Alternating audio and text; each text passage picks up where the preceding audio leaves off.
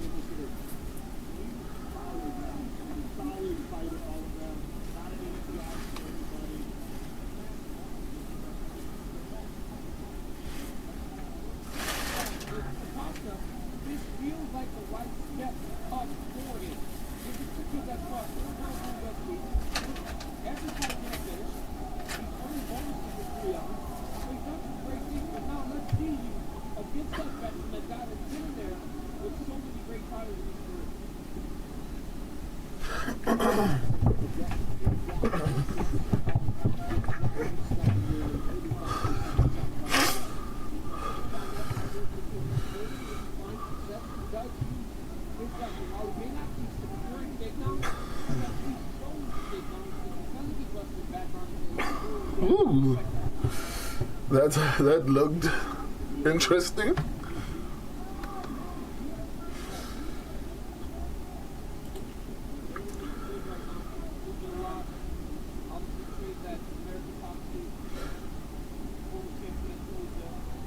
Oh, Black Swords guy. What up, my guy?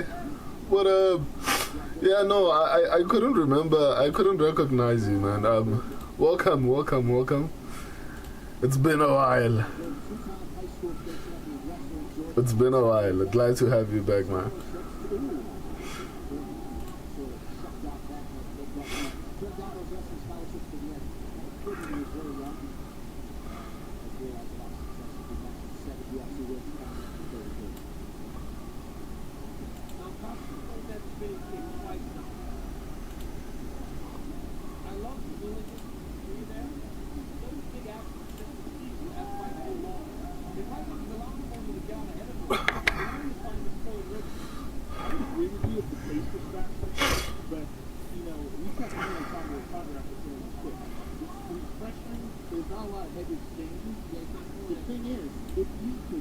Oof.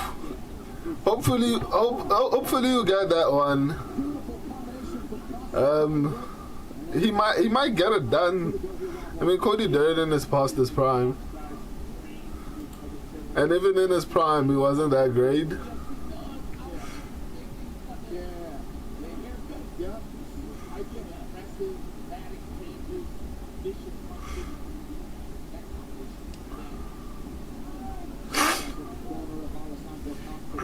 I honestly will be surprised if Costa doesn't finish it. Like, it has to be a finish at this point, especially when you look at how they're fighting even now.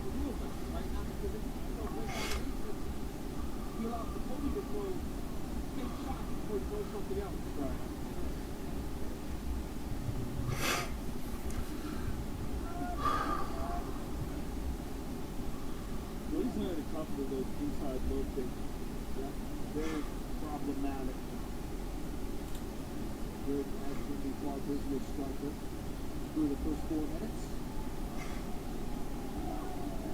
And I always love whenever someone's more active. Well, Cody's putting on the pressure now, last minute. But now Cody's got the point. And this is where he would like to be. But also a close round like this. What is... He wants to get this move rapid this last minute to find him on top. And that's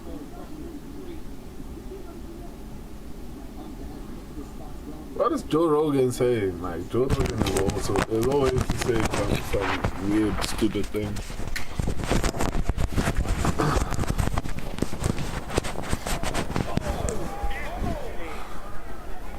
Come on, Costa.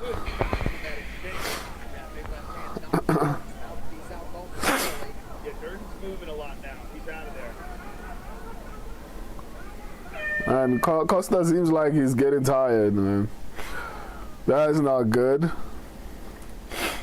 That's honestly not good. Experience, the world's largest sports book at your fingertips. Derek Stevens, a lifelong sports fighter and owner of Surface. We built this platform for better total transparency. Featuring tight money.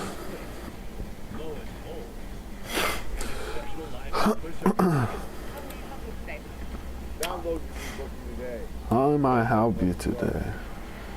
Service Sports. Everything South Park is screaming like every character, every story. Alright, everyone, listen up. But if you believe it, plus best of collections. A 24/7 ride South Park. And so much more. Everything South Park. All seasons, new episodes, and more. Now streaming on Paramount Plus.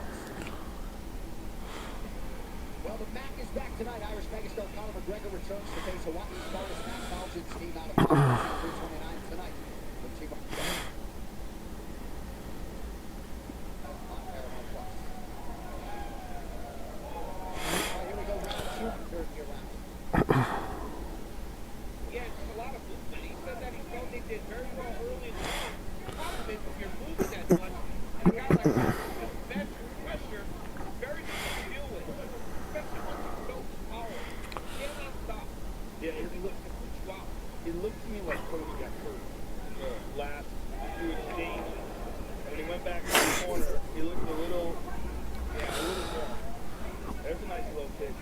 There's a nice right hand by Cody.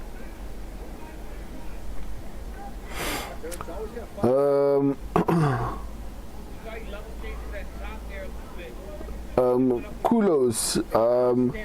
Is it third round? No, this is the second round. Or you mean like, will it end in the third round? In my opinion, it should end within the second round if it's going to end. He said every time Cody is giving him these things.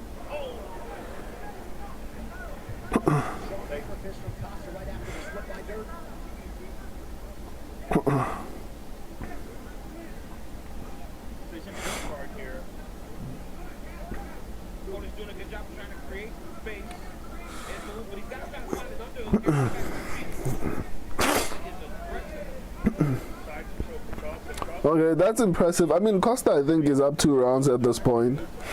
Or rather, as long as he gets this round, but I don't like it. Cody needs to drop that. Now he's got his back. finish. Oh, body triangle. Nice job by Costa. I don't know if he's going to finish because Cody's not that bad on the ground. Oh, he's got the neck. Oh, he's finishing. Oh, he's in deep trouble here. Oh, it's a nasty neck crack too. Look how his neck's going back. Nah, it's over. Let's go. I called it. I said if it was gonna end, it has to be in the second round. I was right. Let's go. But he made a nice adjustment, took the back, and you saw it. He got the side control. He was immediately looking to Let's go. he's looking to mount him. Woo. Turns to the back. Nice. And then he went to punch him because he knew Cody would have to react to respond. Right here, he's going Yeah. in, he's threw off to the side, but third enough to shift him. Once he reaches over, and Costa will accept Yeah, he finished. Like he got a submission. that choke right away. Yeah, this is nasty. And the way he did it too, where Good instincts, man. But that was risky. But good instincts to actually lock that down. You got it correct, man. Got enough to the chin, he got the finish. Unreal. So Alessandro Costa made his first appearance in 2026 on May 4th. He has now stacked 3 wins. Back-to-back, all of them finishes a couple TKOs. And tonight he gets his first UFC win by submission and 5th UFC win overall. To make it official, the veteran voice responds. Ladies and gentlemen, referee Jason Herzog has called a stop to this contest at 2 minutes, 19 seconds of round number 2. Declared the winner by submission due to a rear naked choke. Let's go. It's like Conor, Bautista, and Terrence as a lock. You know what? I can see Conor, Bautista, getting it done. Even Terrence. I actually picked Terrence on the upcoming fight. Let me update the. I'm so happy to be here. 2 weeks or not. I always already thankful to UFC for believing in my work.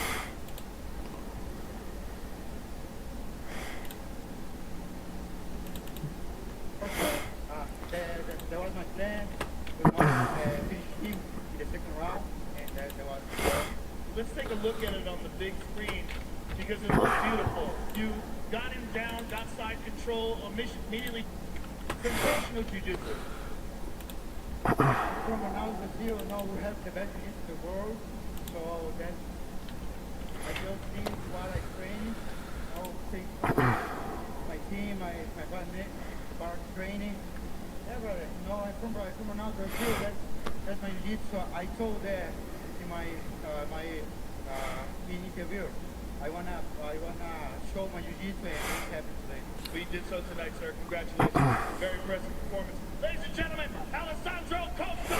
Pretty good bet for a finish. He's only been to a decision 1 time in his last 9 fights. And it's always nice when you're reading a UFC fighter's bio and it says life outside of fighting doesn't exist. He is married to the game. And you can tell, big 2026 for Costa, getting 3rd successive win here tonight. All right, just like that, ready to go. Fight 2 of 14, this one at middleweight. Let's go. Let me. Finishing fights have shown up in each other's brackets. Tonight is Brazil's Ryan Gondra faces with the Texan Zachary Reese. Ryan Gondra was a dominant effort last summer in Vegas. Won himself a UFC contract.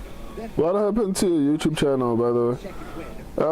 YouTube just decided they were done with me, so they removed my channel for absolutely no reason, contravened some laws, but I had to fight with them and I got it back, you know. So the Julian Marquez It wasn't easy. Initially, I wanted to take them to court, but Visions of collecting a win. I weighed my options, and I felt like it was a lot better to just get my channel back and not really fight them, because I feel like they have so many products that I would benefit from. So I just decided to just let it go and just get my channel back, which was not easy, but you know, fortunately I studied law and that helped a lot.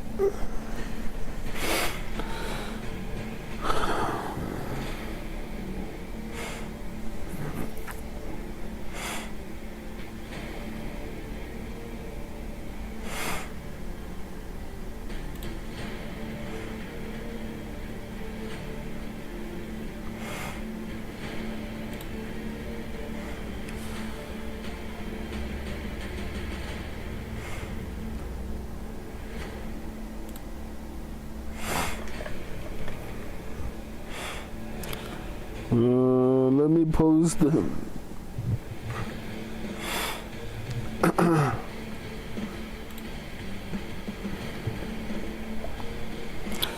let me post on social media first, and then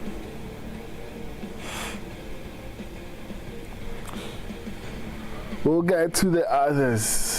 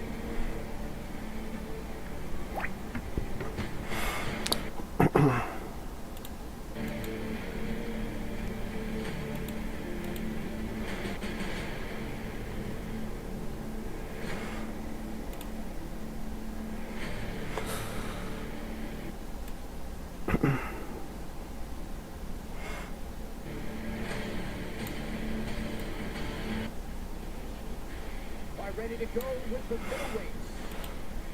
Show a slight favorite here, close at 31. The American category reaches 32. Followed by 3 inches to have a reach advantage on the shoe that happens. Right now for the introductions. Ladies and gentlemen, this fight is 3 rounds in the UFC middleweight division. Introducing fighting out of the blue corner. A mixed martial artist holding professional record. 10 wins, 3 losses, 1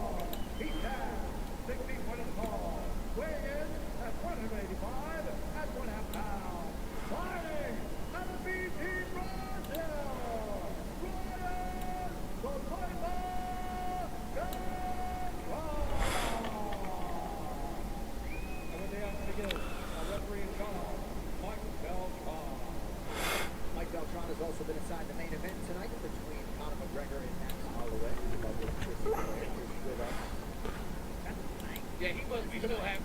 He must be so happy we're repping out. Well, when they giving out assignments, you get McGregor versus Holloway. You're like, yes. Might have to pull them out that round. I might take that over. All right, here we go.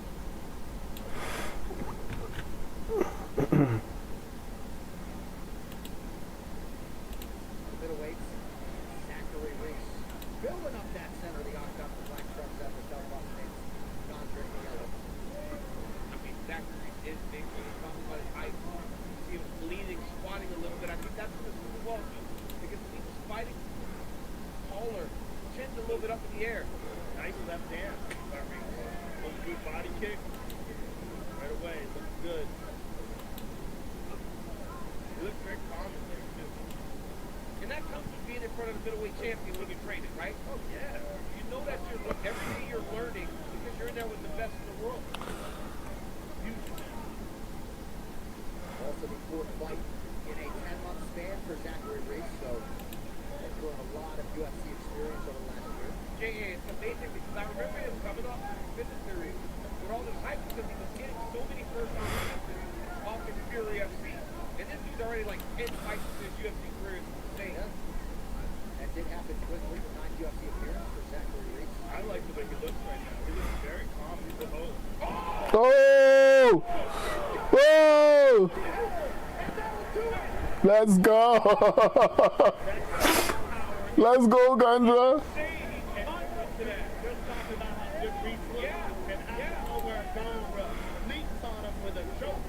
Every time he was going, Reese was seeing things coming up the middle, but you saw what Dr. did as a short hit through that big left hook, just like he said. Joe Frazier was a master of that punch. That was beautiful.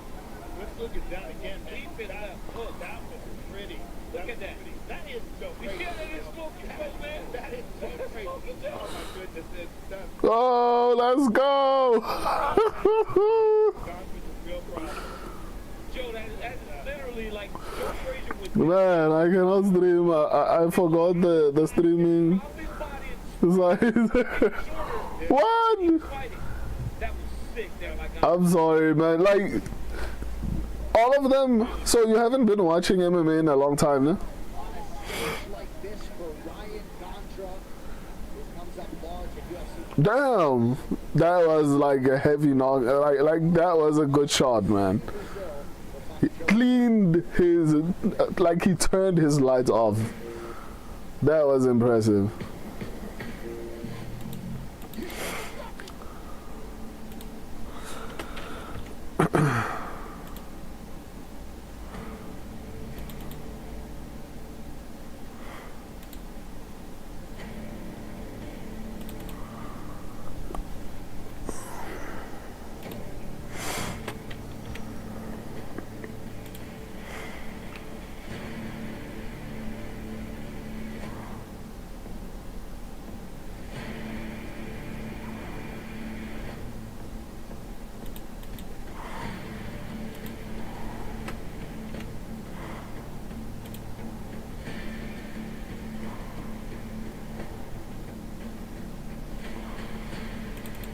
Well,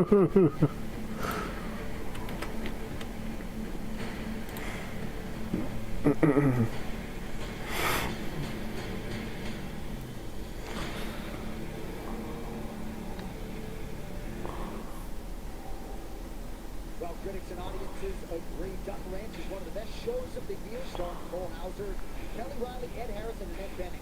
This was renewed for season 2. Duck Ranch, all episodes now streaming on Paramount Plus. All right, to make this one official, back inside for this one.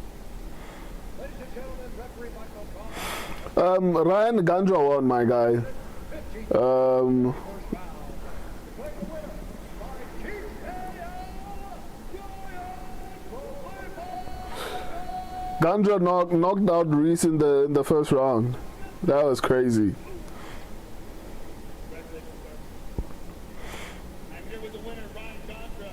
Ryan, another first-round dominant. You've been getting people out very quickly, and a very strong, calm, talented opponent, but you found a home for that left hook and got the job done early.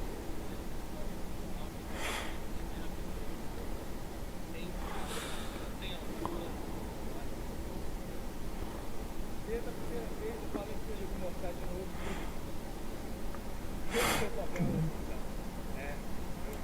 duro nessa equipe.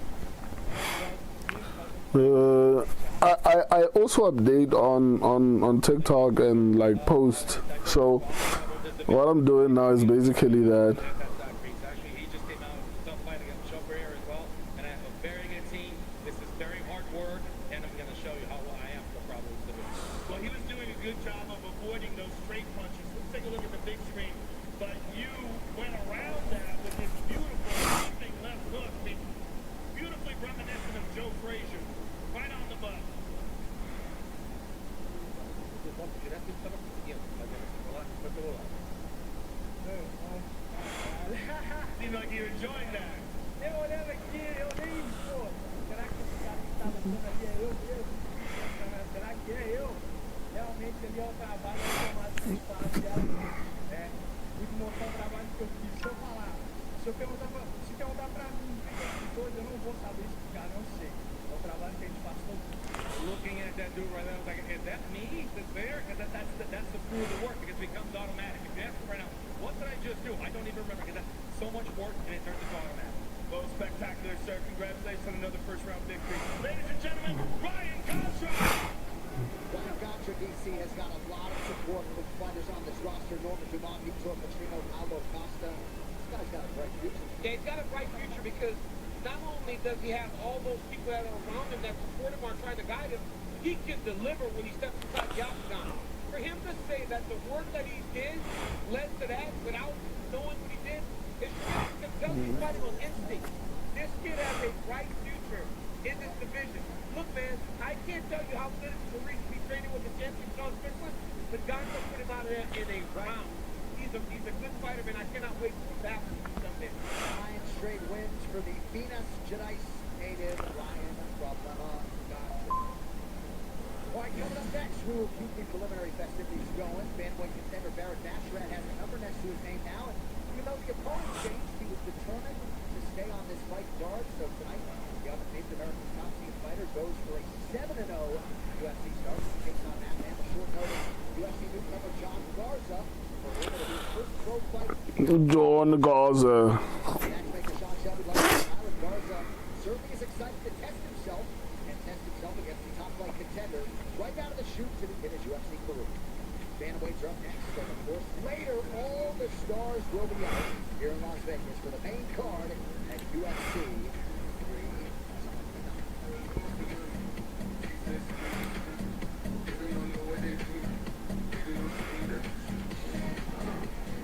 I found a live dog that I think should be a slight favorite. In fact, I'm not the only one. When this line opened, Nikita Krylov was the favorite, but the market moved quickly with Whitaker now the favorite. And no surprise, fan favorite, did a lot of damage, but that was at middleweight, and he's now coming in on back-to-back losses. And you zoom out a little further, and he's 3-4 over his last 7. Krylov finally got that win since his return off that 2-year hiatus, and he will have those advantages inside at middleweight. At plus money, take Nikita Krylov. The most dominant female in power slash in the fast range. She is so powerful for Navi Montez. She's the first women's featherweight champion. Will be crowned in the middle.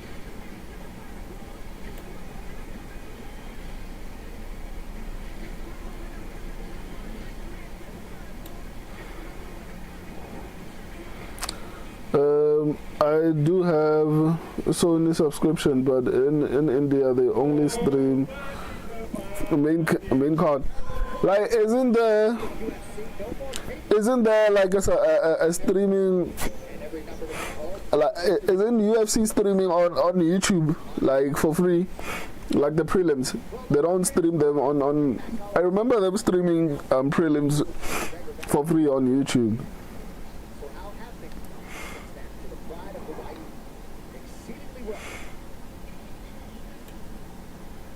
And here is the confident and charismatic Max Holloway. His last fight coming in Boston against Conor McGregor, and perhaps a little bit of a wake-up call. My next fight, I was fighting a guy named fighting a dude. Mm.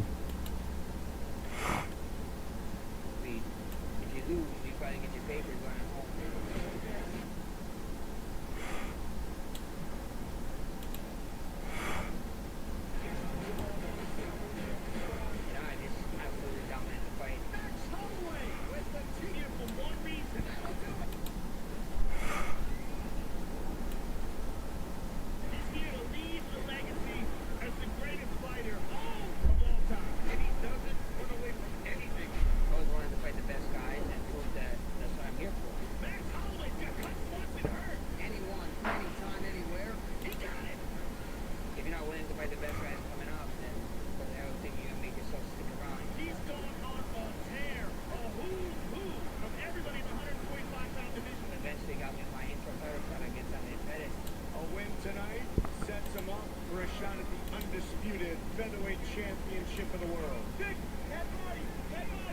Another hard shot to the body. Pettis is in trouble. He's melting. That's it. One thing led to another, and I got some undisputed title. Holloway knocks down Jose Aldo. Let's do it. Max Holloway is the undisputed UFC featherweight champion. And Max Holloway is looking to stand himself as one of the greatest pound-for-pound fighters of all time, and he is already in that discussion. Max's high volume and tenacious. Wow, statistics have been correct One and done. With a legacy confirmed, twice. greatest 145 Let me see. Am I wrong? Have the statistics been picking with me all along? Yeah. Wow. Okay. When you have the BMF title, there is a certain fight that fans have in mind. Holloway just told them, they're right here. Make it entertaining, get a finish.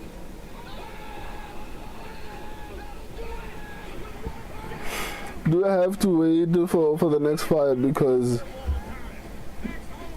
I ended fast?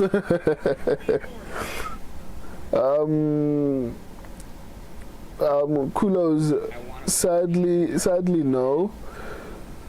But I found one and watching. Oh, okay, that's good.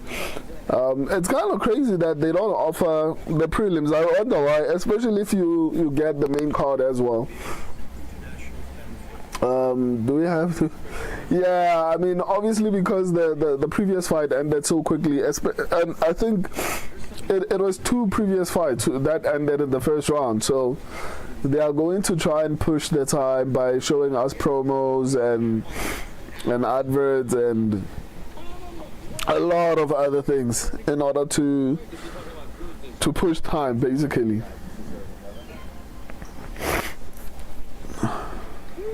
Well, you guys know Max Holloway's name is across the UFC record book. It could very well be his most unbreakable record. North of 300 significant strikes landed, almost twice as many as Dustin Poirier. And even though we've seen maybe more of a power game from Holloway, maybe the greatest ballgame boxer in UFC. And that's a significant factor when you consider the fact that Conor McGregor is such a sprinter and has had difficulty going to the third, fourth, and fifth round, whereas this guy has wild cardio. I mean, Max Holloway can push that pace. Look at the BMF fight against Justin Gaethje. Full out in the last minute of the fight. I mean, he's got incredible endurance. He's one of the all-time the highest significant strike volume in the history of the sport. I mean, he's an amazing fighter and a real legend. And tonight, he's totally But damn, I'm telling you, man. Most title fight minutes in UFC history for Max Holloway. That's another record, right? This man has almost 9 hours of title fight time as a UFC fighter. This is a card with the accompanying betting odds. We have seen some money come in on Max Holloway, so that number a little bit more floated than it was during fight week. But according to Joe Rogan, this all goes down tonight. Conor McGregor, Max Holloway, Act 2 here at UFC 329. All right, bantamweight division right now belongs to Piotr Jan, and next fight should show you just how much depth we have at 135. Well, at this moment, the division's only undefeated fighter, Barrett Basharet, trying to put it all together tonight on a massive stage against his promotional newcomer, John Garza. A smooth tactician and one who has been making moves since season 6 of Dana White's Contender Series, Barrett Basharet has maintained an unbeaten record through his first 6 trips to the octagon. Tonight, the 15-0 standing heads into action looking to cement his place in the rankings in a dominant effort here in Vegas. Fighting out of Dallas, Texas, USA, 23-year-old newcomer John Garza jumped at the chance to fill in opposite Basharet to make his UFC debut tonight, ready to send shockwaves throughout the bantamweight division, and that initiative begins tonight. Coming up next, ferocious Barrett Basharet meets John Garza.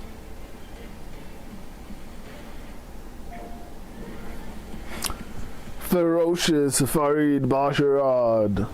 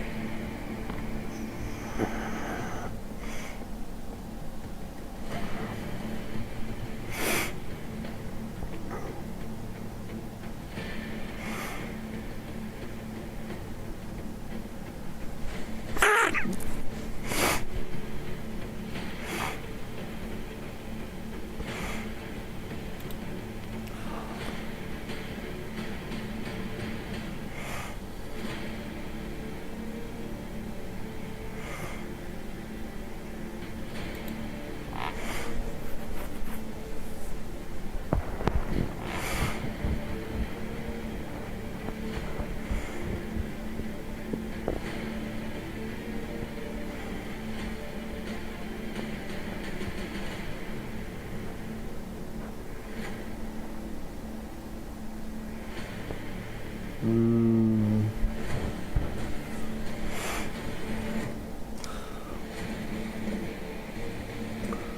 One, two.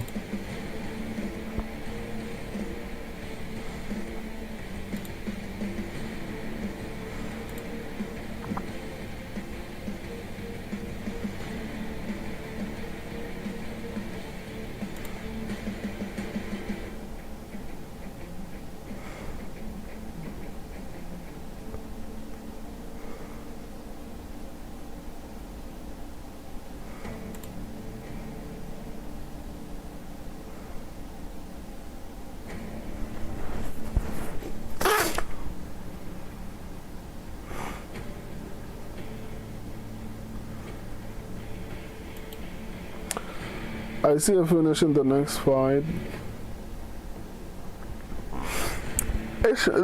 My problem with Farid Basharat is that I don't think he's good at finishing fights.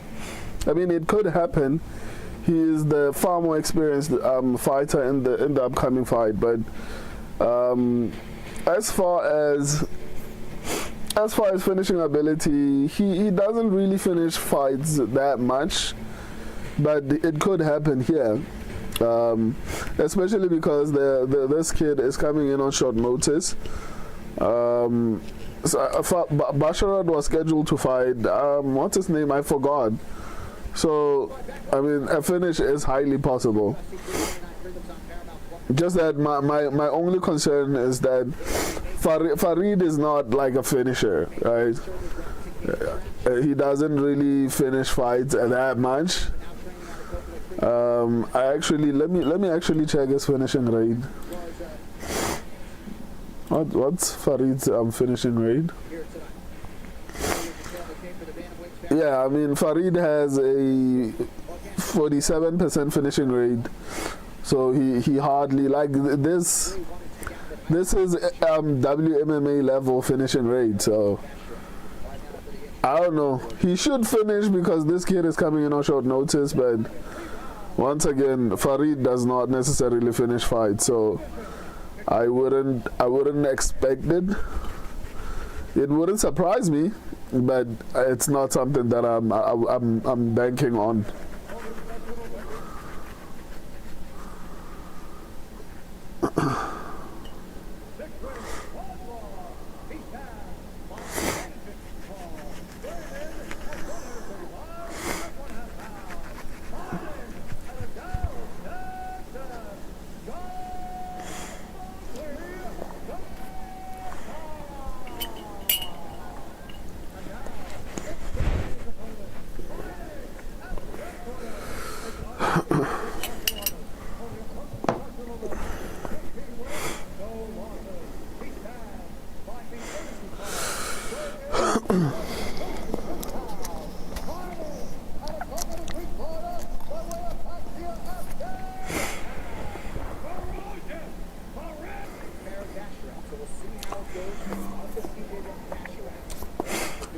I don't know.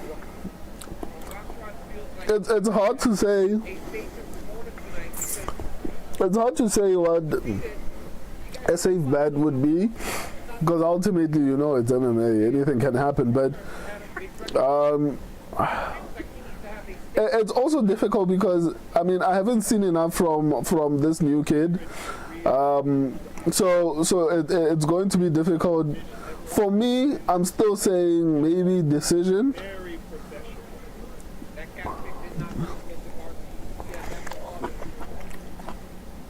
Because the kid looks competent, you know?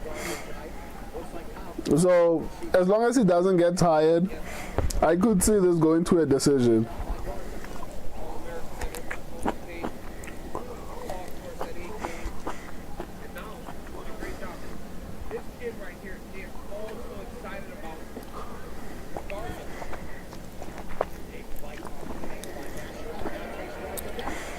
Wow, that was a good takedown.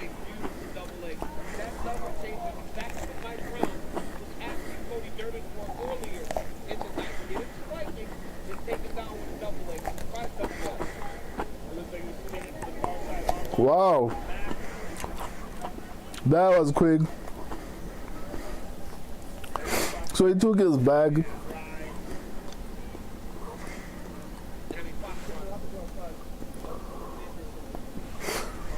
But knowing Farid Bashar, it's probably going to stay here for a long time. That gives them extra traction. Look at his body pressure. Yeah, you see what I mean? That kid now reversed the position. And that's the difference when you start getting to these guys that are super high level. They don't wait. Everything happens when it's supposed to. Never steps back. Yeah. And look at this. Right back on top again. And I mean, box fight went right up the underhill, built down, single leg. So many times we watch fighters talk about when it takes problems, right? Get it under. The good guys, they attack that stuff. Look how quickly he taps guards too. Right in the back before again. Tremendous top pressure. We were talking about that in top earlier. You have to wait it. I mean, wait your guys that back. You know, box fight trying to do it. But guards will react to that. Box fight will box sometimes guards will react to that. Like, put it back into it. That's how you do it. But now, you got to find a way to get it into it. Beautiful thing though is that box fight is keeping the hands in the middle, not allowing it. Back up the guards. Very nicely done. Getting shaky, ready to go. Right? That's great.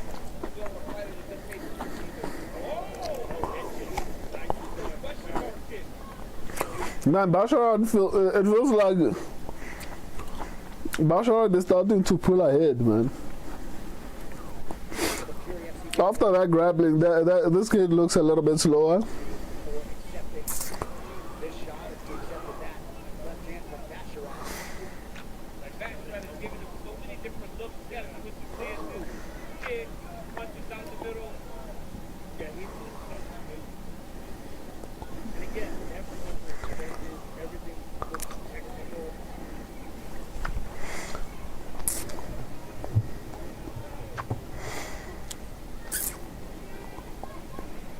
Garza did a good job stopping that takedown there.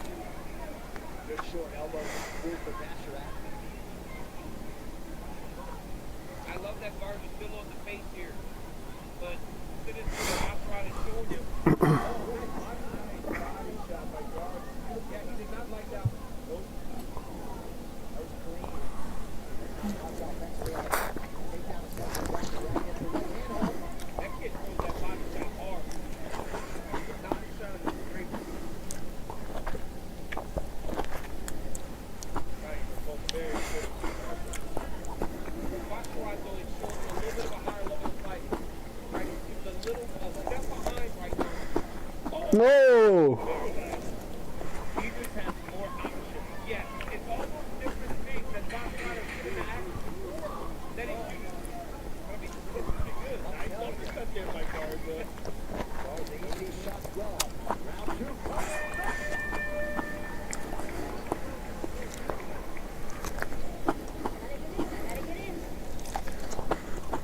Experience, Bangladesh largest sports book at your fingertips.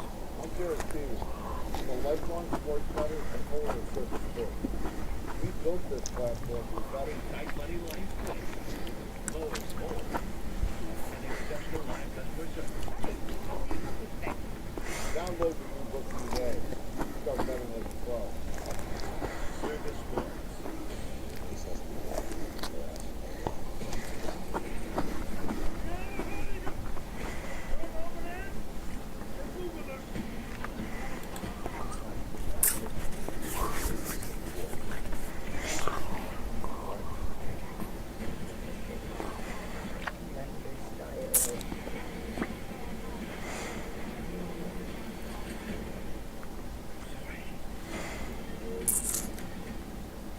Oklahoma City former middleweight champ Dricus Du Plessis looking to put his unique brand of pressure and violence on display against the former welterweight champ. Future Hall of Famer Kamaru Usman, it is next Saturday night, only on Paramount+. All right, the coach, Dean Thomas, been a little quiet tonight. Dino, what do you have after that? Yeah, I'm here. I love the body work from John Garza. The problem is he's at a reach disadvantage, which makes his jab a little ineffective. So he's got to use his feet with the jab to get in closer and let that hand go on the body before he goes up the head on back shot. But good work from the debut guy. Can't see jitters at all from him, right?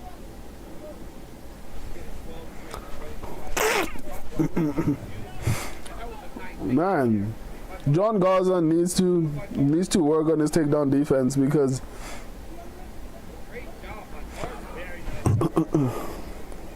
That speaks to the body, good right hand, the body goes to the bang. And he fights with a lot of pressure, too. That's what I like. Garza's game, very game. You recognize this with a fence up. wow, Garza was able to defend that takedown and actually land pretty solid shots. That's honestly impressive. You can see Garza's confidence growing with every passing minute. Nice combination by the youngster. Looks good. A lot of pressure. Yeah, he does. I like this Christina Alabama in the corner as well. She's a little spark up there alongside that one freshman to our right. I mean, every time Baccarat goes southway, throws that nice high kick. You start seeing these young guys come into the division, man. The division is already so stacked. It's crazy with 135. Rob will be here to throw the wrestling match. Yeah, crazy. A wrestling match. I know, crazy. With a destroyed nose. Down 8-0 and came back to beat Ludo. Sounds crazy. He's an animal. An animal. Oh! You're an athletic Hey, thing like Garza. in every one of these failed shots, where goes Baccarat? But his hands are locked down. Baccarat 2 of 8 unofficially on a takedown attempts under 3 minutes now to go round 2. Garza is making him work, boy. Boy, if Garza can stay under pressure, Baccarat's going to have to really bite down on the mouthpiece.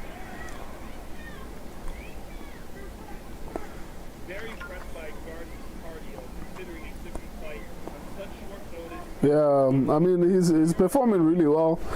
The cardio looks good. For UFC. But this kid obviously trains very hard. It's honestly impressive that he's able to actually maintain this pace.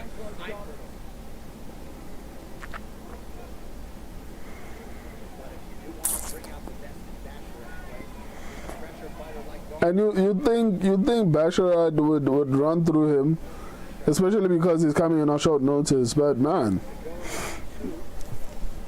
it has looked a bit competitive. Like you wonder how it would have been had this kid not been coming in on short notice. But then again, you know, fighters coming in on short notice are sometimes on that toss, you know.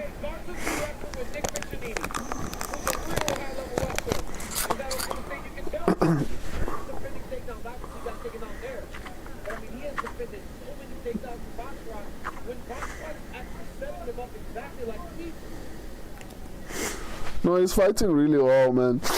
I can't wait to see him on a full camp, and this fight is not over yet. Like, he still looks dangerous. I mean, he could cause problems. See if Garza starts to accept positioning as the fight gets longer, and he does start to fatigue a little bit.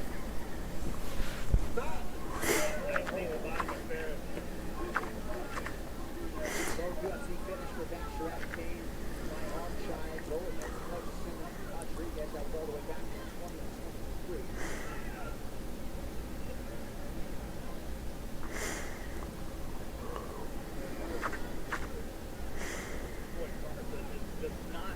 Whoa! Man, those body shots are hurting Farid, man.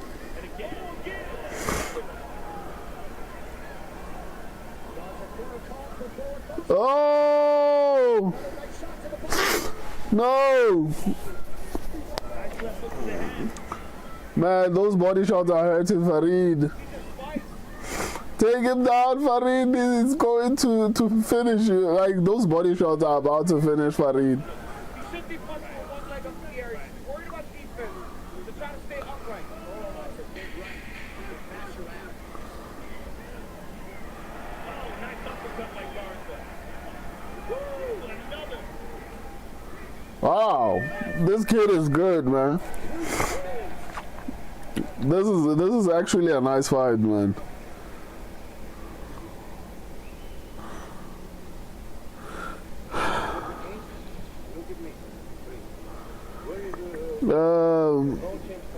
Prithvi, who you pick between BSD and Paddy? I want BSD, but that's a competitive fight. I'm not gonna lie to you. It generally could go either way. I'm honestly worried. I'm not gonna lie. Kick by Barrett. Guard to Aiden.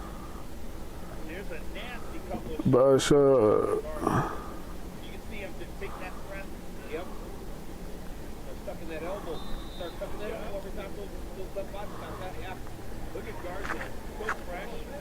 Around his corner, ready to go. Joe wants the line between Kitty and home in a new season of Lioness starring Zoe Saldana with Morgan Freeman and Nicole Kidman. Taylor Sheridan's ruthless spy thriller makes UFC the season two premiere Lioness 329. Gaza is fighting really well, man. All respect to him, especially considering he's coming in on short notice. Prithvi, I heard BSD got staph infection. Yeah, I saw someone mentioning it, and he did the same thing when he was fighting Dustin Poirier. He ended up guessing out. But it feels like that's tradition for BSD. Almost every fight camp he has staph infection. That's unfortunately the problem with him.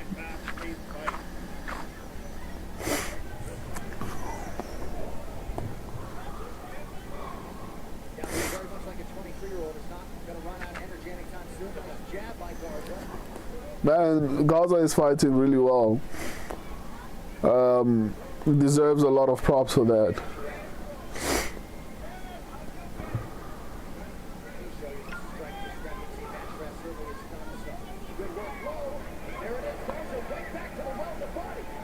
Garza is this dude fights professionally. He's fun. This kid is 23 years old, has what, 7 fights in his career. He's fighting one of the top 15 guys in the world and making it competitive. Very competitive. In fact, he's on the gas here in the 3rd round. Guys, I mean, the commentators are making it seem like it's extremely competitive. I mean, Gaza is dangerous and he could win this one. But, I mean, Basharat is up 2 rounds. Like, let's not act like... The one thing that exhausts you is when you can make the guy run back. Gaza is performing better than expected. And I think that's probably where all of this hoo-ha is coming from. What?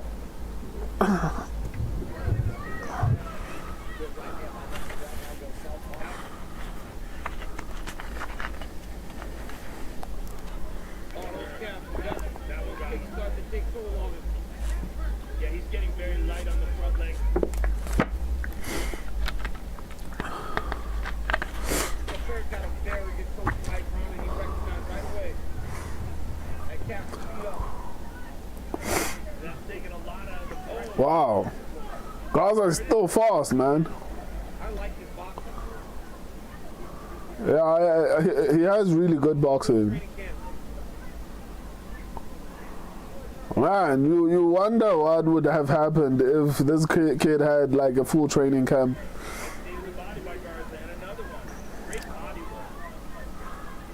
Man, this round might be going to Gaza. I feel like he's doing a lot more.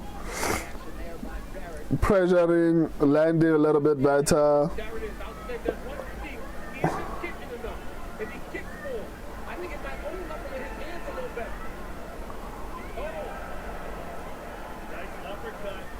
Oh snap! Like, Gaza is actually hurting Farid.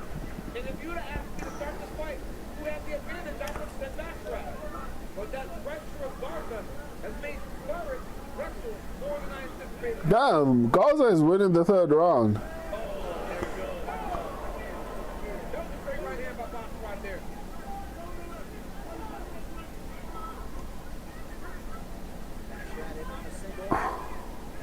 That was a nice finish. That was a sick finish. Single leg, hands and feet, put him down. Now,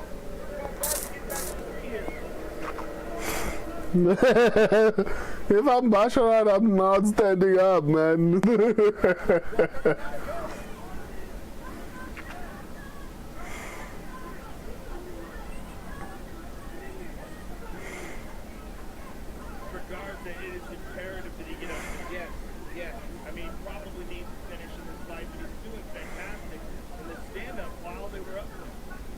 can't strike as much as he wants to because Baccarat won't let him.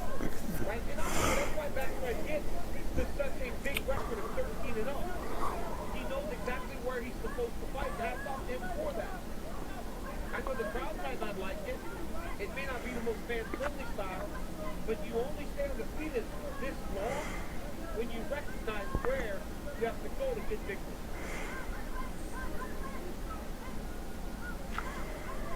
Baccarat doing a lot of good work with this fifth takedown secured. Yeah, this is what he was looking for with all these takedowns. Try to get a top dominant position, land some ground and pound. Wow.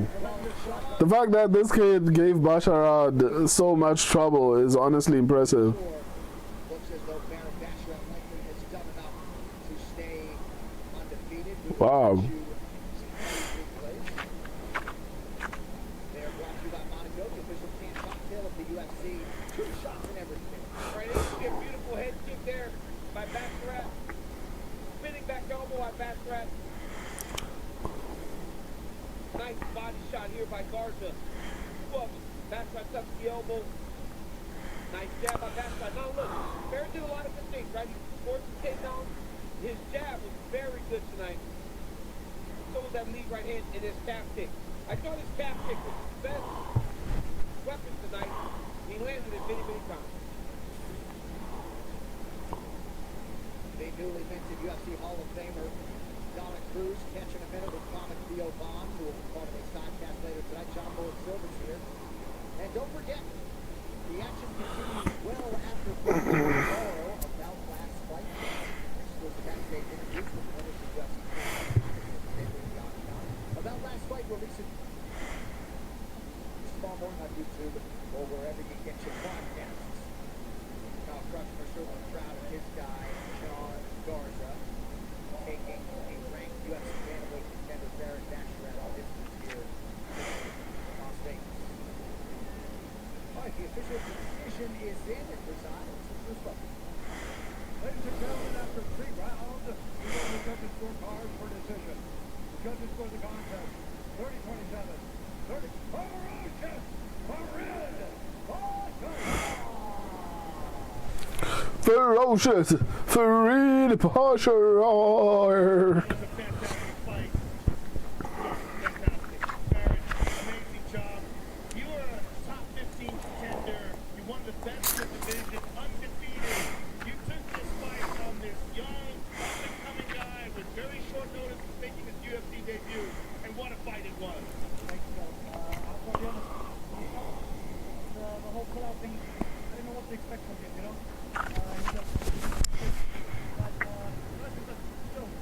Even in the UFC, the year I was born, 1997. It was my last time contract. I love this organization. I'm 16 and now I have the longest win streak in the weight division. Carlos, who we got next? I think we're going with what's his name? The new guy. Let me post this and then I can update the upcoming fight. I want to be the best in the world. This UFC is my dream since I was 10 years old. And as long as I stay in this organization, Let me update first and then I can move to the next one. Smooth and well-rounded performance tonight. You showed all of your skills, and I think that was the key to your victory tonight. Knowing when to take it down, you attacked the calf very well. Excellent stand-up. This is a very all-around professional performance. thank you, Joe. I think I'm the most underrated fighter in this roster. I think I'm the most well-rounded guy in this roster. And I know I'm going to be a champion of this weight division. I have an opportunity to fight up. I need to. No, Basharad, I don't know if you're going to be the champion, but shout out to you, man. Shout out to you. Those opportunities, brother, especially performances like this. Ladies and gentlemen, Barrett Baccarat! Yeah, it's a big night, a big win for Barrett Baccarat, and hopefully indeed his 17th pro fight comes right here inside the octagon of his top 10 bantamweight. Let me see. All right, coming up next, it'll be the 6th UFC appearance for the decorated kickboxer, Cesar Almeida. He's never been finished in MMA, and I'm sure he's never had abdominal muscles on the scale, but like he had here on Friday, we will see if he can do his hard work produces the desired result against that man, the only Aruba UFC Peanuts, yes, that's who we're picking. Peanuts is the guy.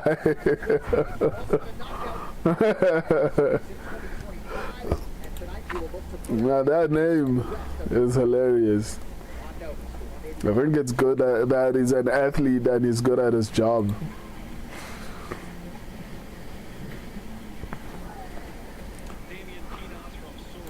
Incredibly explosive striker.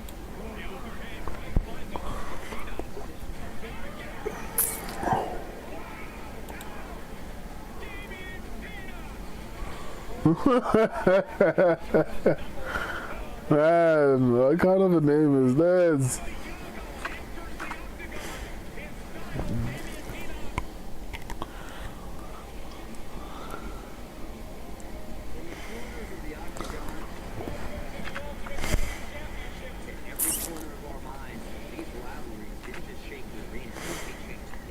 This is a crazy sport. Welcome to UFC Rivals, where we break down the grudges. There's no friendship, and no one pulls any punches. Somebody on the street might not understand what it's like to be a champion, but they understand age. Sunday, June 21st at 8.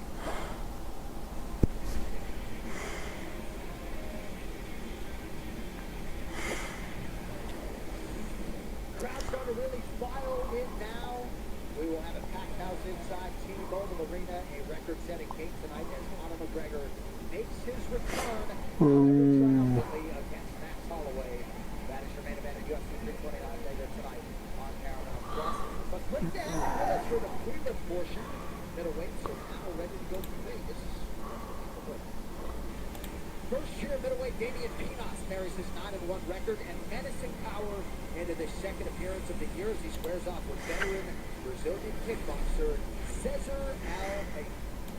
His power last September helped him earn a spot on the UFC roster, and then Damian Pinos showed off again in his promotional debut in February, stopping fellow Contender Series graduate Wes Schultz in the opening round.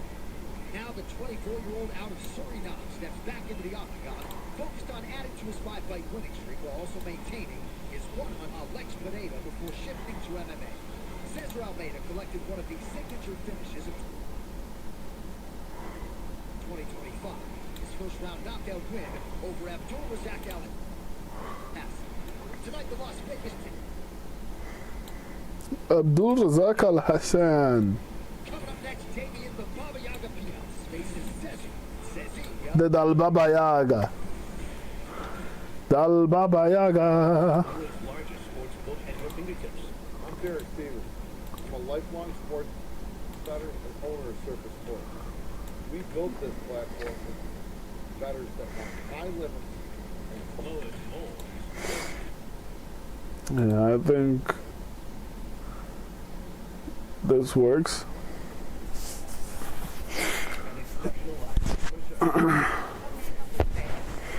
download UFC today. Start betting like a pro. Service sports. There's a lot of infection in there, Timmy. You're doing really well. Are you feeling anything? I don't understand, but this is going very well. Coffee. Coffee? Coffee. Coffee? Coffee? What's coffee? Sleeper is the sports super in to no sports. Pick more or less on the top player. Discount is available for new users, so start winning now. Pick any time across all sports, pregame or live. Over 13 million users are already on Sleeper. Make your picks count and score up to 1,000 times your cash. Download Sleeper today for a new user offer. Get $20 entry fee, no deposit. Just sign up and pick now.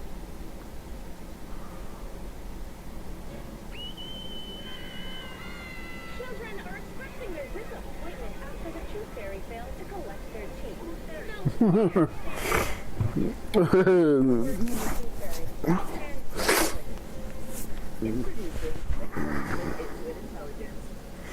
Holding you back? Now do it with Intuit from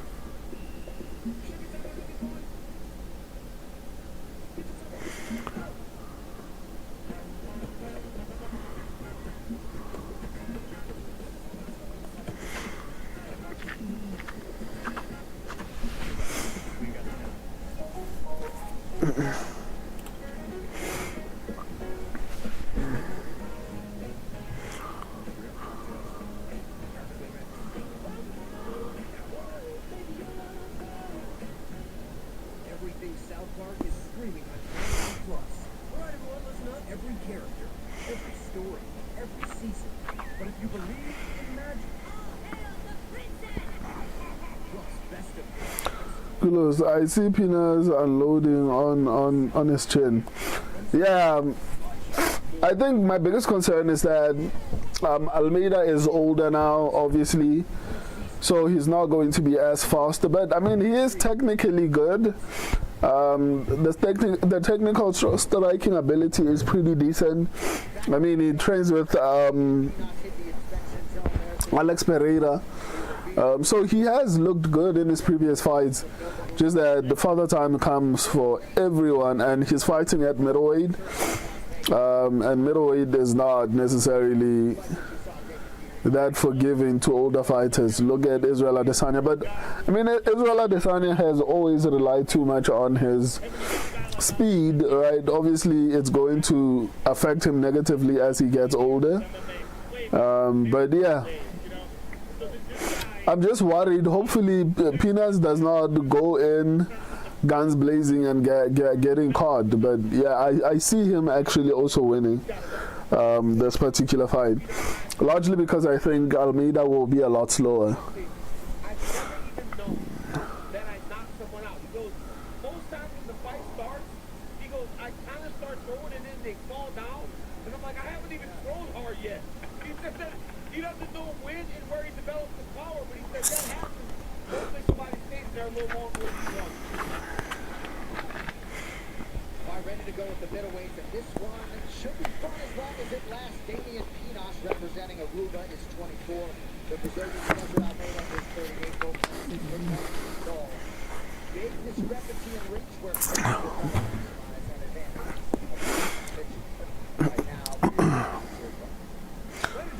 Right now, here is Bruce Buffer.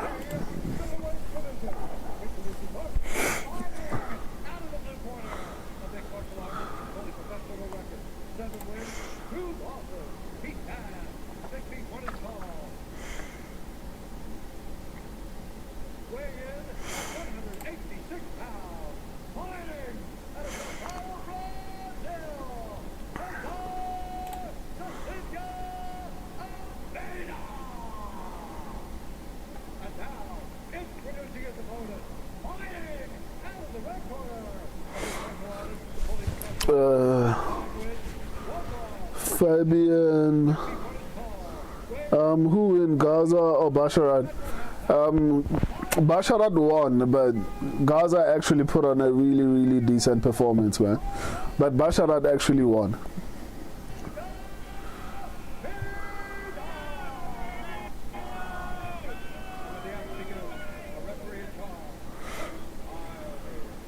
Daniel was telling a story while some of you were in commercial break about Damian Pinas in the fighter meeting. He won his UFC debut against Wes Schultz, and he said, I didn't even throw anything yet. You go down already? We'll see how it goes for Damian Pinas against the world-class kickboxer and former world champion, Cesar Almeida. Pinas, center of the octagon, is white.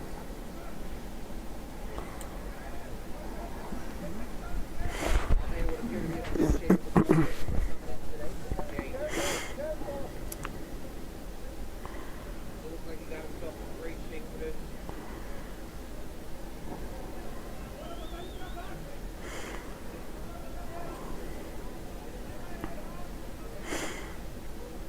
Pinas, a pressure fighter, very explosive with hands and feet. This is a different, the world-class kickboxing level. And very patient, methodical. That DC sometimes doesn't make for the most exciting fights, but the guy's always safe. Very smooth. Yep. He knows exactly what he has to do to get victory, right? Yeah.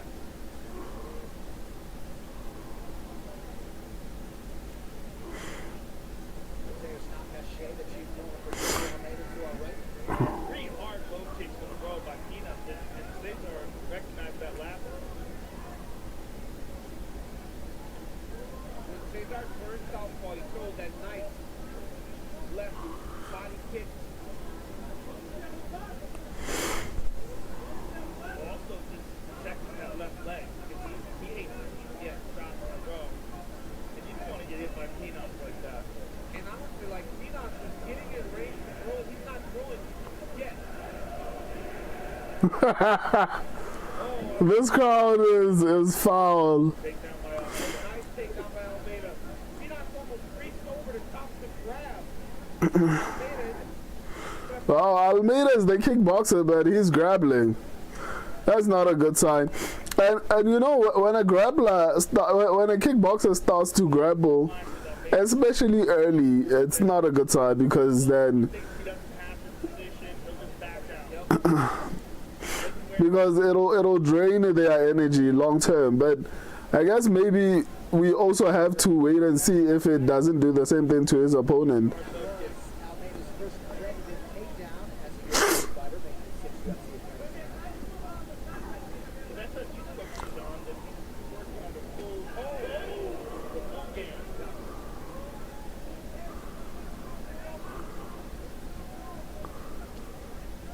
Good body attack by Almeida. And there's some danger in fighting this fight for Phenom. Because this is where Almeida operates at his best. Right. Yeah. You're going technique for technique with a world champion kickboxer. It's slow. Stick for that. You go wisely. And you're letting this guy stand completely flat-footed in front of you. Peanuts needs to brawl, man, because Yeah, look at that. My worry is, my word there is, that Phenom recognize that his counter strike is so good that it's kind of keeping him a little bit suspended. His angles, everything. It's, Cesar's world class. Because you see Cesar, every time Phenom gets ready to go, you see him slipping out and get ready to throw something. Yeah. Pattern recognition that Cesar has from an enormous body of work to kickboxing. Good counter attack by Phenom. Get the gambler's perspective by checking out UFC number 9 exclusively on Fight Net. Gives you all the best bets for tonight's 329 call. You can check it out now. Counterattack, but these punches are just grazing him. Cesar's moving with them and he's rolling with these shots. There's a nice low kick by Phenom. 56. I love that even though Cesar Almeida is landing frequently, Peanuts is not backing up, and he's still doing pretty decently. So let's just wait and see how he performs later in the rounds, because this activity will be a bit challenging to maintain for 3 rounds for Almeida. Let's just hope the activity does not damage Peanuts too much. I get to kick you in the body, I get to throw leg kicks. Also, you're fighting a kickboxer. Yeah. I get to start every exchange where he wants to fight. Phenom has got to go. Fight. Oh!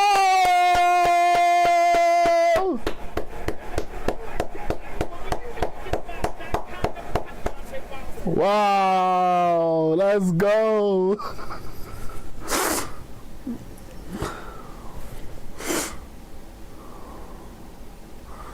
Wow! That was crazy. You get 4 all the points you want. Phenom just needs 1. Yep. I think he was trying to say it. But the oncoming middleweight born weapon Aruba, Damian Phenom. That kind of power is bananas. Look at that. You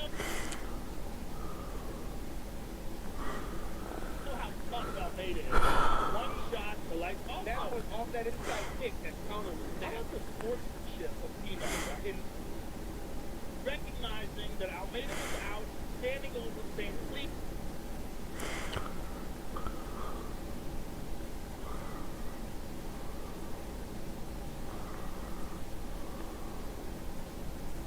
Don't make me hit him again. But then he watch how he actually had to hit him. Let's go! Yeah, only a little bit indecisive there in the fight-ending moment. Great sportsmanship. And even better right hand from Damian Phenom gets to meet Joe Rogan. Experience, the world's largest sports book and fingertips. I'm Derek Davis, a lifelong sports bettor and owner of Circus Sports. We built this platform for bettors that want high limits and total transparency. Featuring tight money line splits, lowest holds, and exceptional live customer service. Hey, how may I help you today? Download your new book today and start betting like a pro. Circus Sports, Everything South Park is streaming on Paramount Plus. All right, everyone, listen up. Every character, every story, every season. But if you believe in magic. Hail the princess! Plus best of collections. A 24/7 live South Park channel. And so much more. Everything South Park. Everything Southpaw. Now streaming on Paramount Plus. Chaos. Tom Hardy, Pierce Brosnan, and Helen Mirren. Season 1, not a problem. I'll catch up before the blood returns for season 2, September.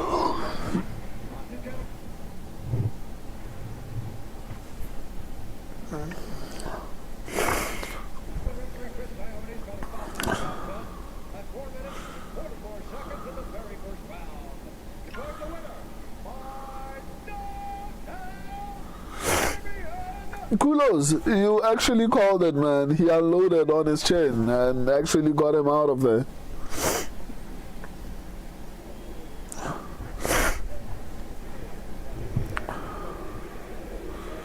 Congratulations, sir.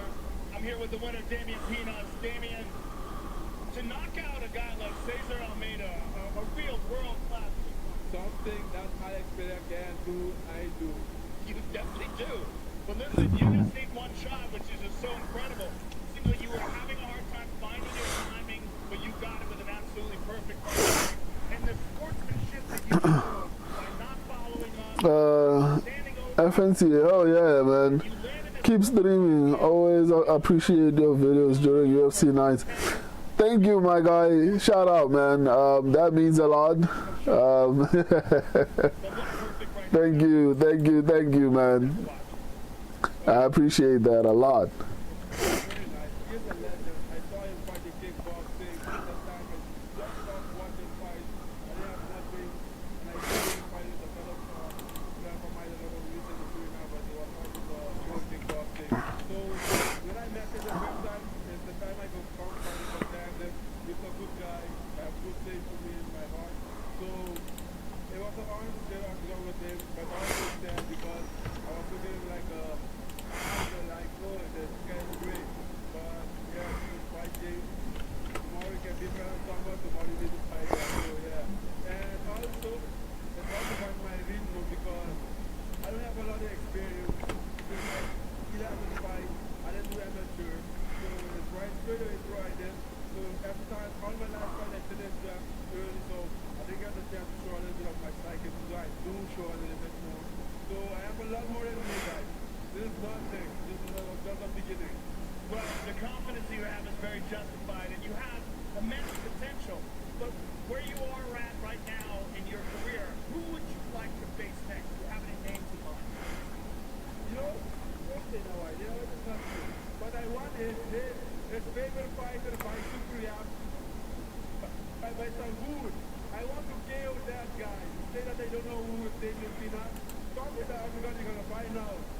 All right, well, that would be an excellent fight. Congratulations, sir. Fantastic job tonight with the legend, Pandaris. Ladies and gentlemen, Damian Pinas! Well, that was one of the names I mentioned earlier. Baisangul Susurkayev, one of these other crazy talented middleweight prospects. And why is it Damian Pinas to eject his name into the conversation there? That'd be a fight. I would definitely Baisangul Susakayev. watch those two guys fight. And honestly, be two young prospects. We would see who's going to move forward. I like that. Well, Damian Pinas couldn't have done much more to maximize the showcase tonight as he gets his 10th pro win. Well, the world's top grapplers return to the bowl August 20th for UFC BJJ 10, featuring a stacked card with 3 championship bouts. And then September 24th, how about this? The bantamweight champ, Mikey Musumeci, faces Doug Nasty Bryce Mitchell in a battle between MMA and BJJ's top grapplers. Also, Mason Fowler will defend his light heavyweight title against Nick Rodriguez. You can watch every UFC BJJ event live and free on the UFC BJJ YouTube channel. All right, coming up next, sneaky big fight for the ladies at 125 pounds. Tracy Cortez has made wholesale changes. She has moved to Mexico City, took herself firmly out of her comfort zone. She has grown as an athlete and a person. She is excited about this formidable challenge in front of her tonight. It comes in the form of the Joker Wong Tong. 3 straight wins and vaulted the Chinese-style kickboxer to the division's top 12. Tonight, of course, on paper would be the biggest win of her career if she can outlast the credentialed Tracy Cortez. Wong Tong, Tracy Cortez under the lights at the UFC 329. Prelims continue live next.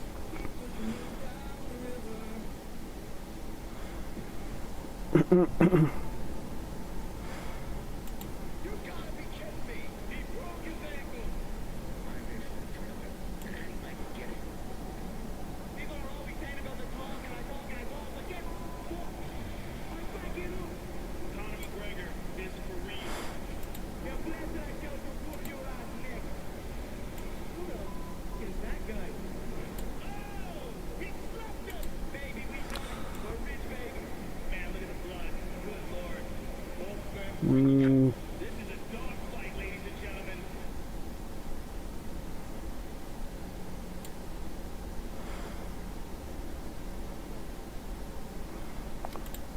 Every year is my year.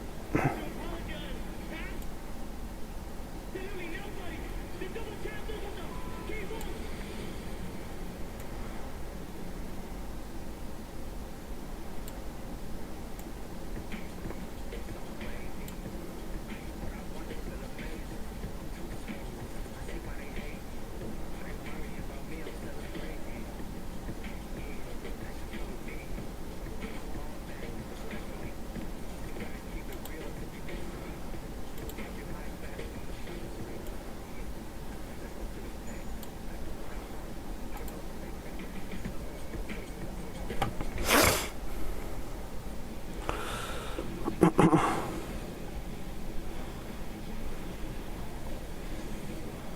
Well, there are fight weeks, and then there are Conor McGregor fight weeks. We're in the fight capital of the world, Las Vegas, Nevada, inside T-Mobile Arena. The stars start to make their way in. There is the NBA champion Jamal Murray, huge mixed martial arts making his way into the arena for UFC 329. My strut needs work as well, fellas. All 3 of your struts need some work. I don't know if I'm going to do stuff like that. I got asked to do one this week on the red carpet. I refused. Sorry. Highest bonus rate in UFC history. There are a lot of reasons why Conor McGregor's fan base is through the roof, but a huge part of that is just his penchant for knocking opponents out with a bonus rate second only to Justin Gaethje in UFC history. So sometimes this feels like a radio gig. It's nice to see everybody. John Anakin and former Joe Rogan, and what a night it will be here at UFC 329. Conor McGregor's last fight ended with a broken leg in 2021. He gets back on the proving ground in 2 hours. There was a moment where there was some real questions whether or not we're going to get inside the octagon again. It's the tremendous success that he's had financially outside of the octagon, the amount of money that he made in the Floyd Mayweather fight, the luxury, the partying, all the different factors. When I watched Ariel Helwani interview John Kavanaugh remember he went to the gym in December, and he put a cot in a storage unit, and he lived there for 3 months. I went, oh, okay. Okay, this is different. This is different. And then I've seen him training. I've seen him sparring. I've seen him hit the bag. I've seen no change in his ability, no change in his movement. I feel about Conor McGregor in 2026 the same way I feel about UFOs. I want to believe. I want to believe. I want to believe. Don't got me hyped up. I think many people do though. Yes. That's why the line started so big and so wide in Max Holloway's favor, but then as we got closer and closer to the fight, it started to shrink. Yeah. Because the Conor McGregor effect started to set in to people they want to hope. But when you look at what this kid has done, from moving into the gym, to the things that he's saying, the way that he's behaving, the way that he's acting, it seems like he's doing all the right things. The guy that used to be with Michael Jordan, Jim Grover, yes, Kobe Bryant, is with Conor McGregor in Ireland. He's worked on his mindset to try and accomplish something great. That's great. That's another layer. I saved that one for you. I wanted the camera to see you when you found out. That's big. That's big. It's doing everything right. I mean, everything that I like to see for a guy who's got a huge fight, he's doing it right. Seemingly so. Sometimes the problem is just that the opposition is just too good. And the opposition tonight, of course, is Max Holloway moving up to 170 pounds for the first time in his UFC career. And we have seen a little bit of a back turn, some money coming in on Max. Perhaps people like the way he looks filling out at 170 pounds, but that's your Max Blast Holloway. by a great co-main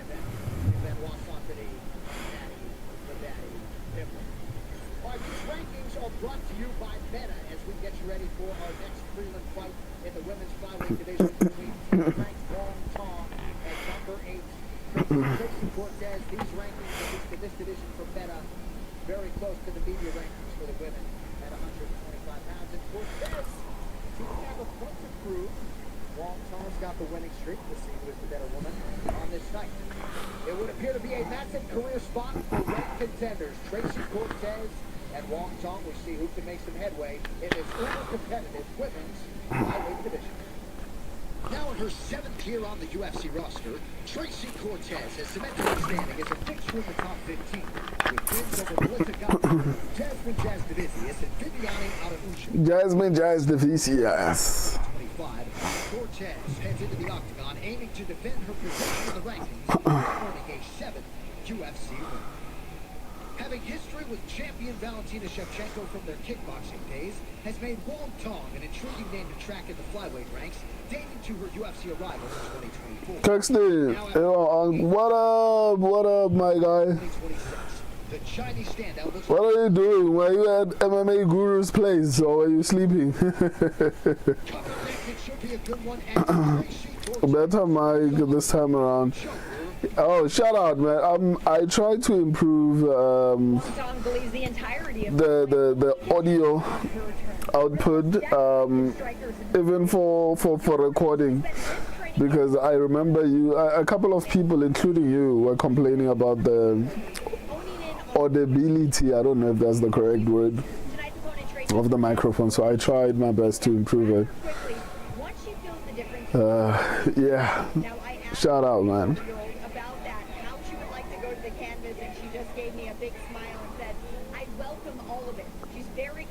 In her game plan tonight, guys, but also in her time on the microphone, she told me she's got a name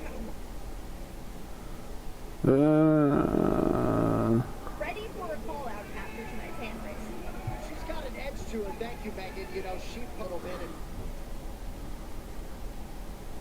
perhaps that is part of the foundation as to why this fight was made, but I don't know, too much was made of Wong Tong's kickboxing experience. Kirkstein, once upon a slugfest is better than MMA Guru.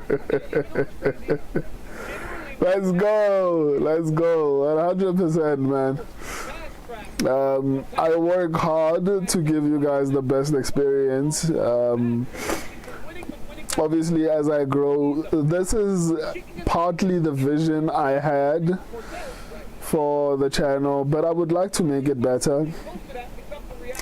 A part of me feels like maybe I need to sleep a little bit more, because I talk a lot, but at this point I'm trying to preserve my energy for the main card, because sometimes I overdo it in the prelims, and especially because I stream from the early prelims and not just the main card. Because to me it doesn't make sense to just stream the main card when I want to watch the prelims. So I want to stream from the prelims, but I also don't want to be depleted by the main card.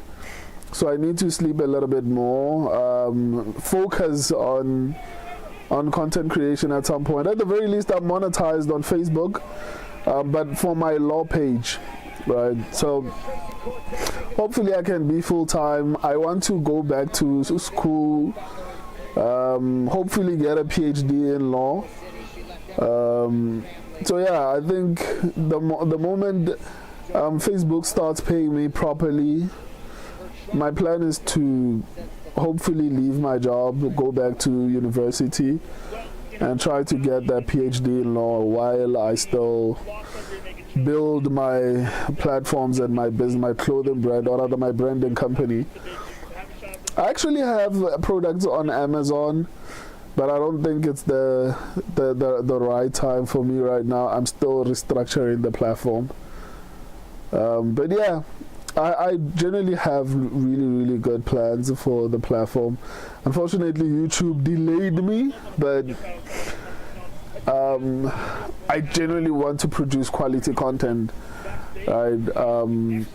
And the viewing experience, I want it to be like, when you're not watching my content, whether it's shorts, whether it's long form, whether it's streaming, I genuinely want you to feel the difference. Or shit, man, I wish I could watch that, you know. So hopefully I'm getting closer to that particular area. Hopefully one day I'll get like actually I plan on starting like a promotion, an amateur promotion, and maybe running it on this particular platform. But for now I'm going to try and focus on rebuilding myself, waiting for the views to go back up. The transition might take a bit of time. I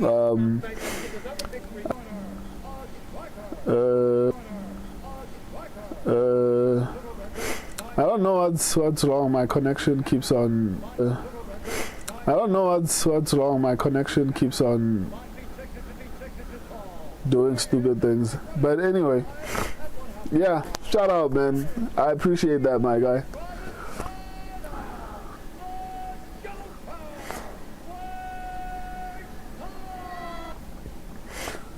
Let's go. Wen Kong better not lose this fight, man. Like, Wen Kong better not lose this fight.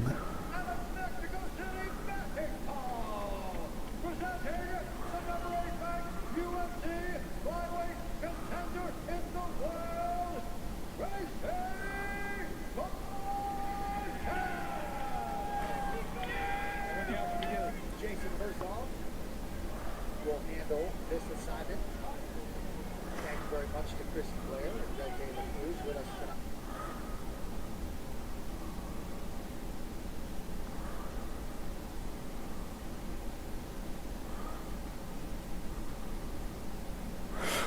No. What is happening?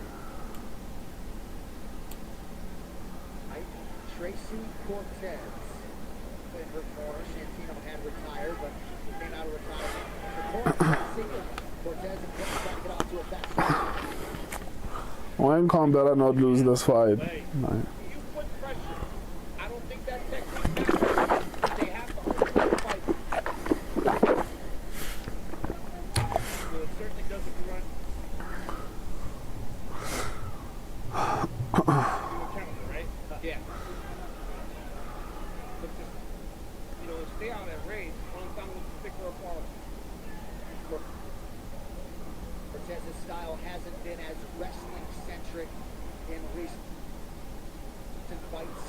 Certainly that speaks to her striking evolution, but perhaps this matchup. Oh, let's go, man. That was the counter right there. That's that counter. Wen Kong is looking clean. But I like Tracy Cortez's approach, crowd Wen Kong, because from a distance, Wen Kong is going to do better. Like, at the range, Wen Kong is going to pick her apart, so it's better to try and make this a brawl. This is what she likes. Ooh. Right hand. Oh! That's how a nasty good right hand behind it. That was a nasty Is that the red lipstick or? Body. Wow. She looks very good tonight. Very focused. Or is she already bleeding? Another hard cap, yeah. That left leg is lit up and red already. Song Yadong and Uriah Faber joining Court and McKenna in the corner of Wong Tong to our right. I'll tell you what, Team Alpha. No. Look at this. Long tall. Oh! Hand line. Oh, great.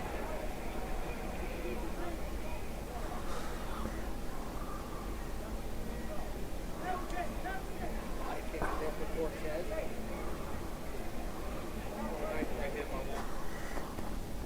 Now, Wen Kong is Wang Ton. I don't know how to pronounce her name properly. She's really good, man. I just wish. Like making faces at her. No.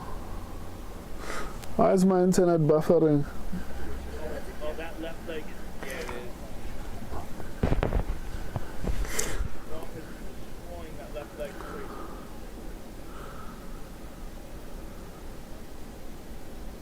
Cortez needs the level change.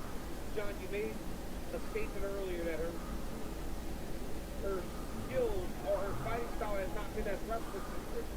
I think it would benefit her to get a takedown here. 100%.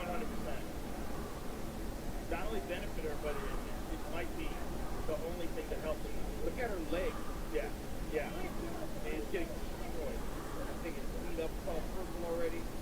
There's also the layers of skill that Long has. Stand-up. There's just so many moments where she's going to have an answer. Where Tracy doesn't exactly know what to do. Tracy keeps getting better, much better at stand-up, but it's not her primary skill set.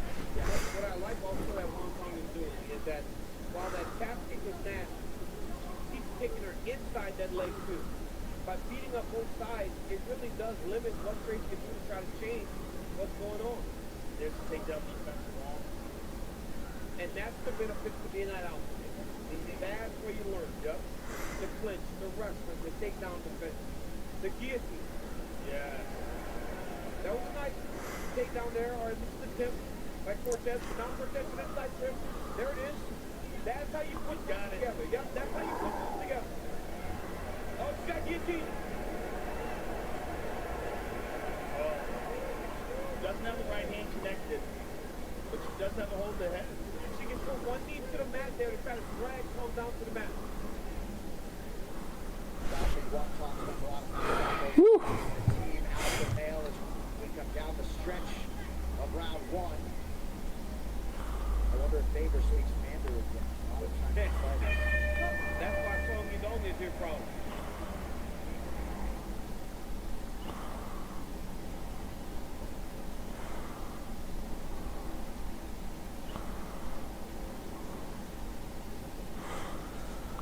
That round definitely went to Hong Kong, for sure. All right, great start between Cortez and Long Kong. Actually, continues live after this. Stay close. Deep breath. Yes, was.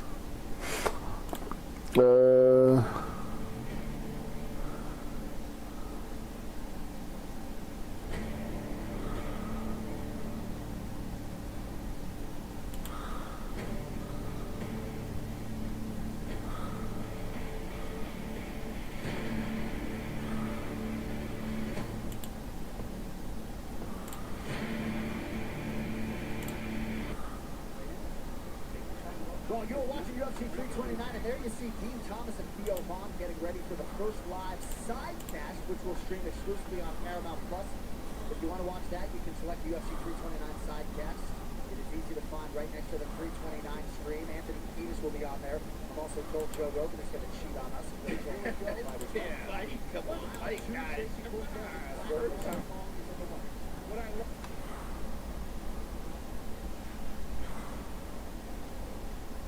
I'm hearing from Santino was that you gave it around by not wrestling early enough. We are not a kickboxing fight. That's great cornering because he knows that his athlete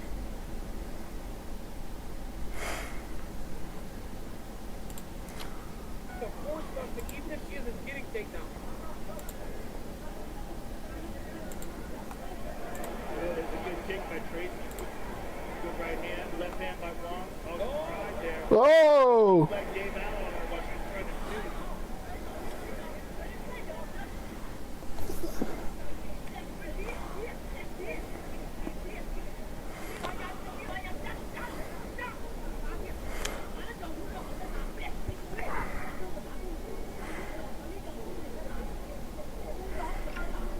Tracy's got to kick at those knees, hyperextend those knees, push her off of her. It's the most effective strike other than the up kick to the face in that position. Yep. Now she's back up. Oh, good left hand by Cortez. Oh, goodness, these calf kicks. Long Kong does a great job of throwing her kicks. She shows nothing. Right. She barely moves her hips before she throws her kick. There is no tell. That's why they're getting to the target every time.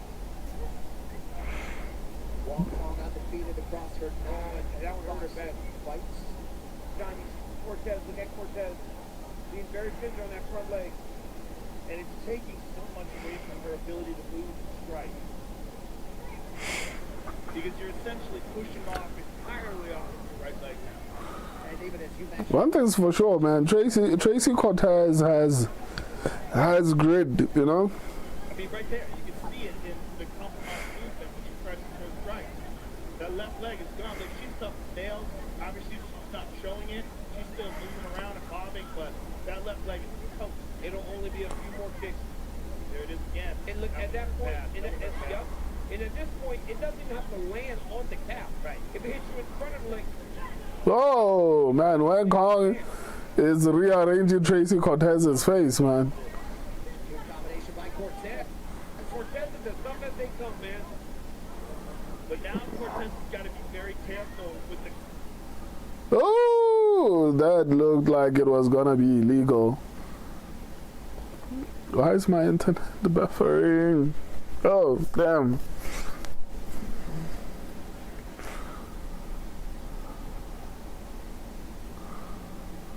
Yeah, no build to the point. I mean, look at this. Look at that bad. They're That is crazy. That is so Yeah, bad. you go right now. You take the point right now. No, Wen Kong. More button about whether or not that one was illegal. Yeah. No. And that's Jason Herzog's POV. Oh, he saw it right away. Oh, he saw it. Oh, yeah, right on. Right on. Come on, Wen Kong. You didn't have to do that. Yep, that's the right call. Yeah, that's a great job by Jason Herzog. That's how to do it. And Wong Tong flashes that Joker smile, but that could potentially be a factor if this fight does go. So Tracy Cortez only needs one round to actually win this fight. So, I mean, that basically means Wen Kong has to get tired for Tracy Cortez to win.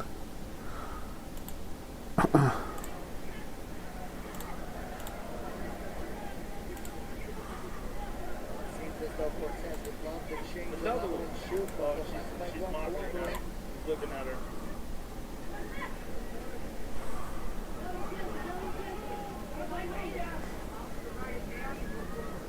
That kick's going to come soon. Look at that. He's still Yeah, trying to she's set it showing up. it. Oh, nice right hand by Tracy. Santino DeFranco called for it. It's just hard to get the power without that left leg to push off of.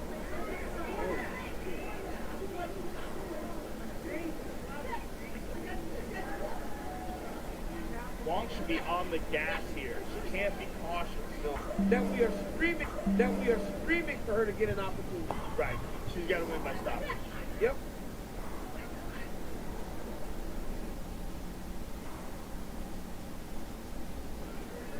And you know, a few more calf kicks and she easily could be on.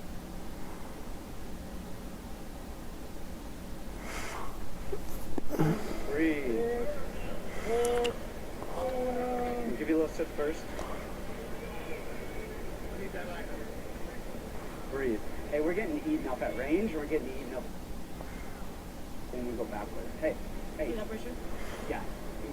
One fucking round. I want you going for it. I don't give a shit. You gotta grab her. You get her to the fucking ground. All right? And you do it early in the round, and you elbow her in her face for the rest of it. All right? We've got to go through that fire. We've got to go. Right here you see that. That's a beautiful calf kick by Wong Tong. Another calf kick. Tracy throws the right, left hook lands. She did that quite a few times this round. Cortez fires back with a nice right hand of her own. Get those post landing left hooks there. Well, you may have heard that Mac is back tonight. Irish megastar Conor McGregor returns to face Hawaii's finest Max Holloway. Non-legend, not apply. UFC 329 is coming up next from T-Mobile Arena here in Vegas. It is only yours on Paramount. It is only yours on Paramount Plus. The doctor was concerned enough to take an additional look at Tracy Cortez before the start of the third. I don't know why he did that. Doesn't look like she did that much damage to her face, right? Cortez corner said you got to go through the fire to get this thing to the ground early. Oh, that Her left eye hand closed. there to That's a bother. nice left hook. Here's the calf kick again. Man, Wen Kong is doing bad things to Tracy Cortez, man. And I mean, Coach is giving her the right message to give her a chance, but only Tracy is feeling those right hands and those calf kicks. So when she tries to press forward. Also, in order to make that connection and close that distance, she's got to push off that left leg, and that left leg is not working. Not working.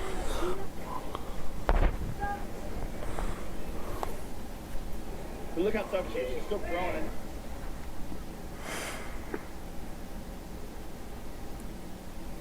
Yeah, she's a tough as they come.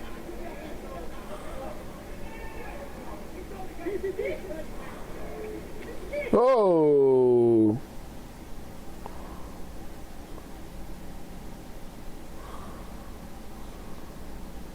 On the round long. Man, Wen Kong is piecing up Tracy Cortez, man. Stay upright.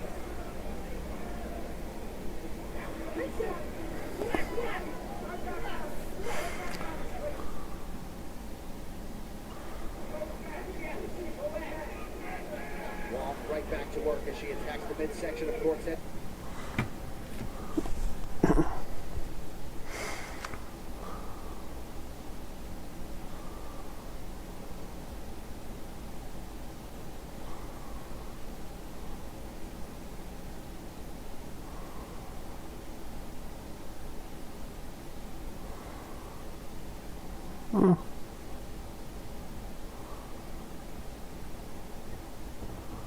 The buffering is real. Her targets. Oh, that would hurt her bad. She's trying to hide it. She has switch stances. Because that left leg is so beat up. Looks like Cortez has now switched to lefty. She's had to. I mean, she can only take so much. And every time she thinks about standing orthodox, she just pulls it back. If I'm Wong Tong, I'm trying to kick that inside left. Every time it's switching stances. Because she just knows the leg is so gone.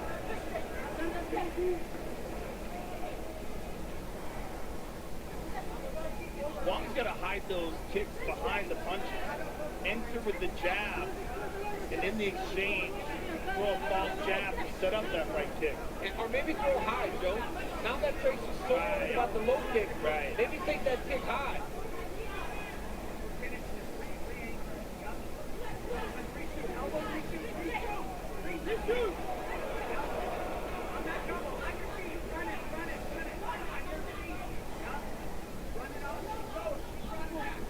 Wong Tong is a really good athlete. And well trained. Well trained. She is more than prepared. Man, I would have thought the Wen Kong would be gassing out at this point, but man, doesn't seem like she's going to slow down anytime soon. See, she's missing those kicks, those low kicks, because she's throwing them naked. She's not hiding them behind punches. And when she does hide them behind punches, they're landing.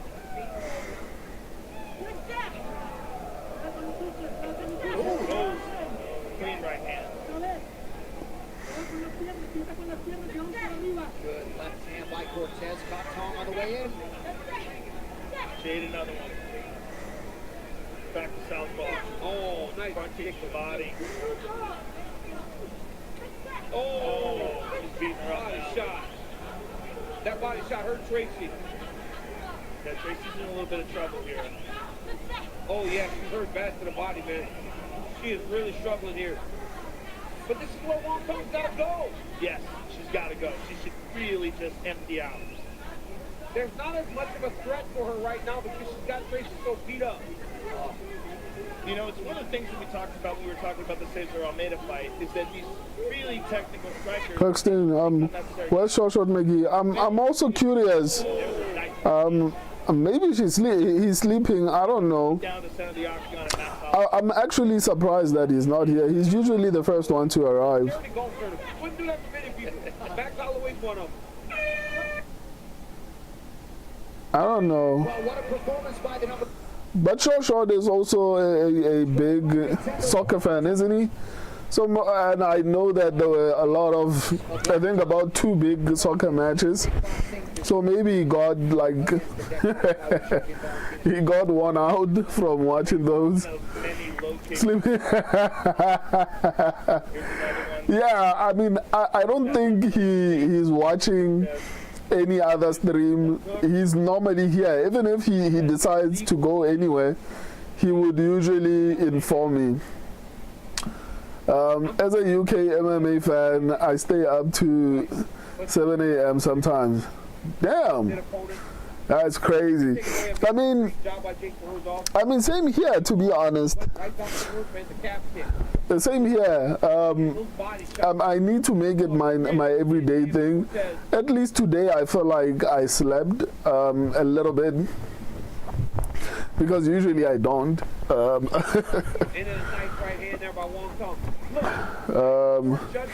England versus Norway is on right now. Yeah, I know that he likes soccer, so you never know. Probably he's watching both of them simultaneously, and maybe he's going to wait up until one of them. Maybe he's going to wait up until one of them is over before he joins the live stream. Kirkstein, I hope England and Argentina both win tonight so they can play. The build-up would be great. There's a lot of cultural tension, Falklands War, etc. Wow. So you also like soccer. I was only watching when South Africa was playing. Other than that, I don't have any incentive to watch soccer. When South Africa was playing was the first time I've ever watched a full soccer match. I don't think I'll ever do that again. It's honestly hard to watch.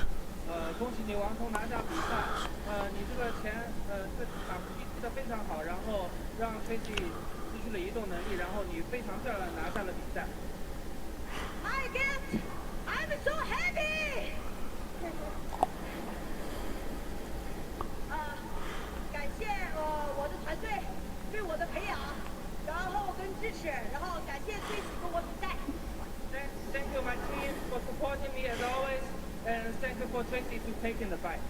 Now, I understand that you have a call out. There's someone who you really desperately want to meet inside the octagon. Tell us who that is. 我们知道你肯定有在八角笼里面特别想打的人，一直你等待的人，你想说出来吗？ Hey Valentina! Hey Valentina! 不愿意与我同台，我就是因为10年前输给过我了。如果你觉得不服，我们就在世界上最公平的八角笼里再来一次。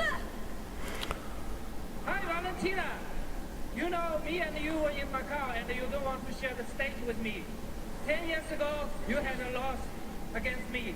If you don't agree, let's do it in octagon. Well, you're talking about the champion, Valentina Shevchenko. You have a decision victory over her in kickboxing. You like to face her in MMA.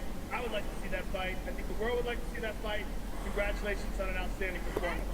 No, Wen Kong needs to improve her. She needs to improve her wrestling. Valentina is going to wrestle her to the moon. She shouldn't even play that game, man. Big things forthcoming from Las Vegas, Nevada. We are just getting going with our coverage for UFC 320. It's not even going to be funny. Continues right now. It is all yours live on Paramount Plus.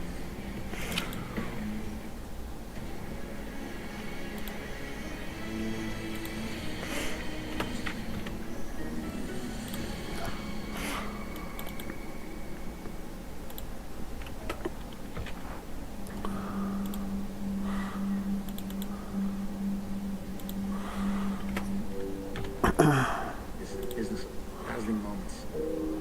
To last forever. I'm gonna leave something for you guys to remember for a lifetime. I see these shots and I don't shy away from them. If you can see it and you have the courage enough to speak it, it will happen.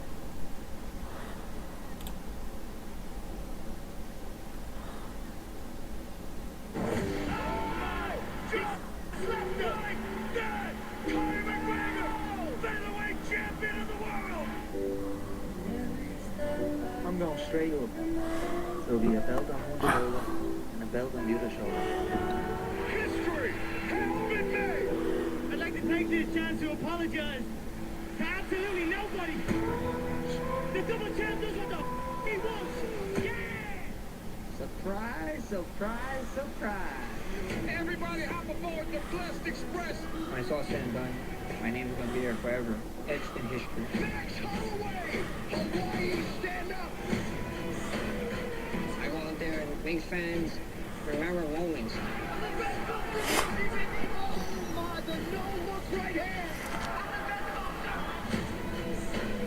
I'm gonna go in and do what I always do. I'm gonna go out, press forward, and I'm gonna tee off on here. Surprise, surprise! The king is back! If you want to be great, you gotta take chances.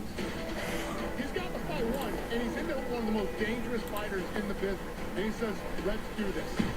Look at this. Holloway just told them they're right here. The ultimate holy moment of all time. I'm gonna go out there and make a masterpiece and get my hand raised in spectacular fashion. I see this fight playing out masterfully. Prepare to be in awe.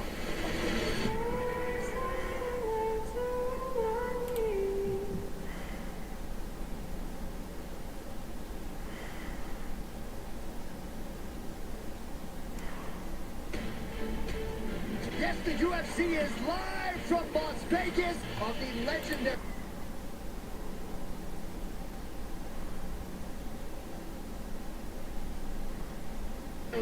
larger-than-life Conor McGregor, who rematches Max Holloway.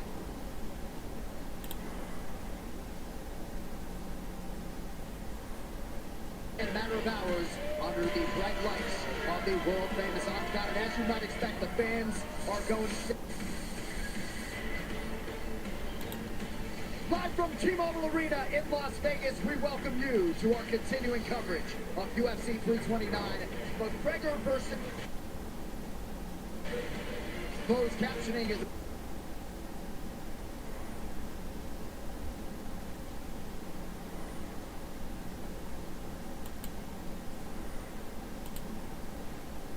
available for tonight's telecast, and if you want to watch the broadcast in Spanish, that option is also available.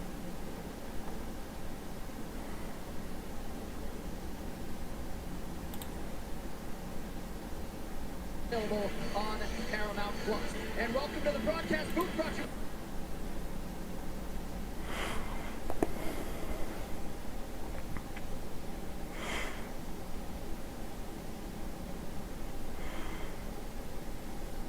I couldn't be more excited. As time has gone on, I've gotten more excited. When it first was announced, I was like, are we really going to see this? It's like, I feel like, you know, when Lucy used to steal that football away from Charlie Brown, never let him have it. That's how it felt. No, over and over again. If we're really going to get him inside the octagon, he's here, and he's in phenomenal shape, and his mind looks right, and I'm beyond pumped because he's facing one of the all-time greats in Max Holloway. It's not an easy fight, and I can't wait. Yeah, so many times we had those start and stops where we thought Conor was coming back. I don't know what they want from me. It's like the more I come the more problems we see. I don't know what they want from me. It's like the more I come the more problems we see. So the first meeting between Conor McGregor and Max Holloway, you could probably throw out, but it did happen. It was in 2013 at featherweight. They re-engaged tonight at welterweight with a whole lot of other factors at play. Yeah, I mean, massive difference in timeline, right? You're talking about two very good young prospects. Conor won a decision. Max went on to be a legend. Conor went on to be double champion. Max, of course, one of the greatest featherweights of all time. The two meeting tonight, it's an epic fight. And I can't believe that this is tracking to be a bigger fight for Paramount than the White House party. That's how big a star Conor McGregor is. Yeah, Conor McGregor is a massive star. And like I said, sport's better with him, but the sport's great with Max Holloway. Because the Blessed Express is going full speed ahead, and he wants to run through Conor McGregor. He was a child when he got it. Max Holloway was 18 or 19 years old when he first got to the UFC. Now, he is a 34-year-old man, a former champion, former BMF champion, and has had success has beaten just about anybody in front of him, and tonight he intends to beat Conor McGregor. Max Holloway was 21 when he stepped into that octagon against Conor McGregor back in 2013. And it all goes down tonight, the rematch between McGregor and Holloway. That is your main event at UFC 329. Outstanding co-main event in the lightweight division between top flight contenders Benoit Saint-Denis and Paddy Pimblett. Another rematch at bantamweight, Corey Sandhagen and Mario Bautista. And what a show opener at lightweight between King Green and Terrence McKinney. Well, a new era continues tonight. Paramount Plus, the new home of UFC, and that means no more pay-per-view with your Paramount Plus subscription. You can now stream every UFC fight, every numbered event, every fight night. That also gives you the UFC archives with over 1,400 UFC fights. You also get Dana White's Contender Series, The Ultimate Fighter, and more, all included, no extra cost. And if you are not subscribed yet, not to worry, just go to ParamountPlus.com/UFC and sign up today. Plans start at only $8.99 a month, and there are no hidden fees. That first half, embarrassing, just like my EDs. But let me tell you something, boys. Ruziet has custom compound ED meds designed to work on your body and your mind. I'm talking brain and body. Let's go! All right, ready now to go with the continuation of the UFC 329 prelims. Right now from Vegas, we are live on Paramount Plus. Sporting a shiny 13-0 record after wins in each of his first two UFC starts, Luke Riley is his own harshest critic, vows to showcase a better version here against the well-traveled Kai Kamaka III. Liverpool's Luke Riley has maintained his unbeaten record since arriving in the UFC late in 2025. He followed up his second-round finish of Bogdan Grad with a unanimous decision win in London earlier this year. Now the undefeated 27-year-old Scouser competes in Vegas for the first time in search of his 14th professional win. A respected veteran who worked his way back to the octagon earlier this year, Kai Kamaka III earned a split decision win over Dakota Hope in his return to the UFC back in April. But tonight, the Las Vegas native will have registered the biggest win of his career if he can upset Riley and hand him the first loss of his pro career. Coming up next, Luke Riley faces the fighting Hawaiian, Kai Kamaka III.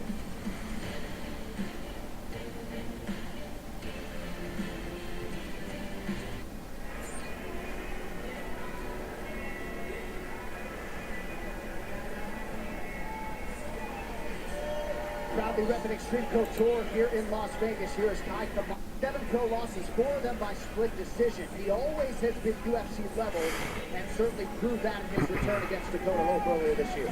Well, it's because, John, when he wasn't in the UFC, he literally just went out and fought everybody. The best competition in the world is what Kai Kamaka chased down, whether it was in Bellator, wherever it happened to be, Kai Kamaka found it, and that's what allowed for him to be back here today and be ready to take on just about anybody. He said, look, man, I didn't have the easiest path back. He said, but I'm a UFC fighter or a UFC level fighter. So every chance I got, I fought the toughest guy. And that shows him who he is as he steps to the octagon again. Sorry. Sometimes we've seen some of the best performances from guys who leave the UFC. Maharam. Guys like, hey, this is What up, my guy? Welcome to the stream. Where have you been? But why am I even saying where have you been? These are the prelims. I keep forgetting that there are early prelims and then there are prelims and then there's a main card, you know? So we're still in the first fight of the prelims. That's crazy. So you see, it was all the way back at UFC 2. How are you doing, man? Daniel remembers well when Kai Kamaka III made his UFC.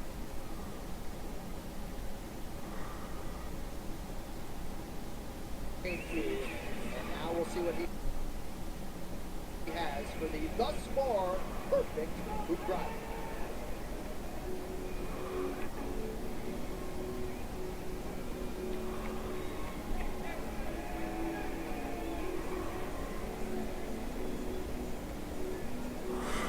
Right. If there's already been, oh yeah, I was eating and watching the fight, so didn't join. By the way, Who you got for the next fight? I think I'm going Adrian Yanez. I'm sure you don't mean like this one, right? Obviously this one you can see on the screen. I'm going Luke Riley. The next one I'm going Adrian Yanez. I'm good. How you doing? I also got 43-inch 4K TVs. Now, damn, it's nice in Canada. Canada is treating you nicely. Damn. When did you buy it? I'm sure the fights look exceptional on that screen. Sheesh. Even though it was a great win, he said, put me on the card, I will make it up to you. I will have a performance, it's certainly what he intends to do tonight. And even playing, do you play games though? Like I remember like us speaking about like playing game, so I can imagine even playing a game on such a like such a screen is honestly incredible. I had to do MMA and I never looked back. Damn.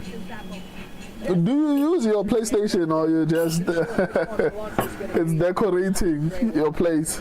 Well, we're glad that he's here. Is when you get these young, exciting prospects like Riley, generally they're followed by these massive entourages, right? Even Gable Stevenson, who will later on make his debut, there were 10 people in the room. It was Luke Riley. Bro, it's a good feeling playing games and watching UFC on it. Wow, what games have you played on it? Because I've never been someone that's been willing or wanting to travel with a bunch of people. So from this fighter meeting to everyone going forward, you will see me and one coach or one nutritionist, whoever I'm with. This kid's an interesting kid. He's very aware of where he is, and he's very good. He's very good. Fantastic hands. Right now, I only watch YouTube on it.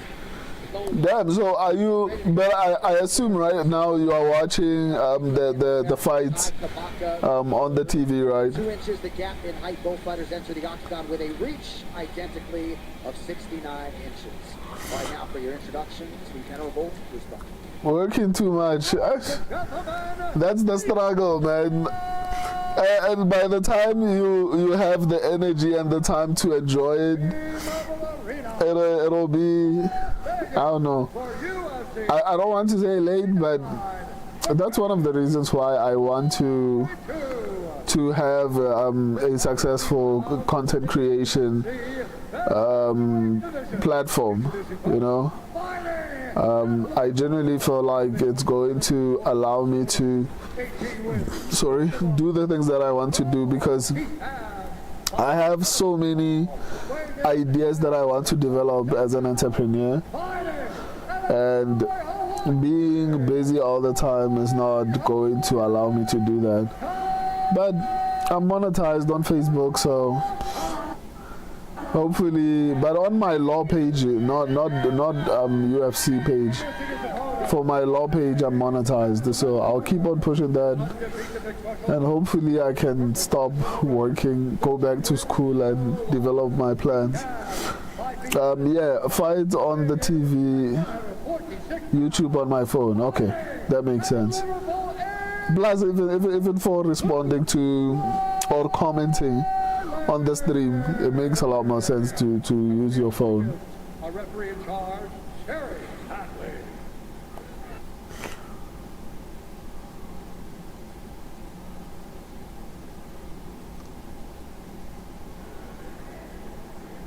Kai Kamaka III, the plus 200 underdog tonight against the other fighter. So there are 3 other people who are called Kai Kamaka and his family. Anthony Keat is to our right on the side cast right now. If you are. My internet is honestly twerking right now. You can do that on Paramount Plus.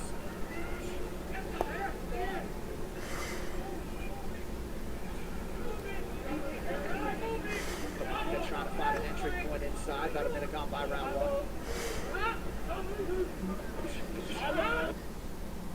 Ooh, nice check.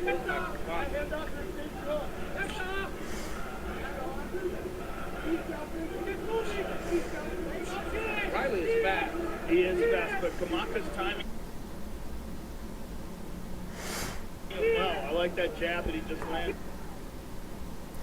Nice left to the body. Let me know what happens. I'm not watching the fight right now. Okay, cool. Nothing really impressive is happening right now. It's just exchanges between Riley and Kamaka. I can't even say who has the upper hand because it's a little bit competitive, but it seems like Riley is starting to pick up the pace a little bit.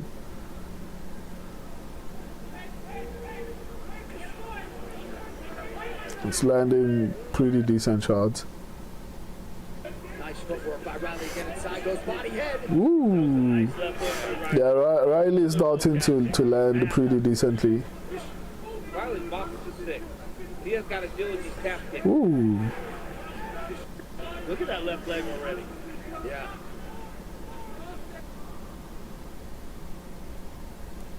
Eric Nixick, Eddie Baracco, Ray Cooper III to our right, chief in the corner of Kamaka.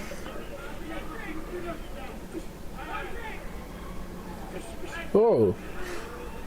I mean, Kamaka has been throwing a lot of leg kicks, man. But overall, I feel like Kamaka is winning this fight. Or rather, this round. Oh! Riley just heard Kamaka. Kamaka's back up. Damn.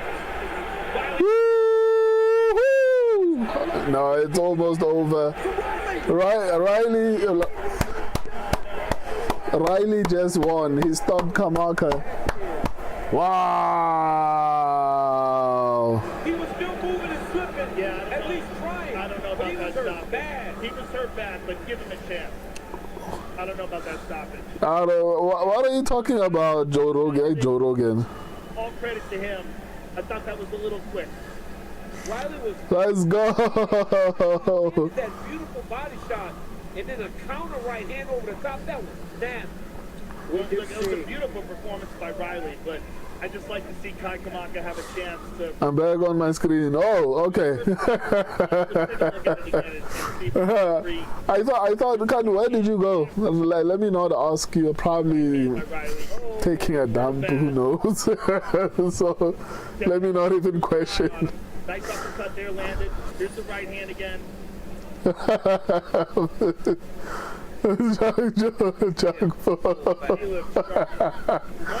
I agree, man. Like, I don't know what Joe Rogan is talking about. Like, that was a good stoppage. Another right hand, another right hand. How was he defending? How was he defending? Come on. But he took some big damage. See the damage on his face. Man. Would respectfully take the other side. I didn't love the body language from Kai Kamaka III. Yeah, Joe Rogan is high, man. The referees in these fight-ending situations. Yeah. We'll talk to Luke Riley after this. Huge moment for the Liberal Republic. Stay with us.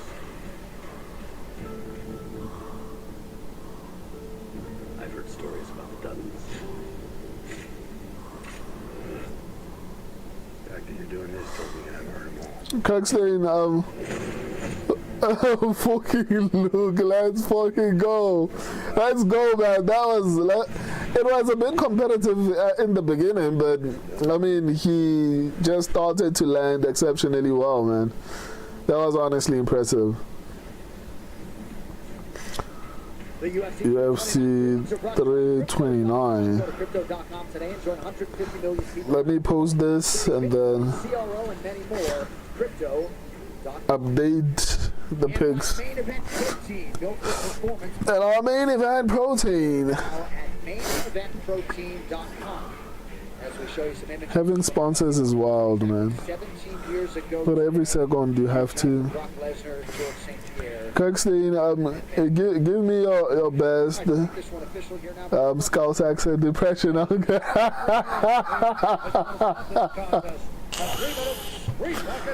Nah, I don't even have one.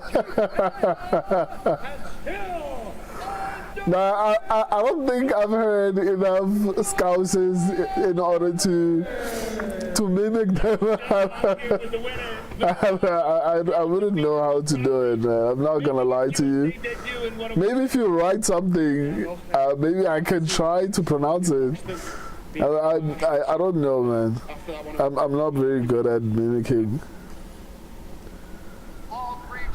Three in the States. Both the UFC have looked after me so far. Qatar, co-main in my second fight. And let's fucking go. I'm happy, man. You look fantastic. Oh man, I feel like I'm disappointing you. I don't know how to do Absolutely beautiful. accent. Even if I try, like mimicking Conor McGregor, Clean, rocked him, dropped him. how would I even do that? With an onslaught. Yeah, look, when I hit someone, it's bedtime. You won't put him out. So I know that. you just have to go to sleep. It's a rough end. I don't know. Maybe I'll practice. Let me find a way to actually do it. Let me look for. The type of opponent you would like to face next. Go with them, honestly. I don't give a fuck, honestly. No one's going to remind someone. Whoever the promotion wants me to fight, I'll fight. But we'll certainly see you again, sir, after a performance like this. Now, the accent is very interesting. Oh. You know, I was trashing Paddy the Baddie, but I mean, after Justin Gaethje won that belt from Ilya Topuria, I'm like, oh, maybe I was harsh on him, man. Still don't think he's that great. I think we'll see today. My biggest fear with BSD is that he has only one round in him. And I still picked him. One of Cody Garbrandt's training partners. You know, Cody had the big hand raise in March, and then he was healthy after that. He was kind of able to get right back into another training camp. For you guys, what were you able to roll from the last? Oh, I need to update the screen. Being healthy in this game better, we gonna let me update the picks. Oh, Paddy the Baddie. On both sides of the matchup. Oh, Paddy the Baddie. What is your approach to so much striking power coming back at you? I just move defense, like I said, we've been working with Ben, he's one of the boxing coaches, and we're working a lot of defense, just in general, just not just for this matchup, for any matchup. I think that's the biggest key. Our defense has done a lot better from the last time we've seen him fight to now. So, like I said, it's going to be a good fight. I'm excited. So are we, Alex. We appreciate your time. Cody, good luck to you. Guys, I'll throw it back to you. I know you're excited for the bantamweights as well. Can't wait, as Bart Scott might say. Did he offer you fucking Paddy the Baddie, lad. Petty myself. Let's go. I mean, no. I picked BSD, so like BSD needs to win that fight. Bro, now I just want Gable Stevenson to win BSD. Gable Stevenson to win BSD versus Paddy to go to round 2 and Max to win by KO or points, and I win $300. Damn! And how much did you put in? How much did you put in? Unbelievable. No chance.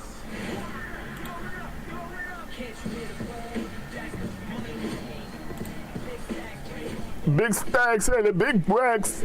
Hilly big stash. Willie big stack. Hilly dap.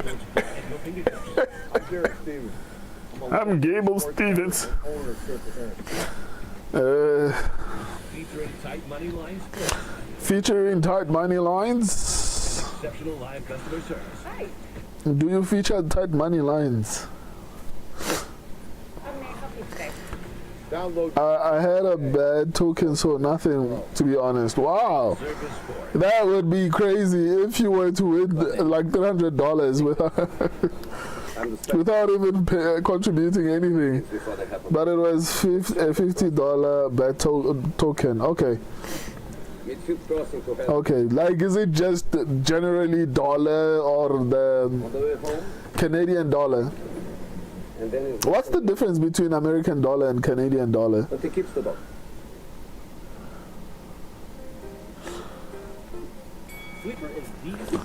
Let me update the picks before I relax and forget. Okay, me and the subscribers went with Adrian Yanez.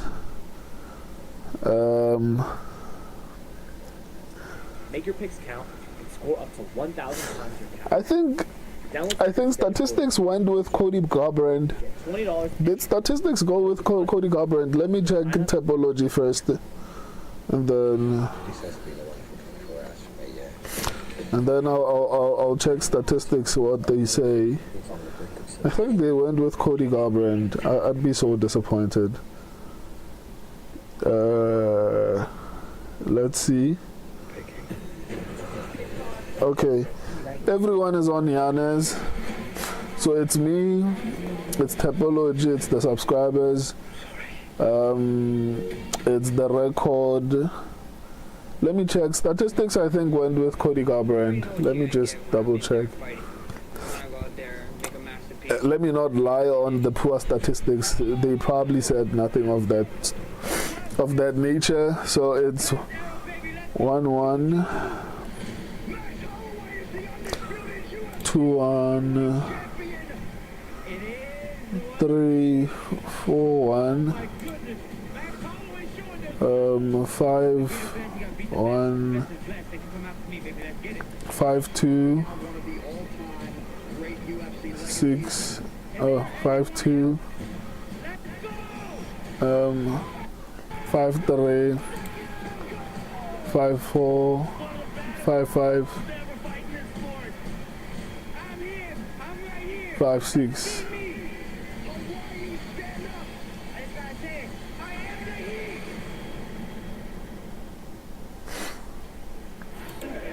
No.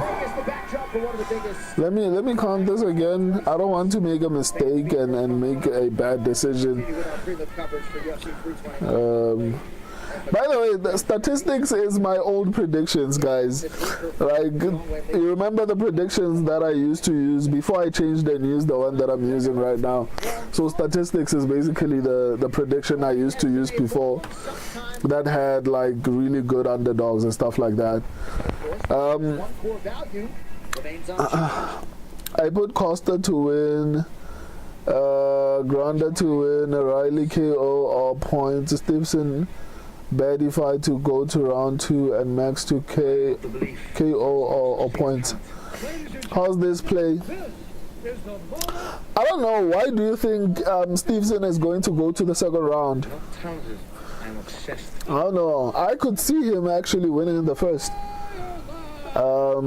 which is highly likely.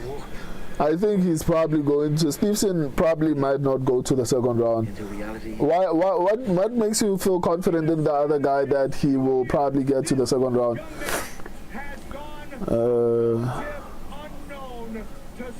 1, 2,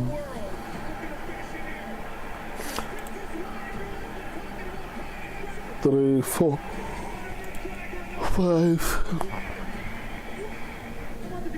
5-1, 5-2.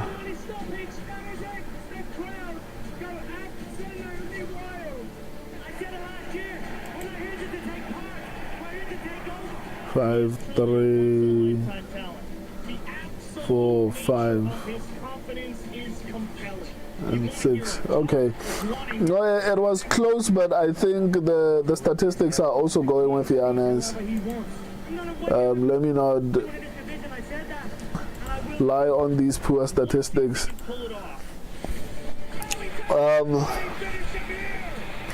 No, it's Stevenson to win anyhow, and the Padify to go to round 2. Okay, yeah, I could see that. BSD, I don't think BSD is going to finish Paddy in the first round. So round 2 makes a lot more sense because both of them have some level of ground game. Although BSD is very aggressive, so I'm just worried if BSD cannot finish Paddy in the first round, he's in for a very long night. Hopefully. Man, hopefully that's not the case. Hopefully BSD wins because I picked him. But I guess Paddy might not be as trash as I initially thought because irrespective of what I think about Ilya, he's a talented fighter, and for Gaethje to do that, it's honestly impressive. How about Conor versus McGregor? That one worries me because I do think Conor McGregor has a shot. He might win that one. I think Conor McGregor might win that fight, in all honesty. So it's honestly concerning because Conor McGregor has always had power, right? Max Holloway does not have, and that's one of the things that I said when I was breaking down the fight, is that Max Holloway does not have like unbelievable power. Conor versus McGregor. McGregor versus Holloway. So Holloway does not have the power, in my opinion. And I know someone will say, but he knocked out what's his name? The Korean zombie. He knocked out Justin Gaethje. You knocked out Justin Gaethje. What do you mean? What I mean is Max Holloway is going to knock you out if you stand in front of him. But if you keep moving, he's probably going to dominate, either win via, he's going to get like an accumulation stoppage. His style is like Alexander Volkanovski. Volkanovski does not have that one shot that's going to put you out unless you stand and you plant in front of him. Conor McGregor can knock you out while he's moving back. Conor McGregor can knock you out while he's moving forward. He's always had that power. At 170, it's going to be even more insane. My only issue is that he's going to be slower at 170, and he's older now. So that is going to influence how the fight is going to play out. Long layoff, has been partying and drinking, even though he changed his ways. I don't know, but I do think Conor McGregor has a shot here, like not a small one. In my opinion, I picked Max Holloway. So if Max Holloway is going to get a KO, it's going to be probably in the third or fourth round. It has to be late in the fight. It's not going to happen early. But McGregor might be too aggressive and give Holloway a shot at knocking him out. Who knows? Kirkstein, Holloway by rear naked choke, round 3 to 4. I could see that. So many variables surrounding Conor McGregor. I could see, but why rear naked choke though? I want the Mac to win though. Yeah, it would be interesting if he wins. And I still do think he has a big shot at winning. But if Holloway is going to finish, Conor McGregor does not have the best cardio. So if Max Holloway is going to finish, it's probably going to be somewhere in the third or fourth, like Kirkstein just said. And he's fighting Max Holloway, who is, when it comes to volume and pace, he is the king. So when we talk about Max Holloway, the Mac is not back. The Mac is back. We have to recognize he's a massive talent, and honestly, not many would want to come back to this. Right, Conor McGregor does. Well, he would have been favored against Michael Chandler, and you don't think if he had asked the UFC for that fight, maybe he would have gotten it? They were talking about him coming back against Carlos Costa. That was the original. Yeah. Kirkstein, I think Conor might shoot a takedown while gassed out. Holloway should put a DOS on it. Oh. We are going to get back to the preliminary. Oh, okay. Yeah, no, I could see that. I'm leaving you for a fight. I got to be with my boy Theo and D. So, bye, Joe. I could see that, man. I didn't look at it that way, but that's probable. Well, Cody Garbrandt and Adrian Yanez are known for their split boxing and willingness to engage. Tonight they go head-to-head and toe-to-toe in what should be a combustible pairing. Osbrook, one of the best championship performances in UFC history.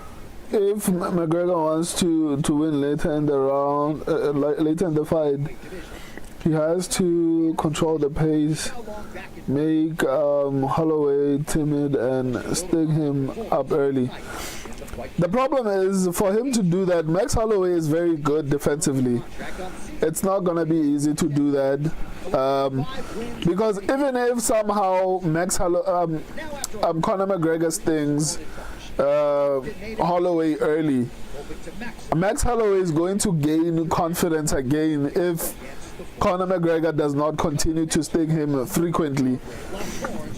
So even if somehow he rocks him in the first round, if Max Holloway recovers, he's going to continue to be a problem. Right? For me, it's going to come down to how fast Conor McGregor is. If Conor McGregor is not fast, then it's not going to be a good night for him. For me, I'll know who's going to win in the first few minutes, or let me just say in the first round. I should know who's going to win that fight. With Calci, you can trade on anything. Man, tell them something don't. I'm hungry. Kirkstein McGregor, I fear, might lose pop in his shots if it goes to round 2. Yeah. So the longer the fight goes, the less likely that Conor McGregor is going to win the fight. So after round 2, I don't think Conor McGregor is going to win the fight. Kirkstein, but in round 1, I think that left hand shot will be there all day. Yes, but like I said, it comes down to how fast he will be, because that's going to be a factor. Ilia Topuria was able to do that to Max Holloway because he was fast, right? Conor McGregor, I don't know if he's still fast. Make your picks count and score up some.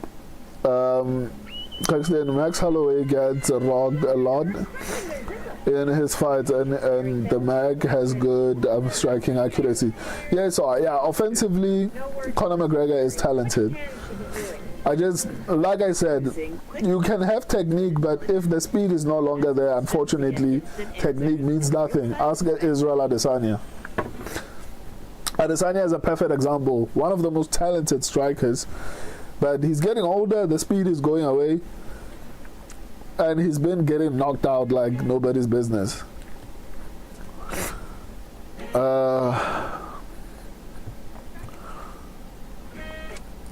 McGregor may not even be the fastest, but his timing is super precise. Go all out. You may never want to go back in. Trex, performance engineered for your life out. I don't know. For me, I think it's a combination of timing and speed. I don't think it's just about timing. I think speed played a significant factor. But I guess we'll just have to wait and see. I question his timing after 5 years off, though. Ring rust is real, yeah. That's another thing like that I feel like is going to play a factor in how this fight plays out. I like McGregor, but I want money, so I hope Max wins. I also picked Max. I also want Max to win. I think it's better for the sport to some extent. Maybe not better for the sport, because McGregor has power, star power, so the longer he stays relevant in the sport, the better it is for even people like me, you know. But what am I saying? My channel has been doing well without Conor McGregor. But nonetheless, I feel like it's better, in my opinion, to be honest, I think it's better for the sport for Max to win, because he's still young enough to have a long career. Conor McGregor is past his prime. He has maybe 2-3 more fights at the top level, like let's say 4. Right, if he remains disciplined, Conor McGregor maybe might be able to have like decent fights up until next year.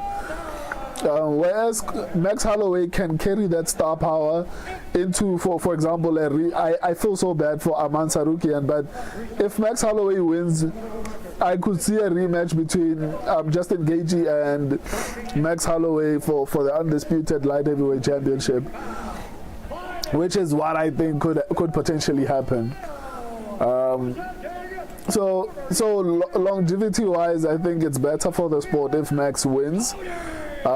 He's going to be able to remain like a big star for a while. You know, like Dustin Poirier is no longer here. Conor McGregor is past his prime. The only stars that are remaining, as far as numbers, it's Hamza Chimaev. Look at the numbers that he did.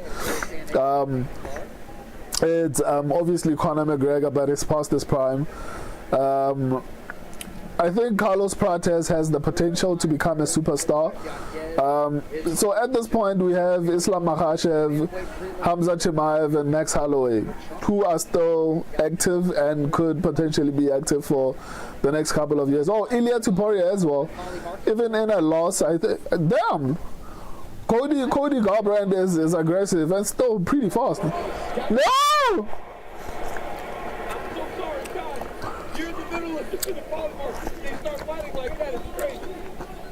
What is Cody Garbrandt doing?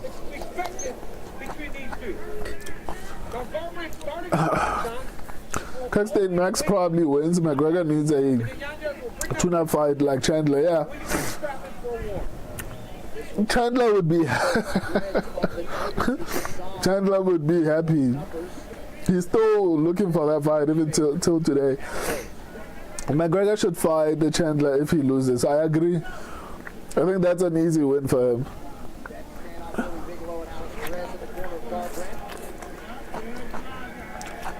Cody going crazy. Like I was so shocked.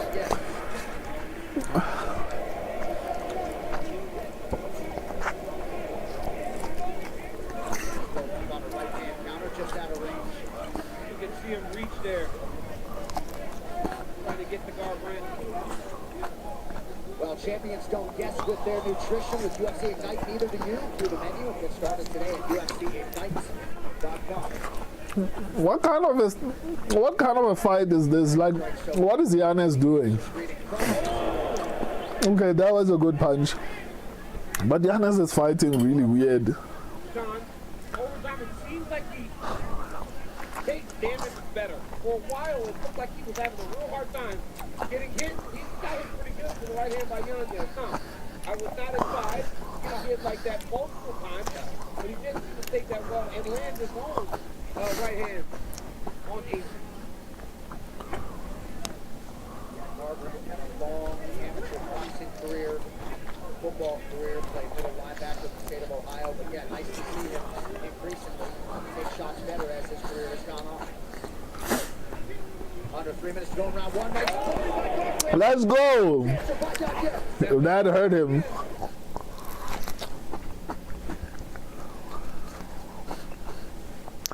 No, stop buffering. There as he changed levels.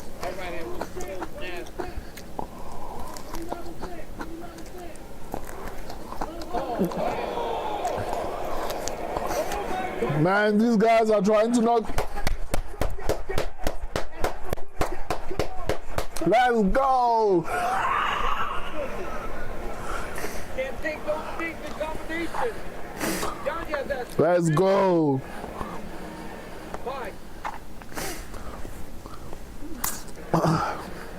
So Adrian KO, let's go. The knockout button tonight.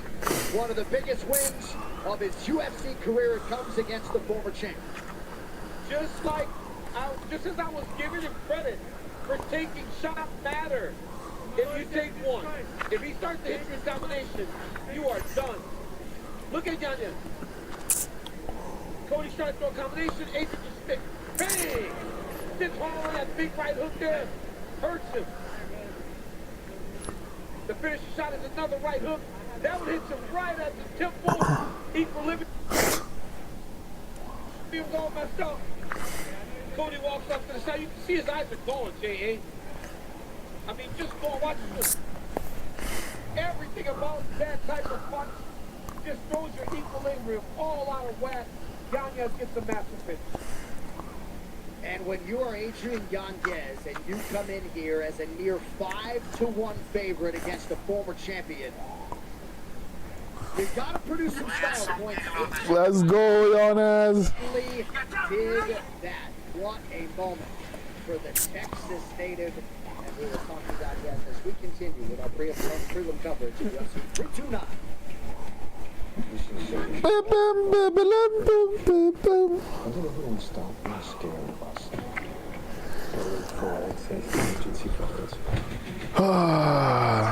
Let me update. It's the kill shot that comes from you. He's worried. We should take him out. Bum bum bum bum bum bum bum bum bum. That's funny out.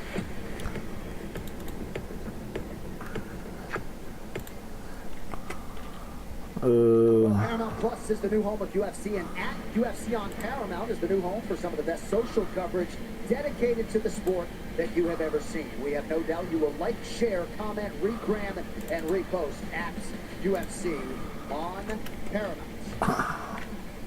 All right, to make this one official, we send it inside the Bruce Buffer.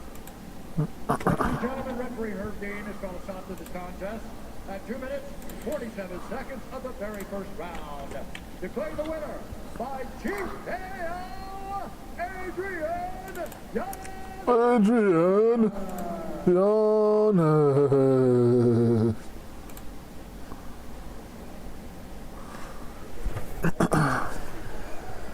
All right, Vegas here with the winner, Adrian Yanez. You a big favorite coming in here tonight against the former champion Cody Garbrandt. Man, did you deliver? Got to feel pretty good about that performance. Yeah, like, this is, honestly, fuck it.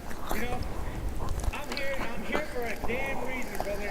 I'm telling you right now, like, I know I'm one of the best in the world. I'm here for a reason. I was supposed to... Calm down, you just beat Cody Garbrandt. Let's not get excited.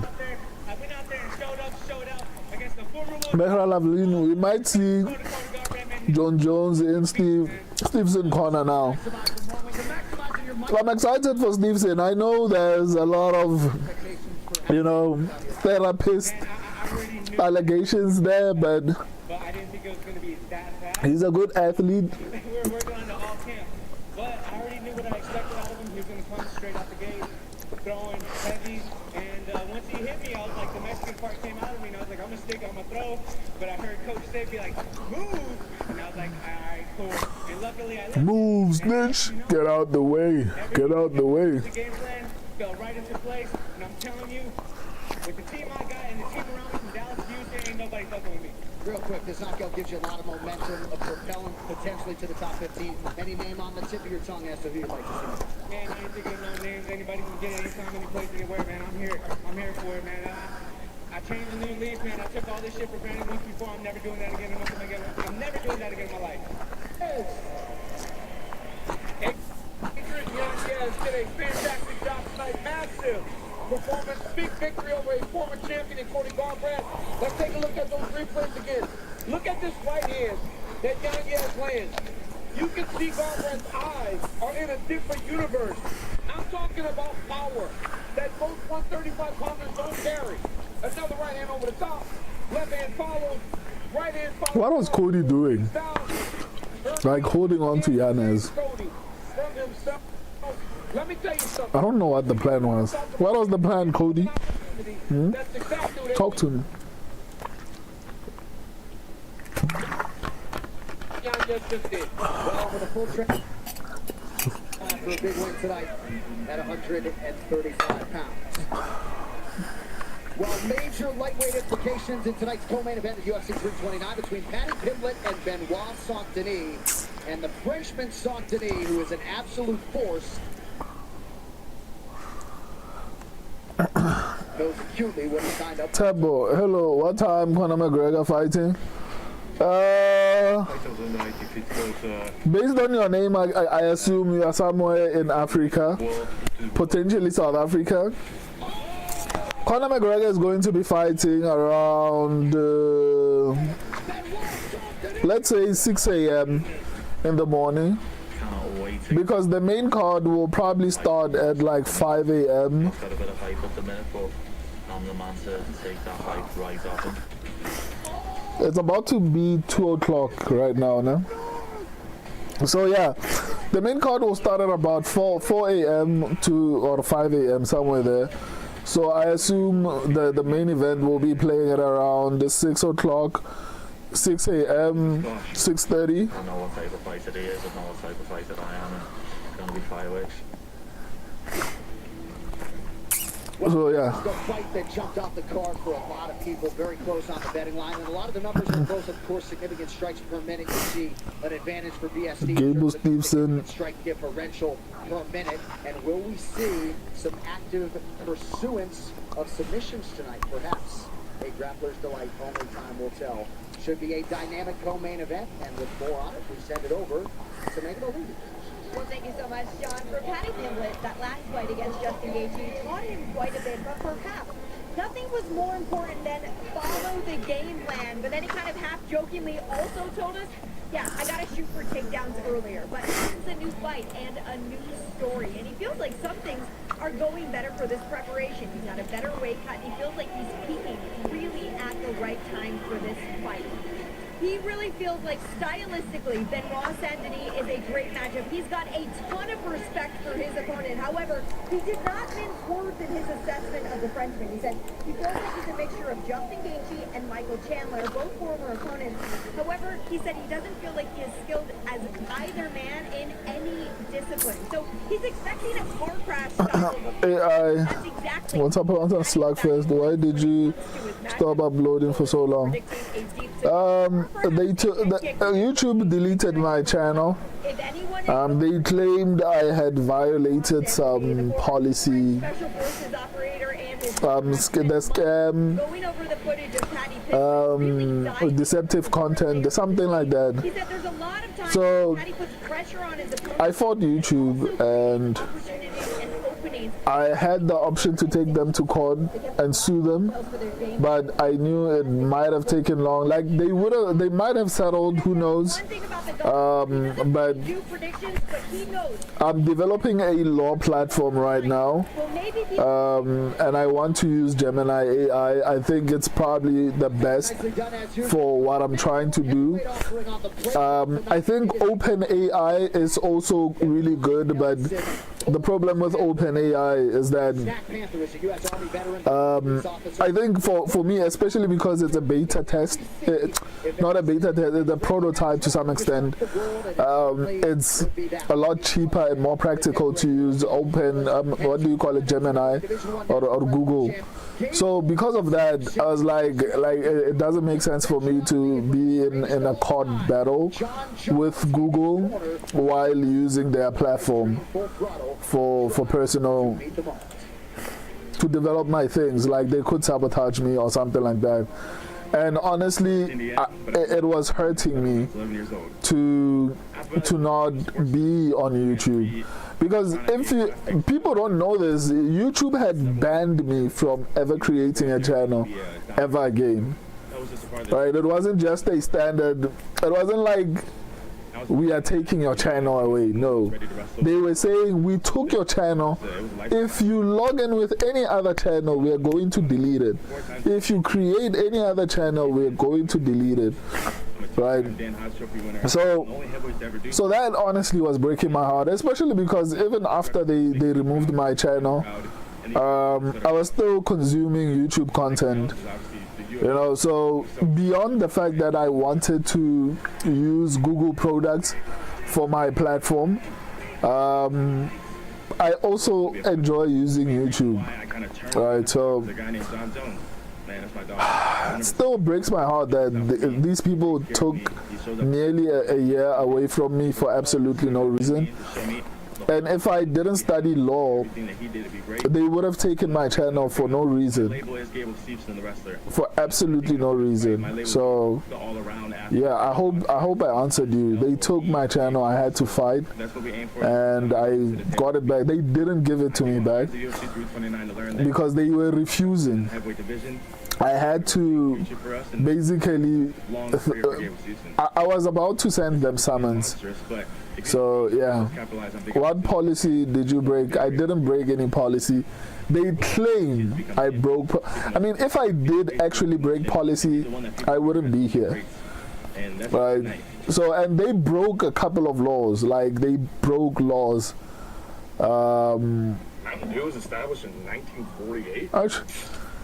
YouTube did me dirty, man. I used to have so much respect for YouTube. Anyway, they were claiming I broke the scam, spam, and deceptive content policy.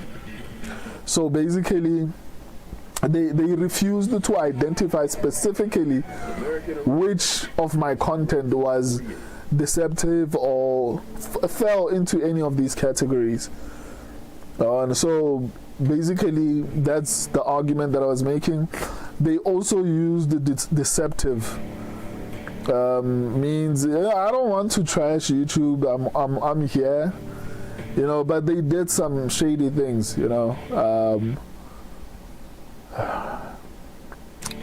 Which is why it's so disappointing that all they did was just give me my channel back instead of saying, yo, we acknowledge that we messed up and here's a little bit of something for delaying you. But yeah, it is what it is. It's not worth fighting at this point. Does being banned from YouTube stop you from using some AI? No, it doesn't. Gemini AI is owned by Google, and obviously Google also owns YouTube.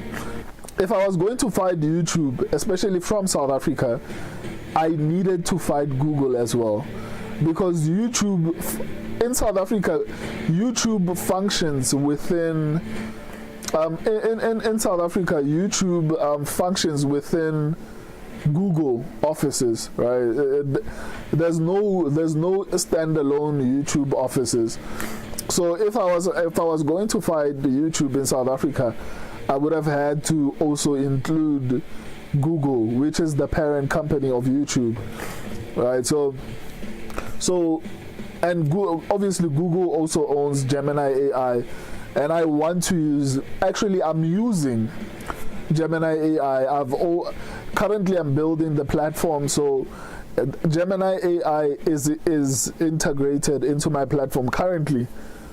I'm currently, like, as we speak, there are some few things that I need to change and update for the platform in order for it to be compliant with the law.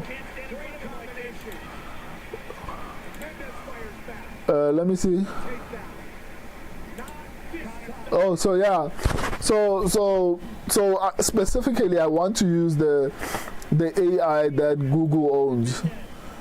So when it wouldn't make sense for me to use that, because the most advanced AI platforms, or at the very least, based on, in my opinion, would be, especially for the purpose that I want it for, is OpenAI, it's Gemini AI, and there's a third one which I'm using, which is backup. So let's say if Gemini, no, why did I turn off my camera?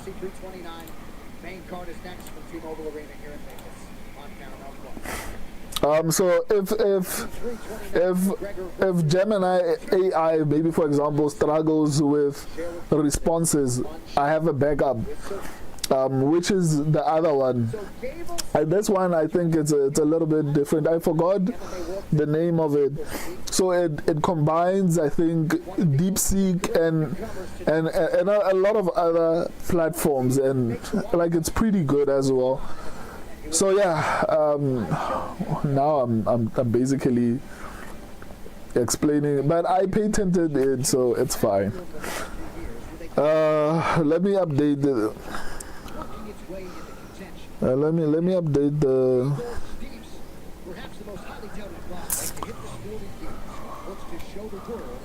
extent to which he is ready for prime time, and this is UFC debut. An Olympic gold medalist and two-time NCAA Division I national champion, Gable Stevenson brings an incredible athletic pedigree and resume into his first foray into the octagon. Tonight, the 26-year-old phenom looks to justify the appreciable height and begin a march towards the top with a memorable first in facing off with current rising star Brando Pericic in the Australian finishers home nation. Now the Washington State native ventures to Vegas for this major opportunity, and he has designs on shocking the MMA masses while spoiling Stevenson's debut. Coming up next, Gable Stevenson clashes with the Snack Panther, Elijah Ellison. What is he? The Snack Panther. What a weird name. Experience the world's largest sports book at your fingertips. I'm Garrett Stevens. I'm a lifelong sports bettor and owner of Circus Sports. We built this platform for bettors that want high limits and total transparency.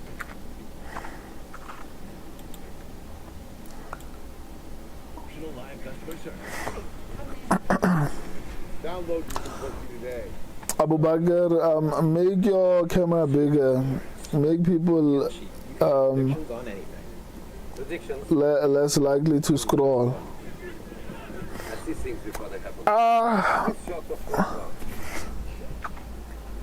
My camera bigger. I don't know. I think it's fine like this. I mean, you see a lot of me, or you don't feel like this is good. I think this is good. It's functional. I don't know. Pick more or less top I think people can see me pretty. So start winning now. Pick any time across all sports. Pretty clearly. Over 13 million users are already on Sleepy. Make your picks count and score up to 1,000 times your count. Download Sleeper today for a new user. $20 entry. No deposit. Just sign up and pick now. Let me go pee.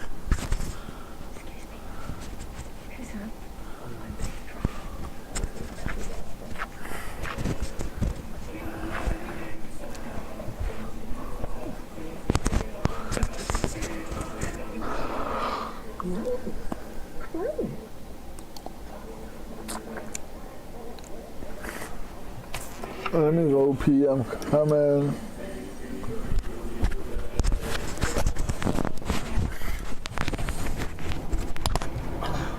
When your thing becomes a thing, sometimes you want to print collectible things. Abu Bakr, if I was scrolling, I'd miss you and scroll. I almost did so. Like switch things. I hear you, man.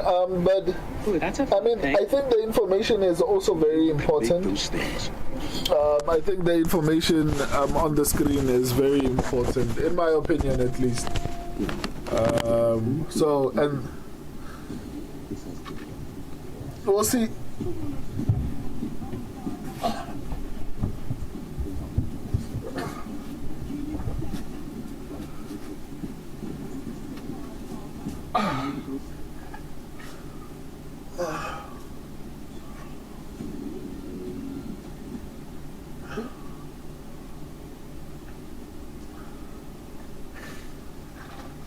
The inspections on business here in Vegas. Yeah, you want to talk about a guy like Freddy, all right? Or Harold to become a great wrestler, talk that guy. I'm all in on this dude, man. I don't know if it sounds like favoritism. I don't care. I'm all in that favoritism. I believe that this young man has the ability to change the game in the heavyweight division. Now, we will expect him to go fast because of what we have.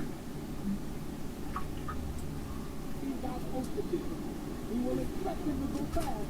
Let's see how he looks tonight. Well, the real thing is the heavyweight division is extremely shallow. At the top, you have the elite of the elite. You've got Tom Aspinall, you've got Steel Don, and if he comes back, you've got John Jones. John Jones is a steady partner, Gable. No chance you guys are going to fight the very good friends. Not in the So what this guy is biggest thing in the history. One time, when I saw the odds,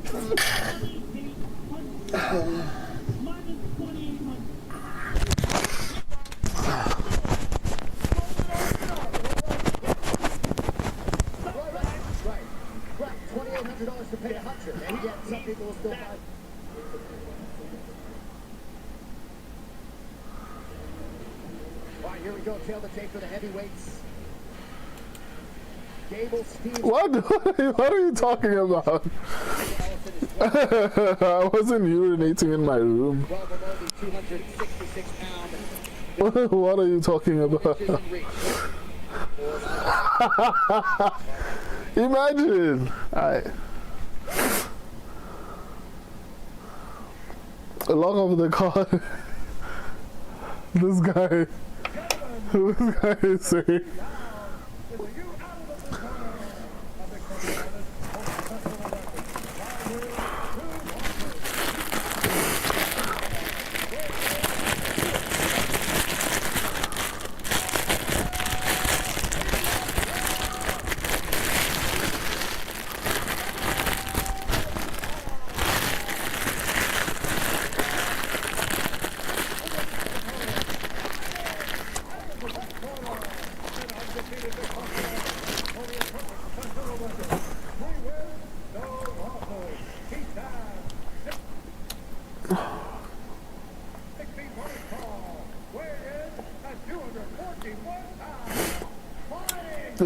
If I wasn't, then why did I cover the camera? My guy, I think you are new to the channel. Anytime I move from here, I cover the camera.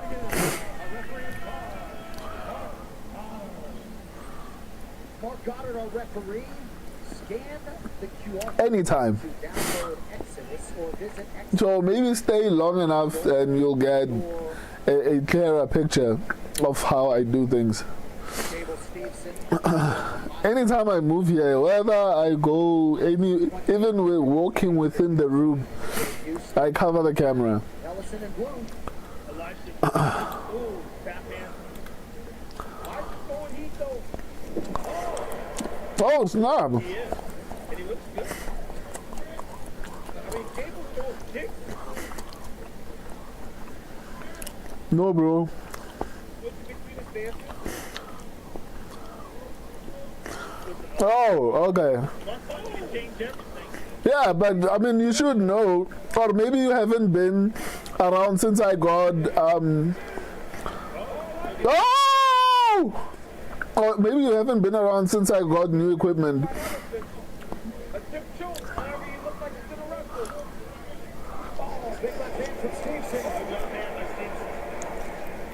Nice knee by Gable. There's another nasty knee to the bottom by Gable. good elbow from Ellison now. This base is crazy. That was a nice elbow. I always Man, Elijah is not going to be bullied, man. He's fighting really well.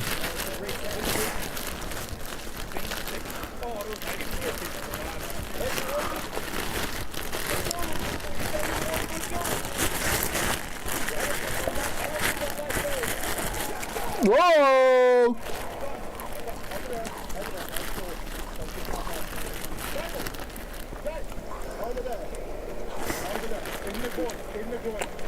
What? Let's take a look at it again. This gives Elijah a chance to cut, which I think is good for him.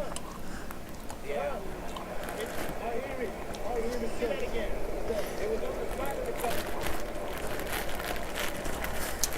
I'd like to see that again.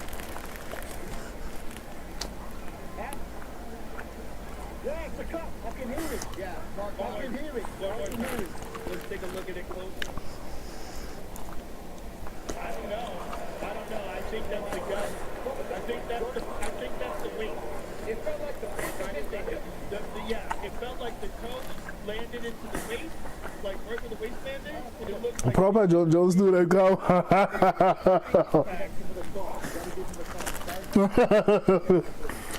Come on, man.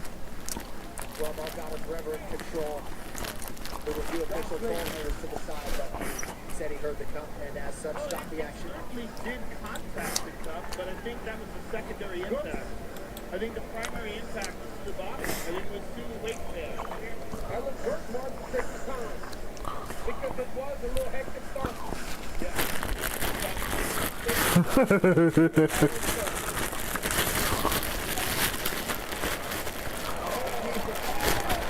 Oh!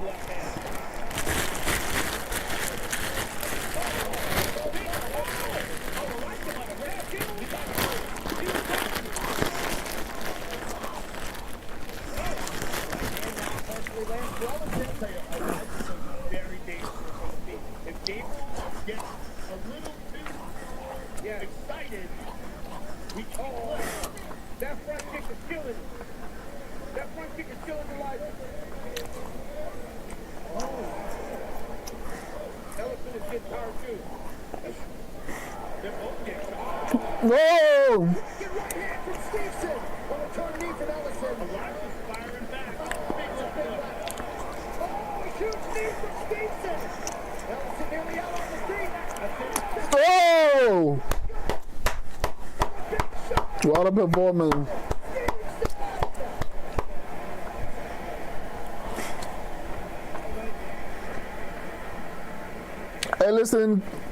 Ellison came to fight, man. Because that front kick was down. Front kick was down. Dig into the body. And no tell. No tell. Just flipping it out there. Yep. That's a real problem. I've been on the receiving end of that actual technique. And Elijah took it too. You gotta give credit to Elijah because he really came after it.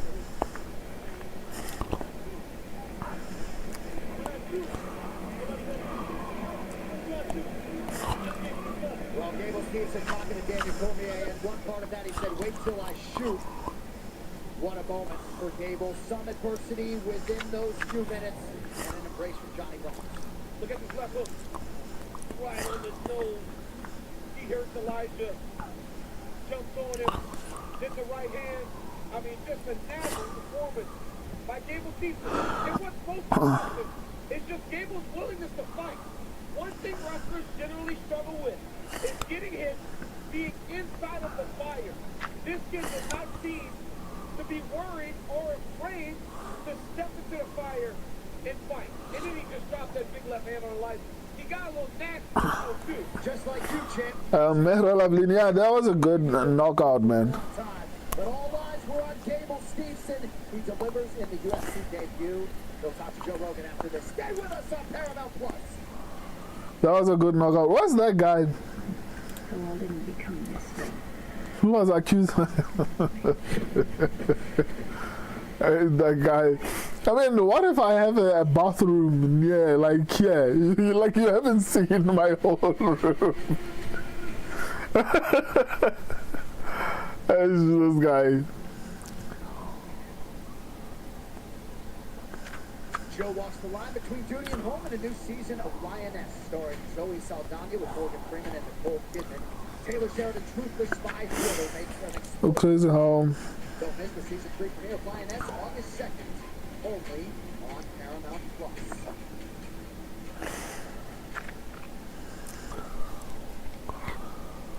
Taylor Lewan, Michael Chandler, making their way into UFC 329. The man of the moment last month, Justin Gaethje, is here. Drew Brees is in the building as well. All here to see the return of Conor McGregor. Make this one officially a fight. Ladies and gentlemen, referee Mark Goddard has called a stop to the contest. No, just Paddy fight to go to round 2 and max KO on point. Yeah, nah, I think that's likely going to happen, man. But that was a scary one, man. That was a really scary one. Congratulations, sir. Ladies and gentlemen, I'm here with the winner of Gable Stevenson. Gable, this was perhaps the most hyped. Kirkstone, to be honest, wasn't impressive with Mr. Loophole. You were not impressed. I mean, it could also mean Alicia Ellison is not bad. I think we will wait to have a solid opinion about the performance once we see what Alicia Ellison is able to do. Right, like, so if Alicia Ellison is not even able to get to the top 5, then we can say, okay, that was trash. But maybe Alicia Ellison is going to do like wonders in the division. Maybe they might face off in the future. But it kind of looked weird that he. It kind of looked weird that he couldn't take him down. There's room for improvement, but I'm a hater for some reason. Come on, Kirkstead.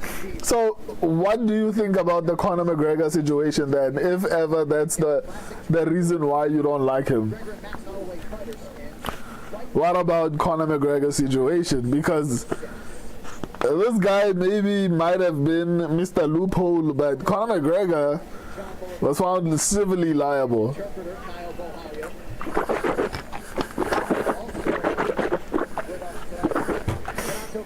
And Andrew Tackett, of course, Tackett, the UFC BJJ welterweight champion, set to defend his title. Coming up next month, that all formed a huge card August 20th for UFC BJJ 10, featuring 3 title bouts. And then September 24th, bantamweight champion Mikey Musumeci will face Mikey Musumeci up against one another. Also, Mason Fowler defending his light heavyweight title against Nick Rodriguez. You can watch every single UFC BJJ event live and free on the UFC BJJ YouTube channel. All right, coming up next, we will go high above the octagon. Brendan Fitzgerald, Chris Weidman, Michael Bisping, and Dominic Cruz will continue with our coverage here at UFC 329. You are watching Paramount Plus. Stay with us.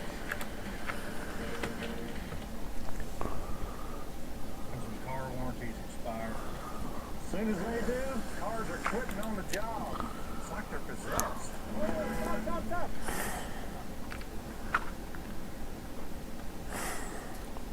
And without protection, even simple repairs could cost you thousands. That's why there's Car Shield. Or don't get Car Shield and maybe get your car an extra. This next fight worries me, I'm not gonna lie. The bettors that want high limit and total.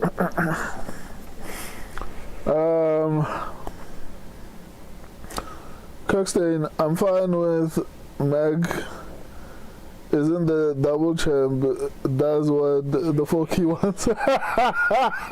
What? You do booking today. Start betting on the show. Wow. No. It's hard to condone that. Like one guy's thinking is making you hate him, and then the other is like, nah, it's fine. No. Let me see. 1, 2.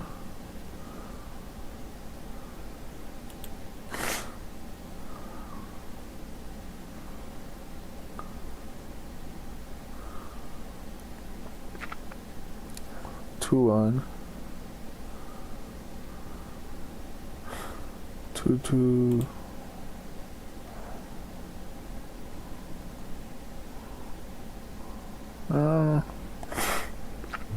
Three, 2, 3, 3, 4, 3, 4, 4.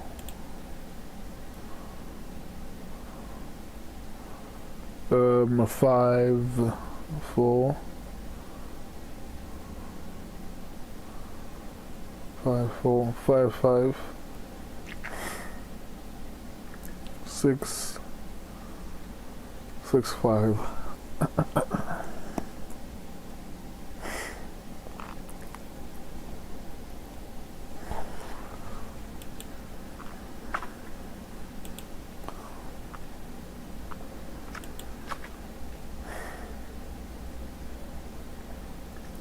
And gets his first big win. Well, 4-0 overall as a pro. He has yet to get out of the first round. Big moment in his UFC debut. At bantamweight, Adrian Yanez is back on the right track. Fought to a draw earlier this year in Seattle, but he looked great, scoring some 10-8 rounds in the third. He didn't even need a second round against the former champ Cody Garbrandt. Yanez showed his composure very early in this fight. Cody voted on head. He was throwing nice combinations and really flipped him, but he waited for Cody to throw combinations to the body, and he fired over the top with his right hand, which stung him, which now he shows his power. He shows his self-belief. Again, another over-the-top right hand, because Cody was not bringing his hands back to his face after his long combinations. Yanez executed, did his job, got the win. Not easy to beat a guy like Cody. Great job, Yanez. Yeah, Adrian Yanez, outspoken on the mic. He wants to get back into the rankings where he once was the hot prospect on the rise. He is again on the rise at 135 pounds. Before that, Luke Riley. How about this featherweight, Michael? He is undefeated from England. Daddy's got some company as far as a scouser that delivers. 14-0, and this man has got the potential to be a superstar like his teammate Paddy Pimblett. Came out against Kai Kamok in the third, and I'm telling you, the boxing was just on point. It's his first stoppage in the UFC. It was kind of hard himself in the past for not getting it. Well, tonight he got it. That was a clean right hand. That was the beginning of the end. That one sat him down, then the follow-up shots, he just went all-out war on him, sat him down, and from there just unleashed back to the against the fence and just kept throwing until he got the finish. The referee steps in, throws a couple of knees. Sorry, 4-4. Happy with this one. 14-0 now. This man has got a very 5-4. bright future. Coming up, our next bout, Robert Whittaker taking on Nikita Krylov, the former champ Whittaker from Australia, stepping up to a new weight class. But we'll focus right now on the big story of the week, and that is 5-5. Okay, let me. Kirkstein, Nikita, the little. Nikita, the little girly named the fella,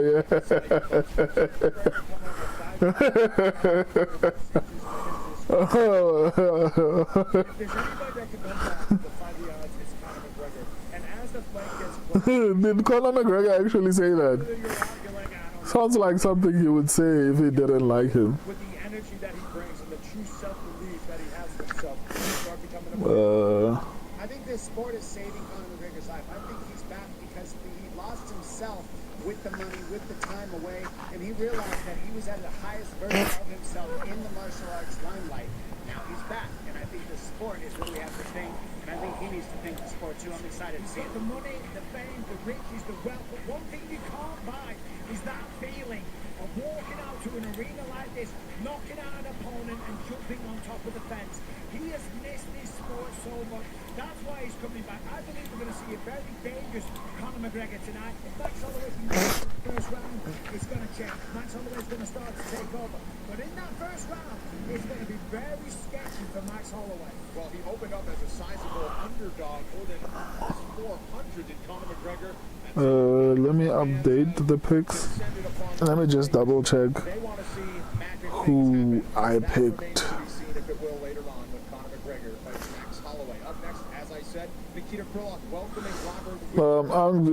Do a McGregor impression. Dominic, I'm going to start with you, Robert. I don't know. Who the fuck is that guy? I don't know how to do a McGregor impression. Who the fuck is that guy?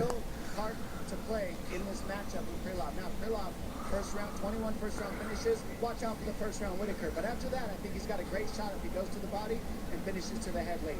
Man, I'm going with one of the greatest middleweights of all time in Robert Whittaker. I think he has a newfound motivation going up in weight. He has fought the who's divisions for so many years. And I think what am I looking for? Oh, my picks. And going up to light heavyweight, I think, gives him that new energy that he needs. Yeah, and he's not a small guy for light heavyweight. He's cutting from... Okay, so everyone except the statistics are picking the footwork's going to be too good for Nikita Krylov. Dangerous in that first round. But if Robert Whittaker, well, he might even knock him out in the first round. But I'm telling you, I've got Robert Whittaker winning this one. The Reaper makes a return in the light heavyweight division and gets a win. Consensus opinion. Why are you laughing at me? John, take it away. Hands So, fellas, thank you very much. The UFC 329. Don't do that. Brought to you by Buffalo Trace Bourbon, American-owned, American-made for those who blaze their own trace.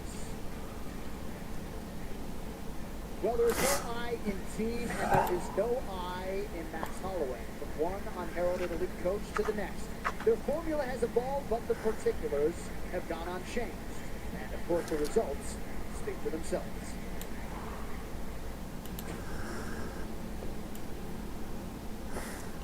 I've been with Ryan Lazarus my whole UFC career. Hey, sign you up after your initial combination, yeah? Make sure you feed real light with the initial combination. Angle out and then follow up. Ivan Flores came in. Darren Yap, I had in my whole UFC career. So being with these guys, I got nothing but love for all of them.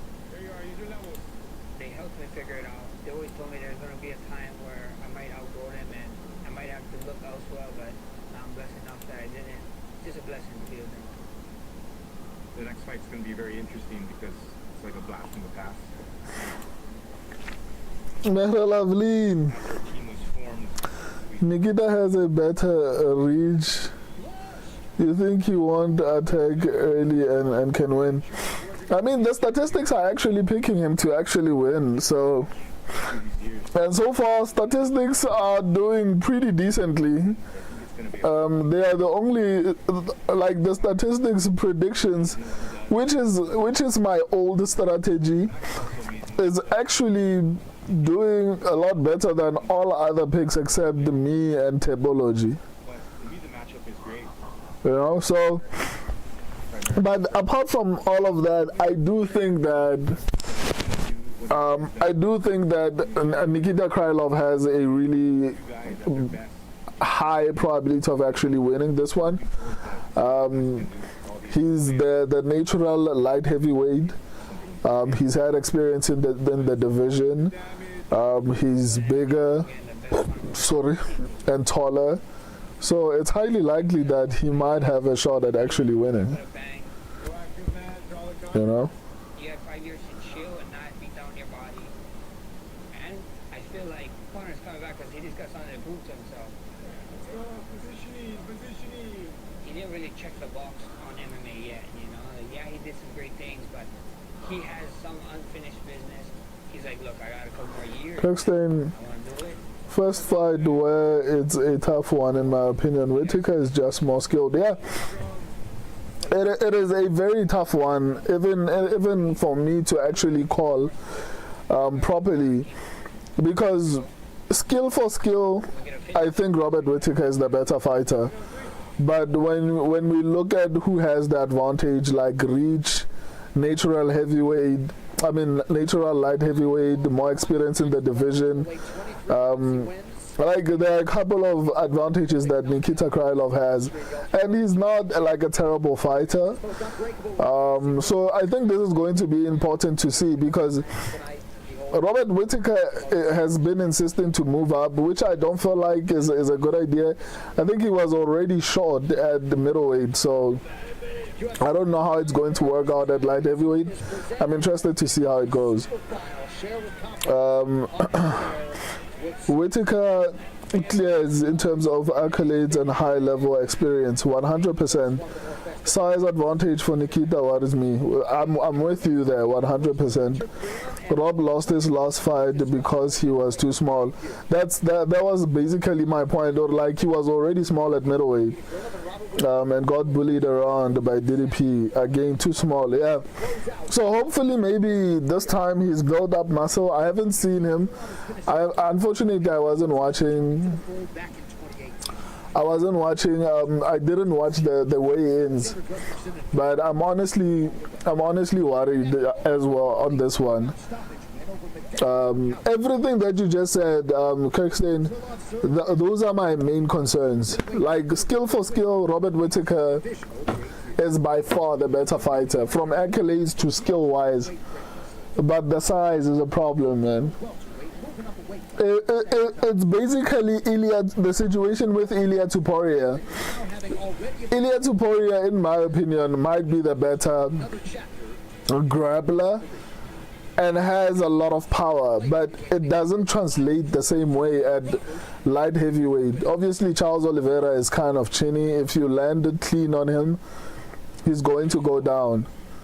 And I think Ilia Topuria does well with brawls, but I'm deviating. So Ilia Topuria landed really good shots on Justin Gaethje, and Gaethje didn't go down. Right, so size matters, but let's see. I wouldn't have a problem. Like, for example, someone like Hamza Chimaev can even move up to heavyweight because he's a grappler. He has the ability to be successful at heavyweight purely because of his grappling. Right, but when you're a striker, it's kind of hard for me to see you have it. Like, look at DC. DC was actually a middleweight, not light heavyweight, but he was able to have success at heavyweight and light heavyweight purely because of his wrestling abilities. So if Robert Whittaker was a wrestler, I'd say no. I think he'll be fine, but he's not a wrestler. And Krylov has decent jiu-jitsu. If Robert Whittaker tries to even wrestle, he's not. I don't know if it's going to end well for him. Caxton, Whittaker looked more bulkier at the ceremonial weigh-in. Solid muscle mass, to be fair. Hopefully that translates, because once again, he's a striker, and bulky mass sometimes means slow. Right, so you can gain muscle, but it might mean you're going to be a lot slower. So let's just hope he's still faster than Nikita Krylov. At the very least, he should have that advantage. Or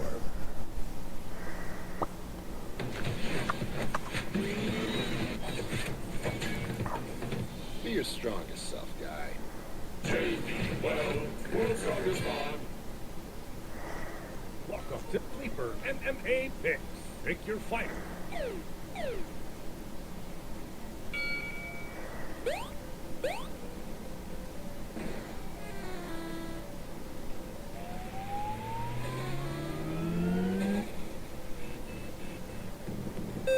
Winner. Victory. Make picks on MMA, boxing, or any other sporting event. New user offer. Get $20 entry credit. No deposit necessary. I'm scared for you. I'm scared that we became this world. The world didn't become this way. It's always been this way. Keep running! This isn't the end of a fight.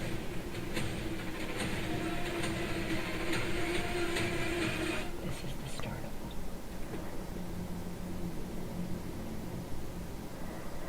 I don't mean to sound misogynistic, but I just feel like some roles in a movie feel unrealistic unless it's fantasy or like they should be in a particular genre, right? Like for me, seeing like the most incredible spy, a female who's like really skinny, beating around muscular guys. It's like, come on, guys.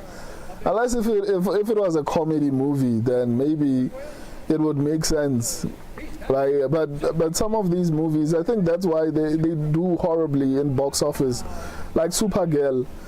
Like some of these things, I don't know, man. It's hard to consume them because they're not realistic. Whittaker looks a little softer though. Yeah, he does, but maybe that means his cardio is good. I would have liked to see them side by side.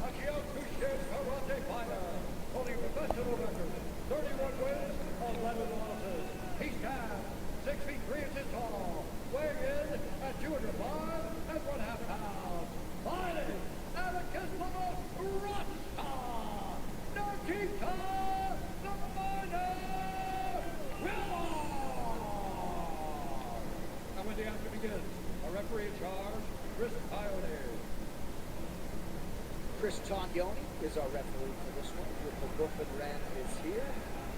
Ram trucks. Nothing stops gray. Nikita Krylov has only gone out of round 1 12 times in 42 pro fights. Robert Whittaker, the white trunks, competing at 205 for the first time in the UFC. I agree. Elliot, the page should not be in the Odyssey. I mean, it's a bit problematic for me in a sense because like some of these things don't make sense. Oh, let's go, Whittaker. Well, when it comes to championship level experience, there's no comparison. Crawford has been in there with the best of the best. And we've seen guys have great success in the smaller light heavyweights. Konoff is an excellent example, right? Yes. Konoff is a dog. Massive. Robert Whittaker looks massive, man. Confidence from previous experience against big guys. Paulo Costa right here to Ritter. It just looks like Krylov is intent on wrestling. I think that's a very smart approach, especially early. Make Whittaker carry all that extra weight inside the octagon. One thing. You know, even if Robert Whittaker wins this one, You don't know it. It's very difficult to deal with. But there's a big difference in size between that 20 pounds. That gap is so huge. It's the biggest gap in the sport other than light heavyweight to heavyweight. Oh, good right hand by Krylov. Krylov is just kind of big dog in it right now, Joe. Right. Really is trying to just use his size to almost muscle Robert Whittaker. And he just went across the jaw. And we know that Robert has a compromised jaw. Oh, yeah. That's what happened in the Elliot Page should not be in the Odyssey. Meta AI, download the Meta AI app today. Whittaker needs to find his way back to space and make sure he stays away from the octagon side. If he can get back to his feet, he's got to make sure that his back is to the center so that Krylov can't push him against the side of the fence and take him down.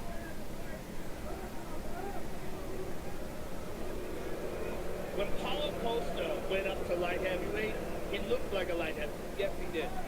When I'm looking at Robert Whittaker, he looks like a guy with cut. Don't grab. It looks different. Yeah, you know what I'm saying? Well, his body looks a little different. It looks soft. And I'm not the one that calls somebody soft. Well, Whittaker made his UFC debut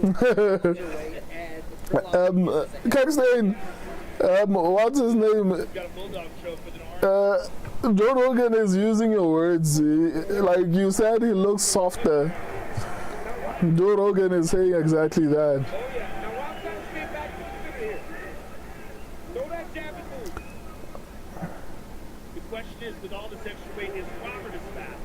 His hands will be as fast, but will the speed moving in and out be as fast? Look at that. That jab is sticking, though. Krylov might have got himself tired with all that wrestling. His face is a little busted up. Whittaker trying to control his breathing, absorbs the right hand to the body. Good lead hand by Whittaker. Oh, nice right hand by Robert. Double jab right hand.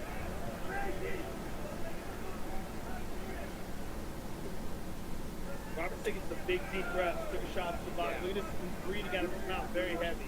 Oh, nice right hand. Oh! And the left hook that lands.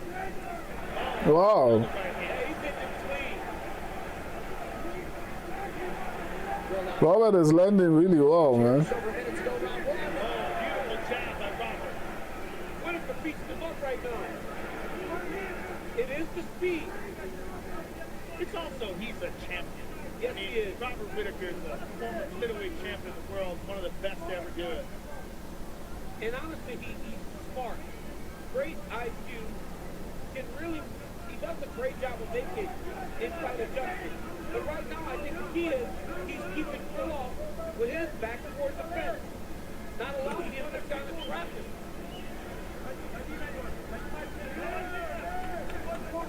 It's a nice low kick by Krylov. Lunging left from Whittaker, out of range, under 30 seconds to go in the opening round. Oh, that jab stung him. It's hard to say who's winning this round, man. Because Krylov had a lot of control, But on the feet, I feel like Robert Whittaker, I guess I'm going to give it to Robert Whittaker because Krylov had control but did nothing with it. Whereas Robert Whittaker is the one who was landing and having success on the feet. So control, oh, sorry.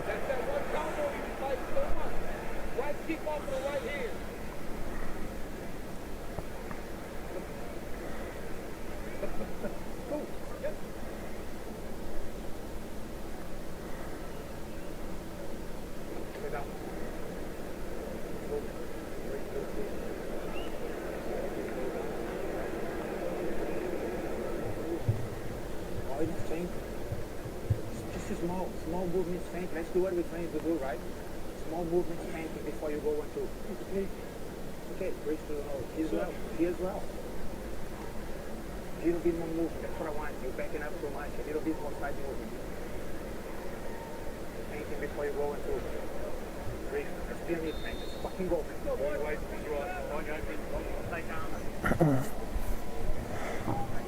Round 2 is brought to you by Monaco, the official canned cocktail of UFC, and 2 shots in every can. And as we begin round 2, we are going to send it over to the sidecast. Theo Vaughn is in the building, Dean Thomas alongside, and the legendary number 9 in your program, number 1 in your heart, Drew Brees is here as well. Gentlemen, great to see you. What's going on, homie? This evening, happy to be honored to be in the building. It's a party. I tell you one thing, it's a treat for me and Theo Vaughn to be talking to Drew Brees. He like God to us fake fans. Louisiana's fire here with DC and Theo, man. Come on. DC over there smuggling, he got that little biscuit in his pocket.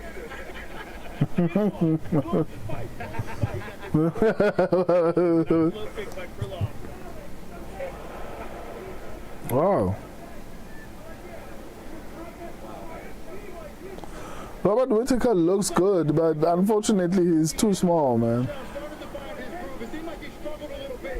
He said he was fatigued in between rounds. It seemed like he struggled a little bit, perhaps the weight.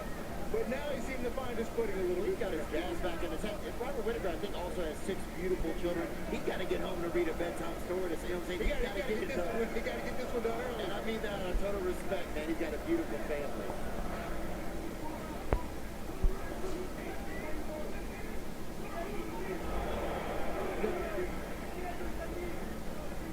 Now, Drew, what do you think that Rob needs to do in order to get back into this fight, or to stay into this fight, rather? Look, I think these kicks take a toll over time. You know, what's his name? The guy that Paulo Costa beat. It feels like Robert Whittaker will have the same challenges.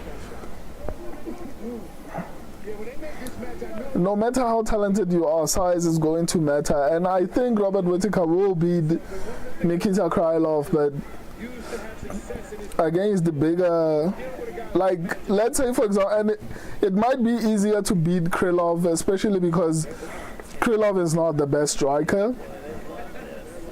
But when he's up against people like Yuri Prohaska, Carlos Ulberg, oh!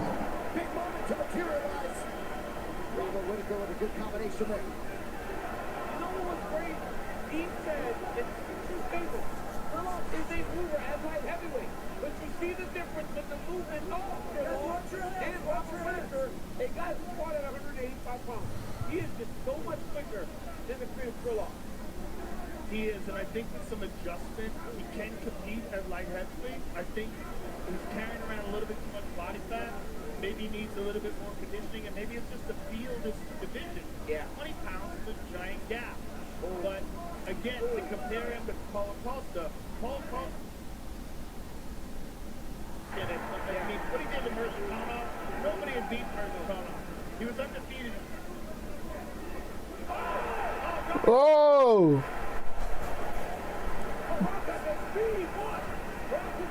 Yeah, Robert Whittaker is fast, man. Because they're from that hands-down style. That was always such a special thing for him. Yeah. The fact that he was able to fight with his hands closed, so the punches come from a different angle. Look, and he even troubled Izzy in the second fight. Yep. Robert knows how to use this style. I just think it's unusual seeing a guy as great as Robert Whittaker this fatigued early. I think a lot of it is the weight of Krylov wearing on him in that first round, a lot of grappling exchanges. But I also think he's got to dial his weight in. And honestly, Joe, like, he may have been tired early, but with his target practice, give it that for another 7.5 minutes. If Krylov doesn't do stuff to change this. Right, Krylov doesn't get the pressure on him. Yeah. And Krylov is the one getting tagged with the big shot. So why does Rob keep doing that with his left, his right foot? It's because his right foot is slipping, so he's wiping it off on the back of his calf. Okay. He's trying to get some moisture from his sweat on the bottom of his feet, like how they pour water on the ground. Yep. That's why he keeps doing that.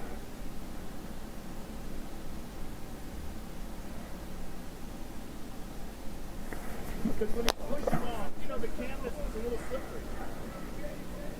Well, Krylov hanging tough in the face of adversity here in round 2. Another nice jab and a follow-up right hand. Damn. From Whittaker. Robert Whittaker is doing a lot better in the second round, man. It feels like if Robert Whittaker was a lot bigger, he would have finished Nikita Krylov. But nonetheless, I think Robert Whittaker is a very intelligent fighter. So he's going to be able to maybe navigate this, but I think he's coming in knowing he's going to be shorter.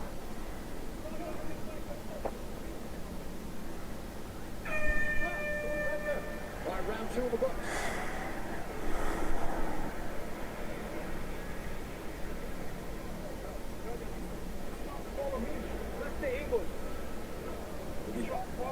Take some water.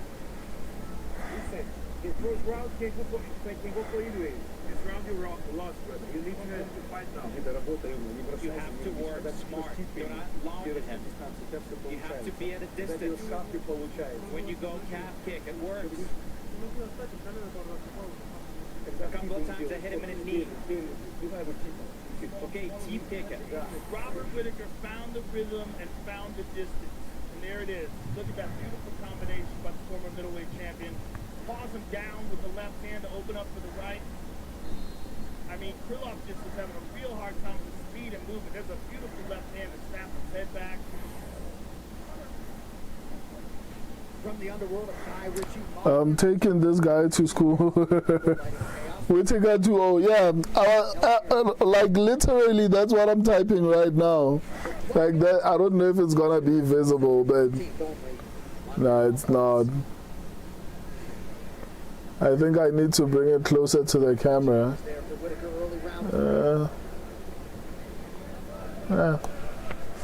I tried, but yeah, I would need to turn off the blur. But yeah, I was writing the same thing. I think Robert Whittaker is up 2 rounds. Better get back to what he's doing in round 1, right? Wrestle and make him go against the octagon side, square on him. Yes. But again, Rob made a great infight. But I think Robert Whittaker needs. And the overwhelming majority of Krylov's fights have ended in round 1. Tonight's social media post brought to you by These are bad. He's real wild. Yeah, I mean, Krylov is ripe to be finished. But Robert Whittaker is so much smaller that Robert Whittaker needs to be. Wow!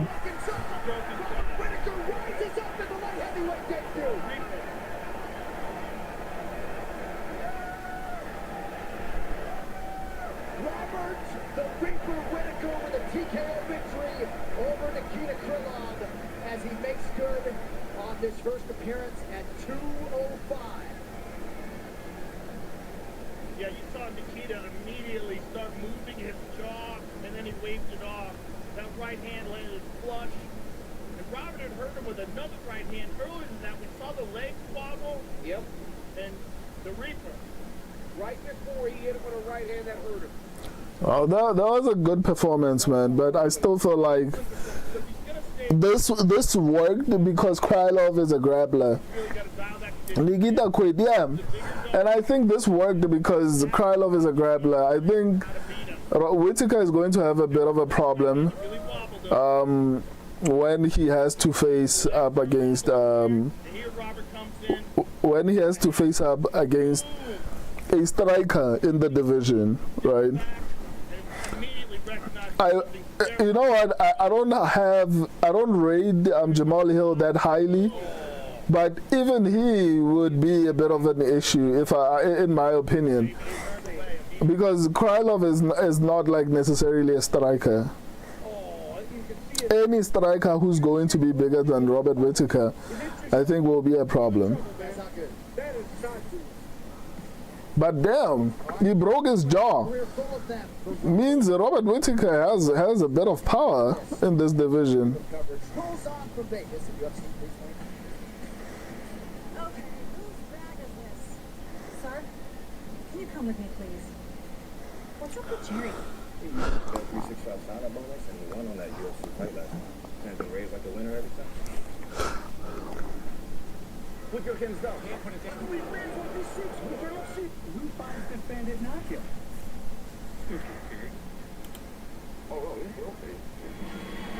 New customers got $10, get $150 in bonus bets. All you need is a Paramount Plus subscription to watch as two UFC legends collide again tonight. Conor McGregor making his long-awaited return. After 5 years away, he will face the Hawaiian legend and former undisputed featherweight champ Max Holloway. Sports' biggest star returns tonight, 9 p.m. Eastern on Paramount Plus. All right, time now for the official decision brought to you by Ram Trucks. Nothing stops Ram. Here's Bruce. Ladies and gentlemen, referee Chris Holloway has called a stop to the contest at 1 minute, 1 second of round number 3. Declaring the winner by TKO, Robert the Reaper Whittaker.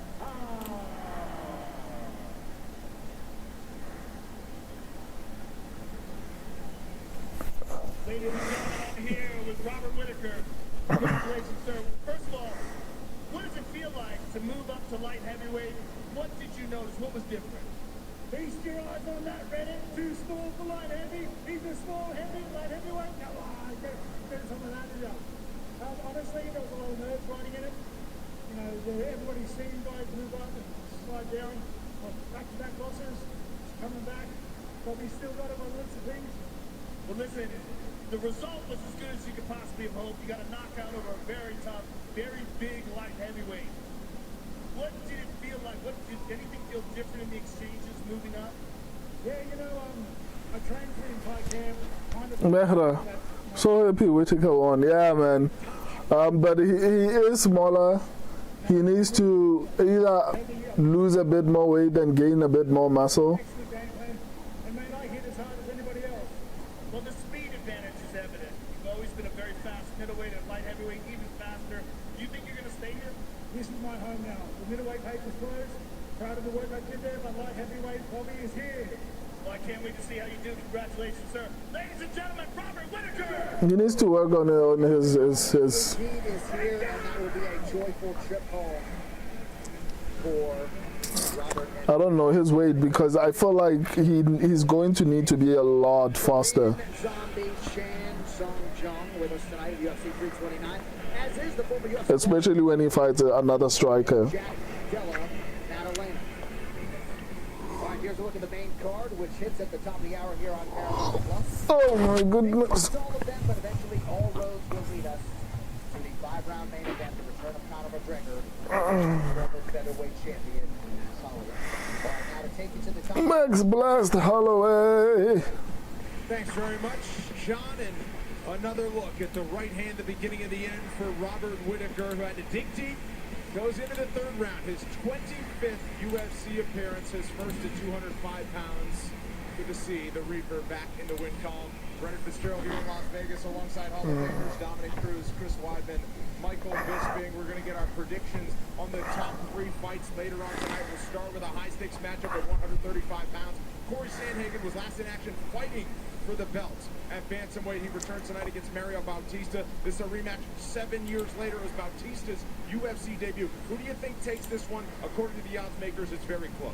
Super technical chess match. I'll take Bautista. It's for the simple fact we've seen Sandhagen tend to get wrestled a little bit. It's not just the top pressure, it's he gets taken down more than once. So I think that can change up the rhythm of the fight, make Sandhagen a little gun-shy possibly. It's very hard though. Yeah, this is a very tough fight for me to pick, and I've been going back and forth on it, but I'm going with Bautista. I think he's coming up a huge submission win, and that's where Sandhagen has struggled, and I think he gets it done. You know what, I'm going to go against both of you. I think Corey Sandhagen gets it done. He's got a ridiculously high fight IQ, and his footwork is just brilliant in my opinion. He stops the takedowns, picks him apart at range. From the British Isles, not just a big night for Conor McGregor in Ireland. Luke Riley got in the win column. Lonnie Kavanaugh will fight on the main card. And in the co-main event, Paddy Pimblett against Benoit Saint-Denis. Another close fight on paper. Who do you think takes it? I like BSD in this one because I like his pure pressure. I like his offense. I like his offense as his defense. He throws so much, he shoots so much, and he throws everything so hard that you get stuck on your back foot and you get stuck reacting to him. I think he leads the dance and is able to get Paddy down. I'm going with Paddy. I think he's got this awkward style on his feet. He's got a granite chin. He's got lead in his hands. And then his submission game is top notch, so I think he's going to win. I think Benoit Saint-Denis is going to go right at him like a flaming lunatic and walk onto something. I think Paddy knocks him down, gets on top of him, and then does what Renato Moicano was able to do. I think we're going to see those 12-to-6 elbows. We're going to see a nasty ground and pound. We're going to see a victory from Paddy Pimblett. And should he do that, he would halt the 4-fight winning streak of Benoit Saint-Denis that has him in the top 5. It all, of course, leads to Conor McGregor's return, his first fight since 2021, as he takes on another all-time great in Max Holloway. Dominic Cruz, we're just about there. Who takes it between Conor and Max? Listen, it is hard because of the 170-pound weight class, but I'm going to go with Max because that's just the smarter choice with this 5-year layoff. I know how hard it is to come back from your demons after at least I did 3.5 years. This guy's got to do 5. I gotta go with Max Holloway. When I look at it logically on paper, he's got the most significant strikes in the history of the sport. He's a volume puncher. He gets better as the fight goes on, and that's where Conor struggles. Conor's gonna come out hard. He's gonna swing for the fences. He's gonna throw spinning wheel kicks. I believe he's gonna connect on Max. He's gonna land some jobs, and it's gonna be a troubling first round. But Max will survive. He will weather the storm, and in rounds 2, 3, 4, he's gonna pick him apart and get the finish. Can't wait to see it all go down. The biggest fights happen in Las Vegas. That's where Conor McGregor's return happens tonight. Right here on Paramount Plus. UFC 329 starts now.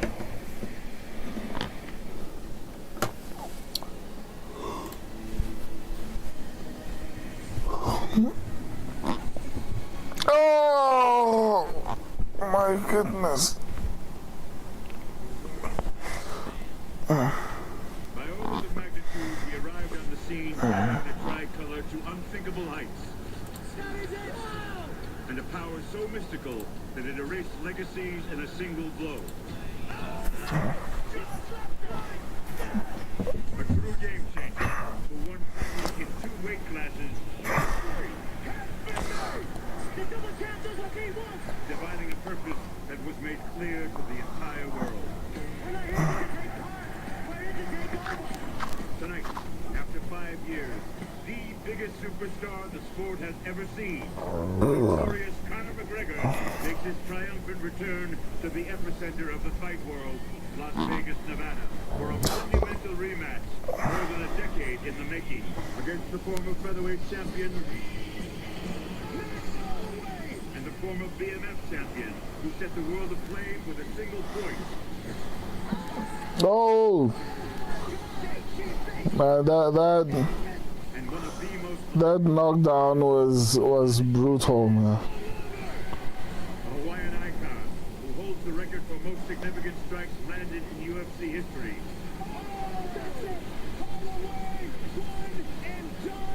With a single target held for so long in his sights, to even the score with his nemesis once and for all. That's a warrior.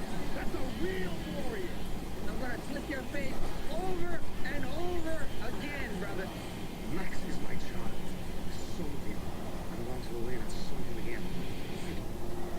First, there's a kind of star power that hits different when the lights get bright.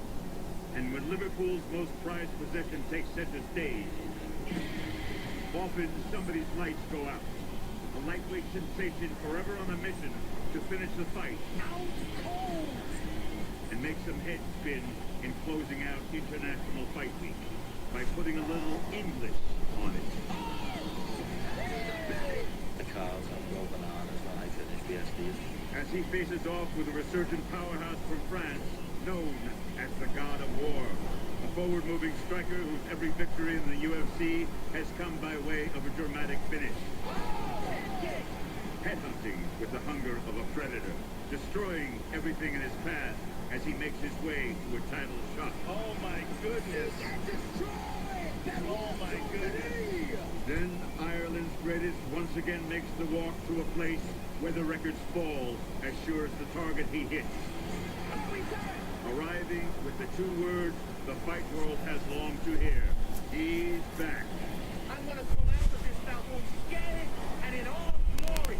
Live from the sold-out T-Mobile Arena in Las Vegas, Nevada. It's UFC 329.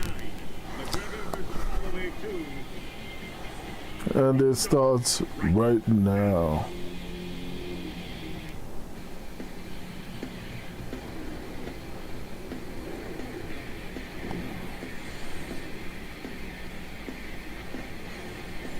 Dateline, Las Vegas. There is a different buzz in the air in the fight capital tonight as the notorious Conor McGregor returns to active UFC competition for the first time in 5 years, and he does so in the role of underdog against a formidable and also iconic Max Holloway.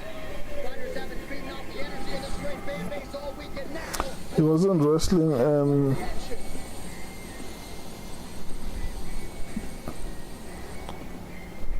Live from T-Mobile Arena in Las Vegas, Nevada, USA. This is UFC 329, McGregor versus Holloway 2. Presented by Superfile. Share with confidence, unshare with certainty. Closed captioning for tonight's broadcast is brought to you by Christopher Nolan's new film, The Odyssey, in theaters everywhere this Friday. And if you would like to watch the broadcast in Spanish, that option is also available on Paramount Plus. Twitter is wild. With that, I'm John and welcome to UFC 329. So UFC Freedom 2. Oh, sorry, I didn't realize that you guys responded. You think Mehra, let me see. You think this fight goes to the second round? Nah, man. I think I don't know if it's going to go to the second round. I think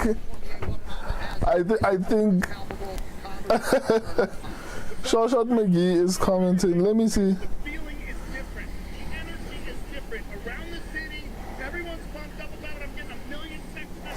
Shawshot McGee, where are you, dude? Like, Shawshot McGee is busy commenting on videos and he's not joining the live stream. I wonder what is happening. Look, Shawshot McGee is commenting. I need to turn off the blur so that you guys can see. So just to answer you, I don't know, man. I think either Terence McKinney is going to finish or Bobby Green. I'd say it's not going past the second round confidently, right? Because Terence McKinney might try to wrestle, gas out, and maybe have success in the first round. He might try to wrestle in the first round because Bobby Green is a good striker, and then gas out, and Bobby Green maybe might finish him in the second round. Or Terence McKinney is going to go out guns blazing, throw a lot of heat, and knock out Bobby Green, because I mean Bobby Green is also kind of chinny. So it's kind of tricky. I don't know how it's going to go, to be honest. But yeah, I think it's likely it might not get past the first round. But the problem with Terence McKinney is that you don't know what he's going to do.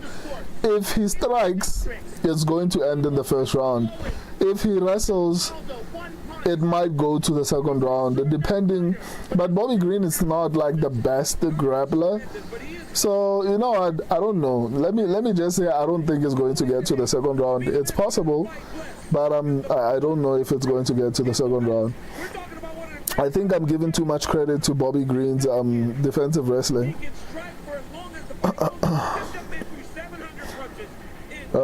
Kirkland McKinney fights almost never go to round 2. Yeah, it's either he finishes in the first round or he gets finished in the first round. I hope this does. You bet on a second round. Mehra, I can't see a thing, but I trust you. Just want the second round to start. Okay. Highly possible, though. Highly possible. Conor McGregor and Max Holloway have a combined 25 knockdowns landed. That is tied for second most for two fighters in a matchup. The record 30 for McGregor versus Donald Cerrone. That took place back in January of 2020 at UFC 246. Big things, McGregor and Holloway in the rematch tonight. And coming up next, we go high above the octagon. 50, Dominic Cruz, Chris Weidman, and Michael Bisping. Yeah, of course. They will take you further. I bet on it. That's why I want UFC 329. Oh, that's funny. By Bud Light, the official American beer sponsor of UFC. Yeah, hopefully it does go to the second round then. New Amsterdam Buck. What are they doing? Are they stalling? It feels like they're stalling. Corner team for Business Insurance, the official small and medium business insurance partner of UFC. And UFC 329 is fueled by Monster Energy. Unleash the beast.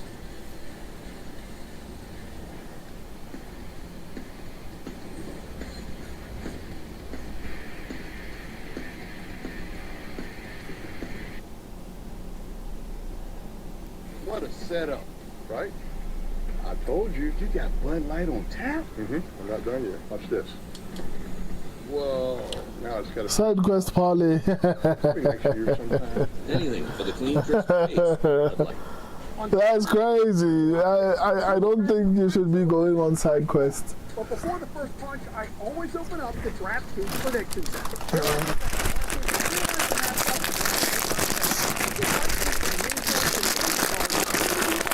Now available in California or the Texas.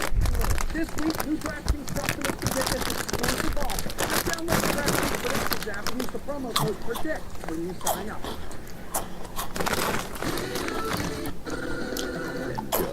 I'm glad we could all play today. They say tennis is great for remembering you can customize and save hundreds on card games. Liberty Mutual. Do they, Dad? Well, I say it. Limu? Ball.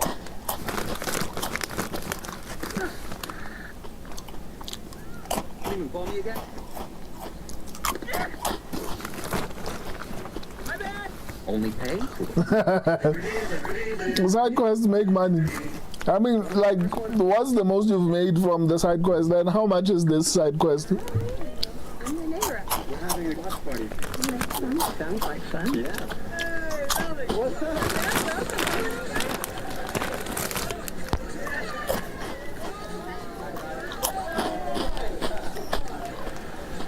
Unlimited home internet that keeps everyone happy. When the connection matters, it has to be AT&T.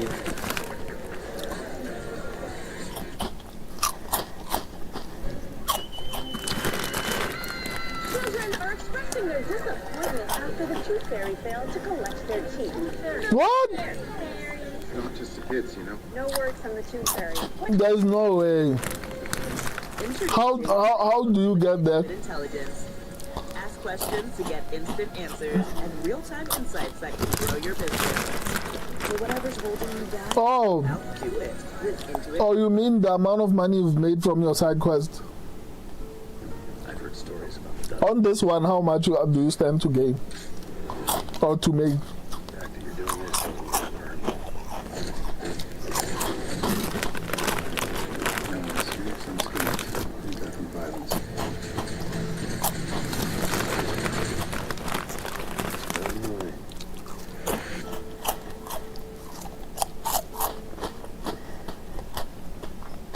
How'd you guys get out of work? Some some guys say they do for a case of Bud Light.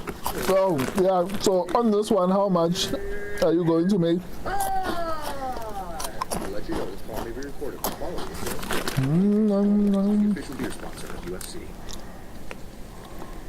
Here in Las Vegas, the UFC stages International Fight Week. It's always a big deal. That's turned up a notch this year, featuring Conor McGregor's comeback fight because for the first time since 2021.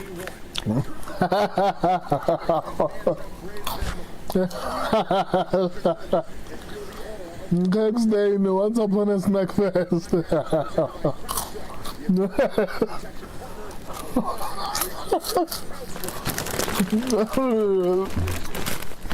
Yeah, and I've been snacking, eh? It's crazy, I've put $20 to win 200. Wow. So what? How good? What are the bets then? Apart from round 2, McKinney versus Green.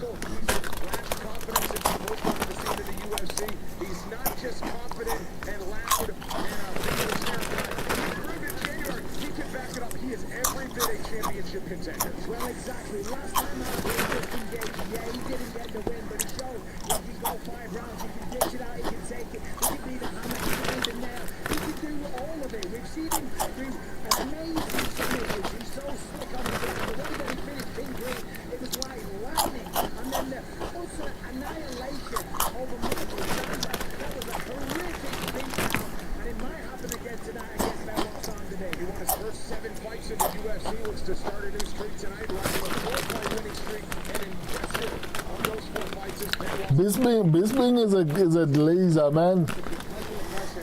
Like before, he wasn't at this point.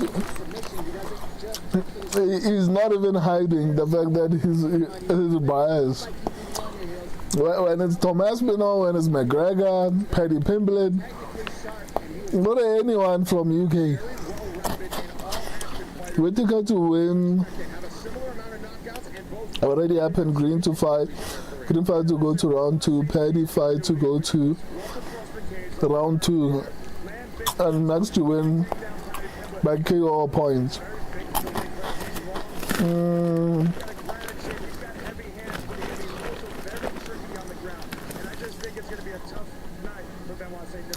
Okay.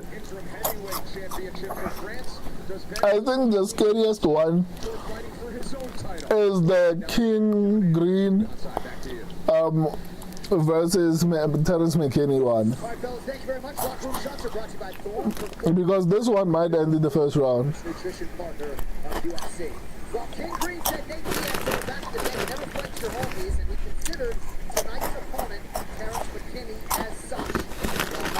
Green is coming from that anyone, anywhere, anytime Boston tonight. The lightweight legend does it again as he makes his 31st UFC appearance against the first-round showstopper McKinney. His last 7 fights have all ended in the opening round. He has the shortest average fight time in UFC lightweight history, and we will all be watching with keen eyes to see who emerges out of this grudge match to kick off the main card tonight. UFC 229 begins in a moment. We are live on Paramount Plus.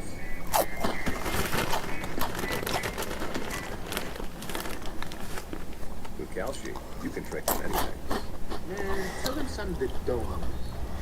Yeah, that's Gary as the dad had the most odds, but I don't know why I had a feeling it might go to round 2. So to put it, it might, but it's unlikely. Bobby Green is kind of chinny.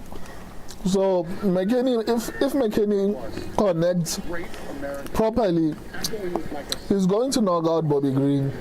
Or Terrence McKinney is going to get tired, and Bobby Green is going to finish him. But if Bobby Green wins, it's probably going to be in the second round. Because in this country, we're loud, we trust.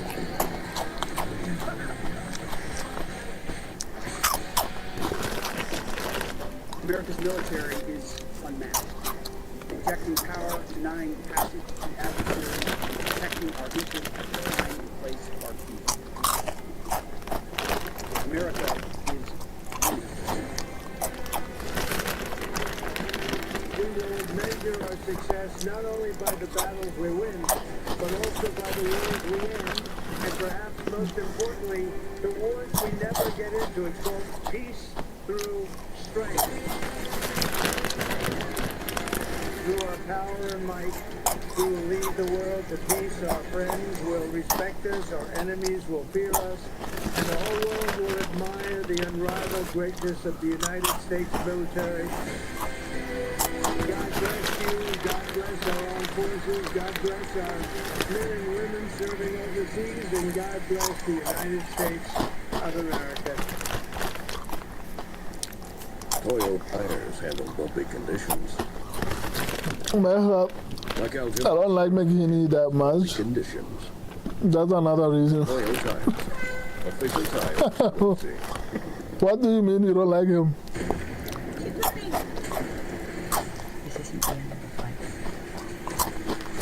You mean as a fighter or him generally?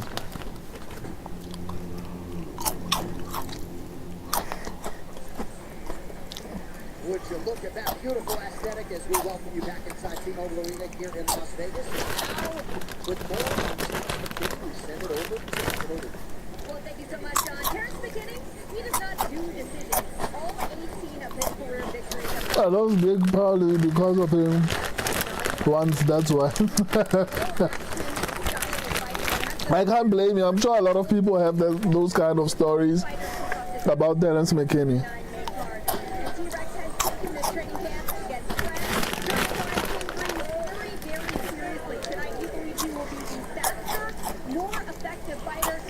I hope he doesn't make it to round 2. What do you mean? Isn't that going to kill your parlay? Thank you very much. Yeah, some of the numbers, Champ, are just crazy on Terrence McKinney. He has seen a set 4 times. I thought you said you hope he doesn't make it to round 2. So you hope he doesn't make it 2 for 2.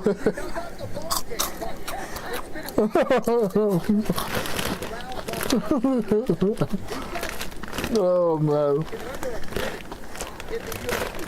7 seconds, 20 seconds, 24 seconds, and 55 seconds.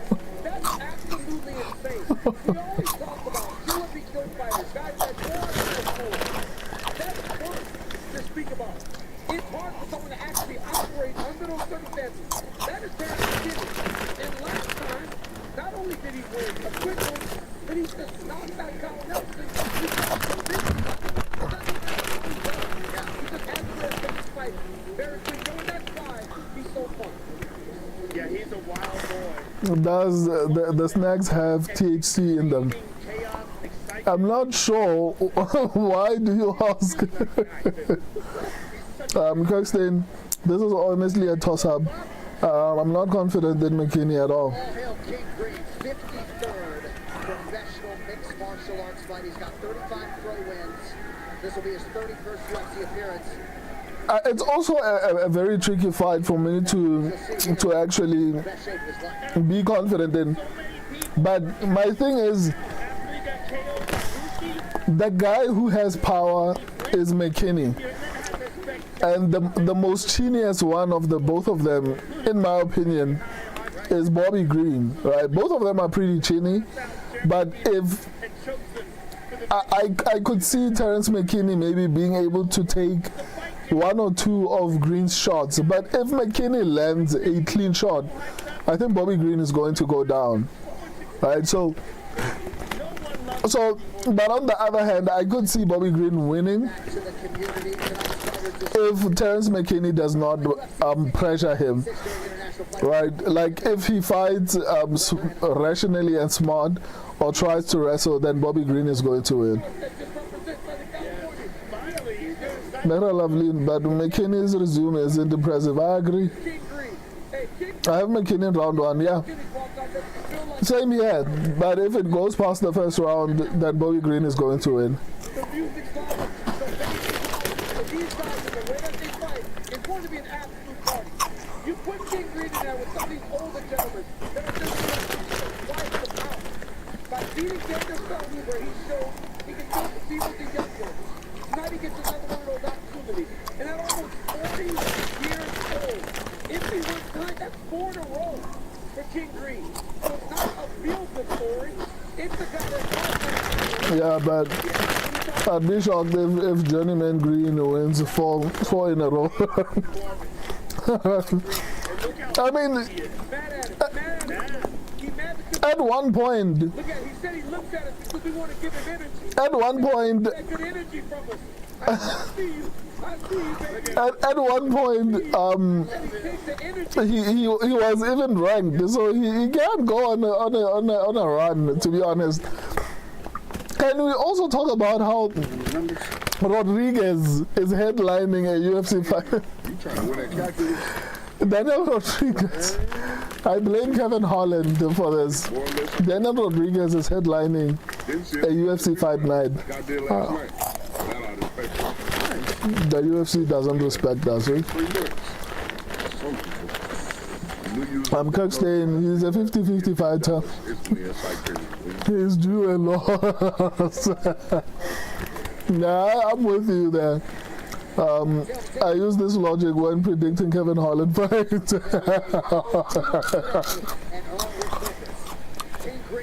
I don't blame you. And I'm sure it works most of the time. But McKinney is a storm that maybe Green can weather. I don't know, man. I think if McKinney lands clean, Bobby Green is going down.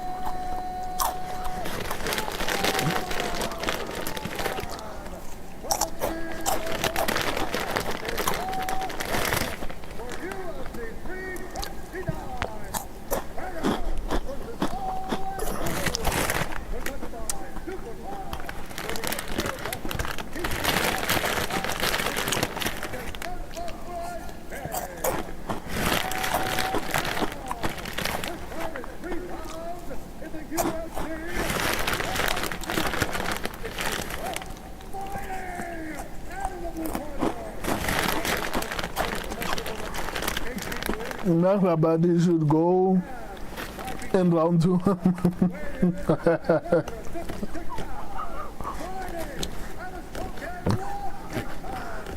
That's so hilarious, man. All you care about is this fight going to the second round.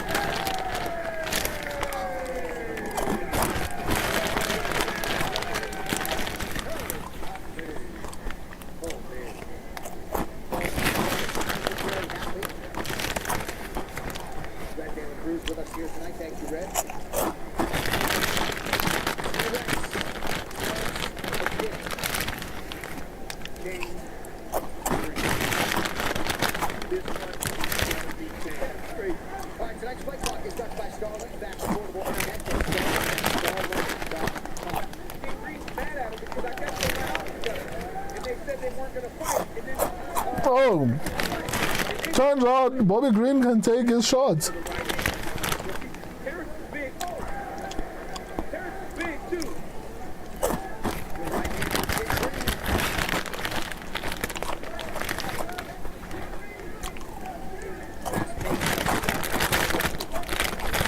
Down. Terrence is trying to take off his head, man.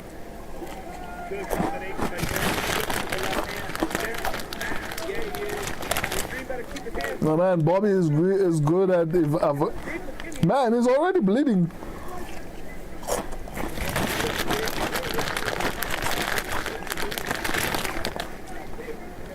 This is not going to the second round, eh?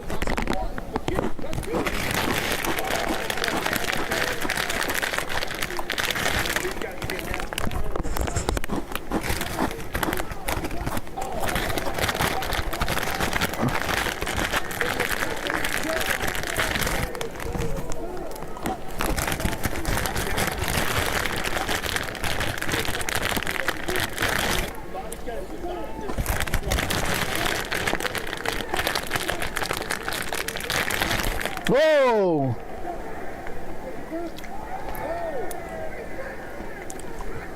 Shut down from McKinney. McKinney looks so good. Oh my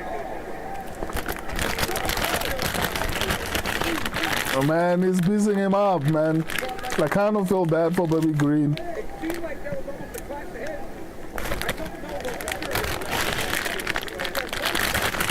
It feels like Bobby Green didn't want this fight. Terrence McKinney wanted it because he knew he can beat him.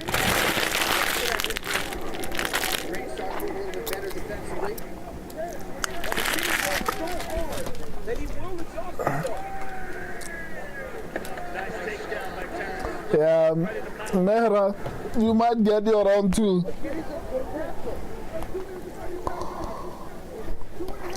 Terrence McKinney is grappling. McKinney's holding his wrist behind his back, too. That's the key. You're real active. Pulled out by McKinney. This is a terrible position for Green. The fight is about to be over. And nothing stopping Terrence McKinney early. Plenty of time with which to work. No, Bobby's in real trouble. nah, it's over, man. Terrence just teeing off on him. He's got full back mount, belly down. Oh, he got the choke. See, he got his wrist free now. Green has to be careful not to let McKinney grab his wrist again. Yep. Keep his wrist. He's got to get out of this position. He's got to keep it moving. Only 1 minute, 90 seconds left, man. They carry Hadley stepping in too. Yeah, referee closing the distance. McKinney working right in front of his corner. Julian Williams. He's got the neck. Oh, he's still to the side though. This is better for Bobby. Yep, it is. This is going to clear his wrist. He's got to fight the hands. Yeah, I mean, He's got to rotate. He's going to take that arm, take it across the other side. being on the back is a lot better than what was happening.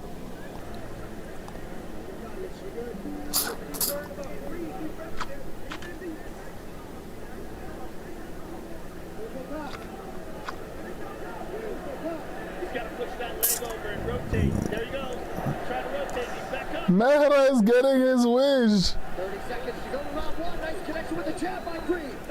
30 seconds. Big uppercut by Terrence. Oh my goodness.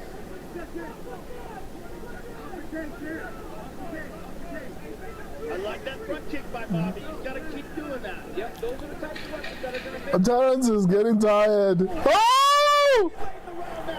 And now McKinney covers up. Could be one shot away. Oh no, what? What's the referee doing? The rally of all rallies. I was going to say Green's going to survive the round, but McKinney does not. I think it started with those front kicks to the body. Yep. I think he heard him back those front kicks to the body that hit him. No! McKinney was tired. Yeah. McKinney emptied the gas trying to finish him, and he got tired. Wow. That's got to Come on, man. I'm sure McKinney was covering up because he was trying to get to the second round. You got savage. He said that. What a savage. Wow. You got me. We want to stare into each other's eyes lovingly. Oh my God. He's so wild. I love him. He's a wild boy, man. What a dog, though. 40 years Tremendous. old. Tremendous. Unbelievable. It was over on so many occasions where he could have backed it in, but he's got so much fight inside of him that he gets up and finishes it. John, he won 25 seconds of that fight. Dude, fights for your money, man. Fights for your money. Tonight's fight replays are brought to you by Monaco, the official canned cocktail of the UFC. 2 shots in every. He's just throws the left hand. Oh, kick to the body there.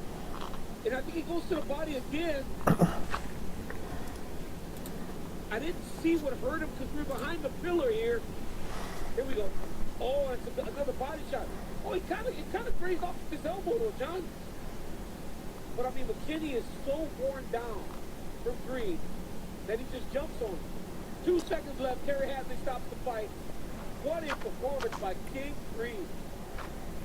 And it looks as though King Green And Terrence McKinney did this bury the hatchet they did embrace, if you are curious. I mean, that is nasty. What a performance by King Green. All right, here's a view from the broadcast booth brought to you by Total Wireless, the official wireless provider of UFC. That was absolutely wild, the way that first round concluded. Disappointment from McKinney. Grill on the other side for King Green in his 53rd pro fight. Gets his 36th pro MMA win. We'll talk to him next. Stay with us. Justin, glad you made it. Got you something. Low on limes. Oh yeah, there's plenty. Should be a good fight. Can't see the TV. Forgotten right. Back in business. Go to work.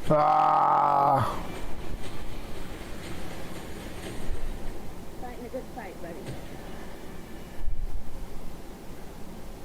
Well, critics and audiences agree Duck Ranch is one of the best shows of the year, starring Cole Hauser, Kelly Riley, Ed Harris, and Annette Bening. It is now officially renewed for season 2.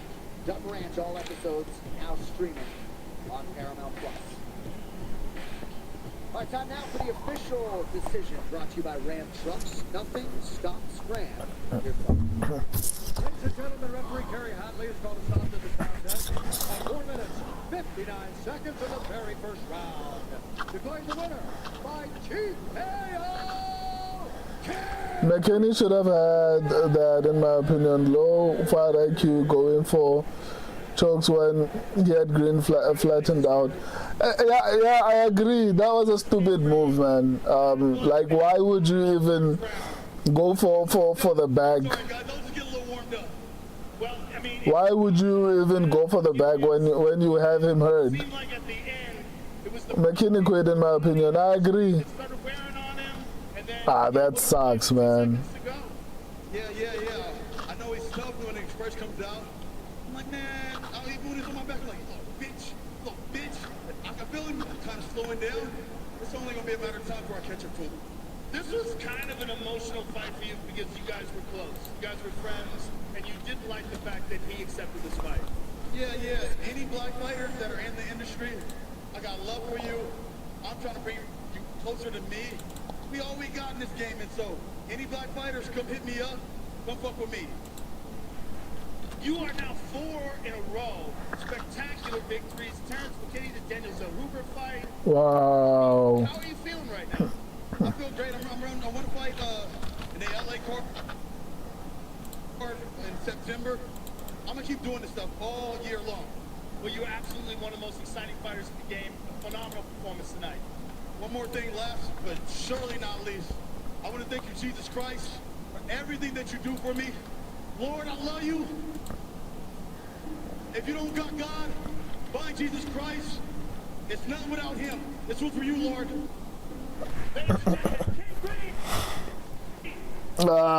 Man. 1 freaking second, bro. The ref stopped it at 4:15. I also don't understand that logic, man. Like, at the very least, let him get to the second round. It's not like he was getting hurt. What if he was just covering up so that, because he knew the fight was about to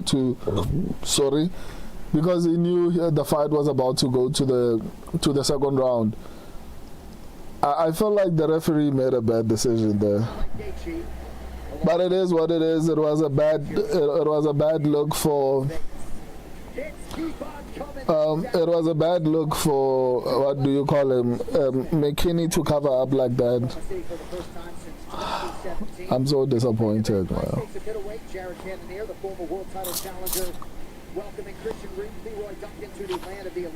Man, my old statistic predictions are actually doing well. Shout out to them. They actually picked Bobby Green, which is honestly impressive. Is wide open, and a big main event in front of the #1 contender, Magomed Ankalaev, the former champ, taking on so title challenger. 1, 2, 3 are basically mine. Around 1-2 is the subscribers. Made me do the extra work. But this one is on a beta test. I don't know if you guys can see the mouse. Now I'm fighting Magomed Ankalaev, another former champion. This is the fight that's going to get me back to the top. I'm sorry, man. Mehra, you almost got it. I want to show the world that I'm a dangerous man. Except Nikita. What do you mean except Nikita?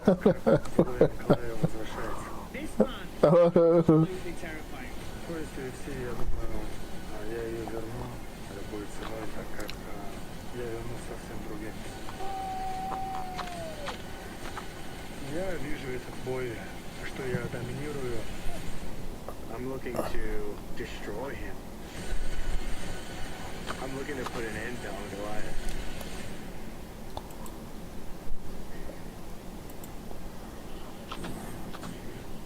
UFC 329, McGregor versus Holloway 2 is brought to you by Cuervo Tequila. For every round, keep it fun.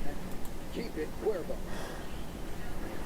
By UFC 6, Redemption or Domination. Play UFC 6 during International Fight Week and get the classic 2013 Conor McGregor and Max Holloway fighter skins. Fight your fight in UFC 6. Mehra, the stats were right all the time except Nikita fight. Yeah, I think they got 2 fights wrong. I can't remember which other one they got right. I mean, I don't know which other one they got wrong. Right back to Vegas with more live action after this.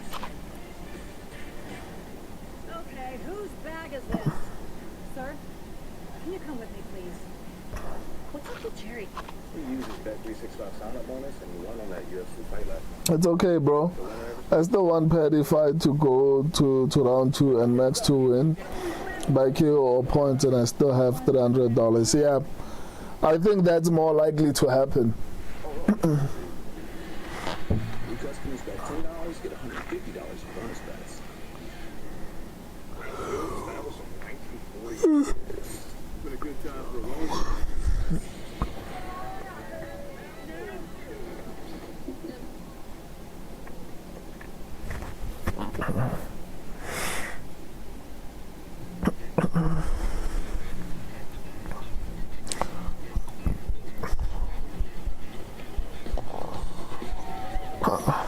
American original. Facing great.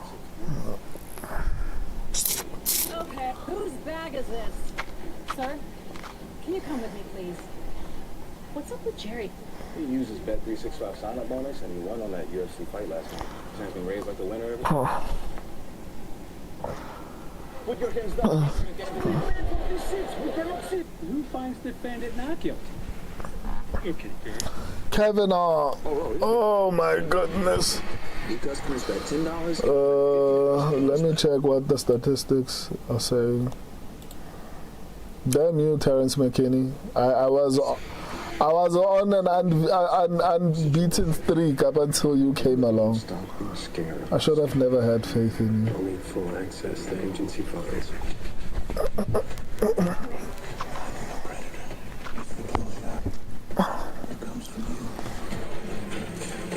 He's rogue. We should take him out.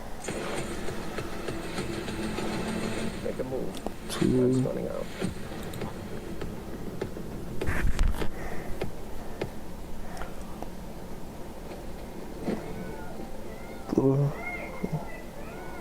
Deep down, 4.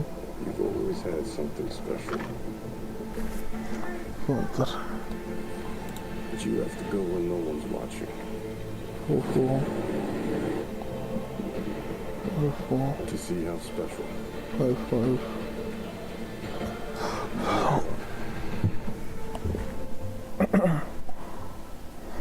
Welcome to Sleeper MMA Pick. Pick your fighter.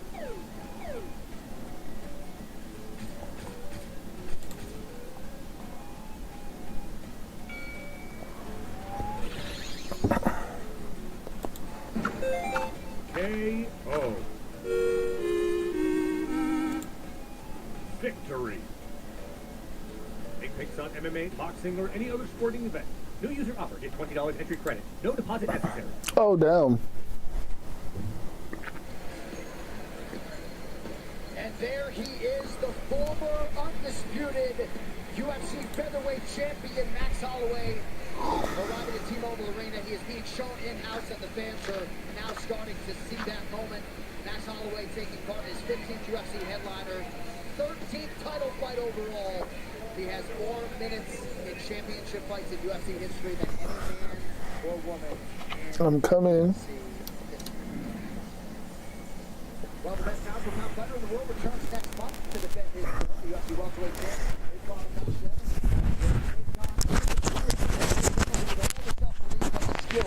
To upset the king. Also, Mackenzie Dern defending her strawweight title against Jillian in the co-main event. You can watch UFC 330 on Paramount Plus. Go to UFC.com/watch if you are outside the U.S.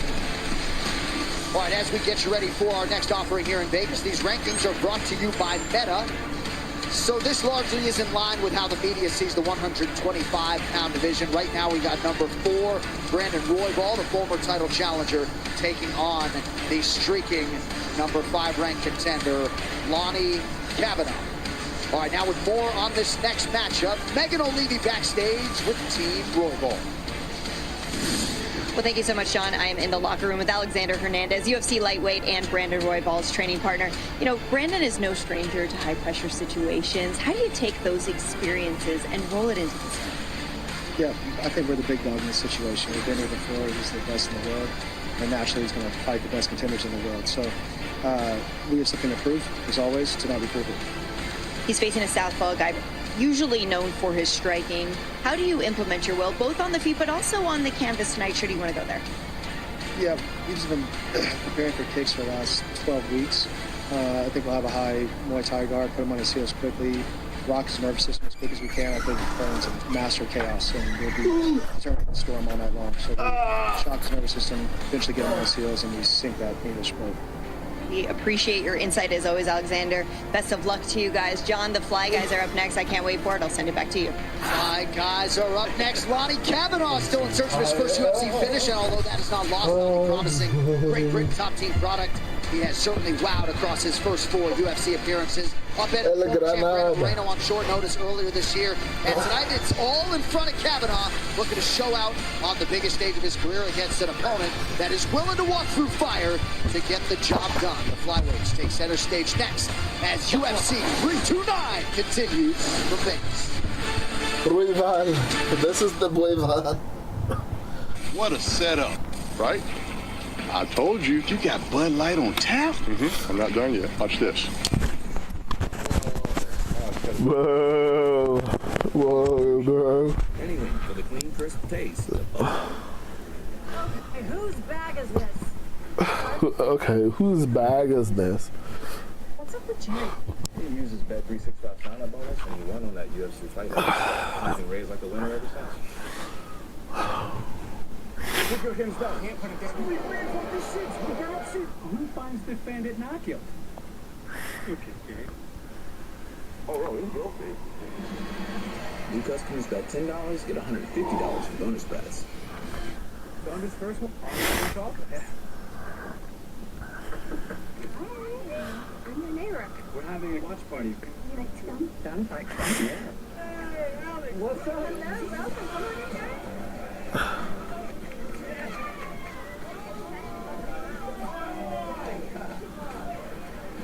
Unlimited home internet that keeps everyone connected.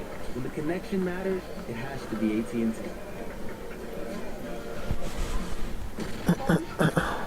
What is happening? I think our neighborhood has moved. Oh my God, run! We're in the house. What are we gonna do? We're gonna survive. What about the people who are out there getting eaten?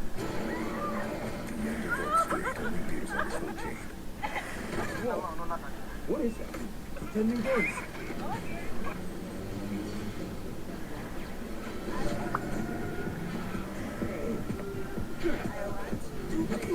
You see that? JJ?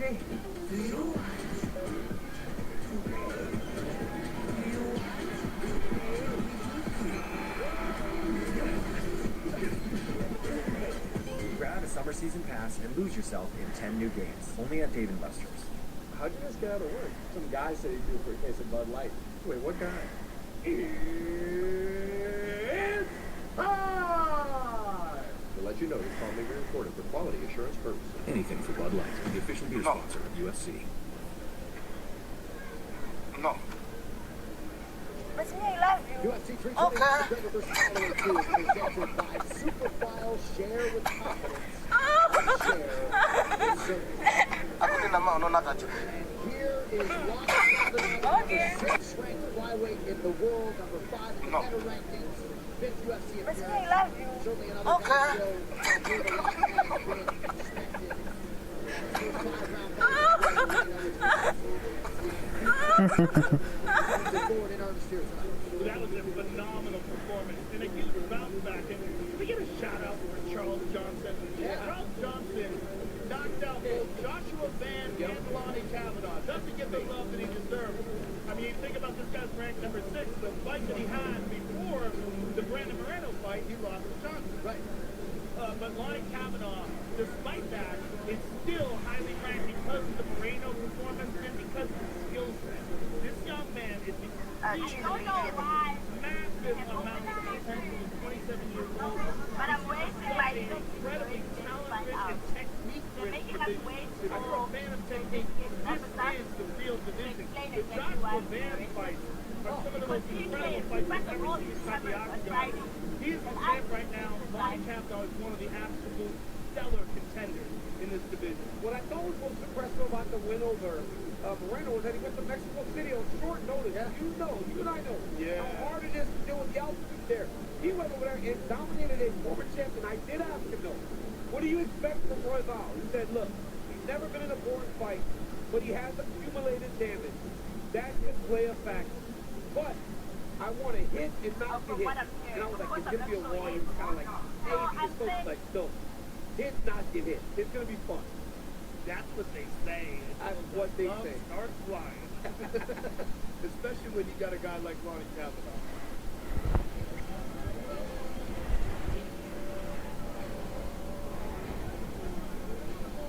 What an absolute soldier, Brandon Royval. Not sure if you guys saw on Embedded. They chronicled some of the charity work that he has been doing, working with kids at the Denver Dream Center. He's been giving back to all these kids. He essentially watched them grow up. So just wanted to acknowledge the human being, Royval. And champ, now we'll see what he has for the highly touted Lonnie Kavanaugh. I mean, there are moments in your career as a young prospect that you have to go through, and you will find yourself fighting guys like Brandon Royval, who has honestly fought every single person inside of the UFC flyweight division.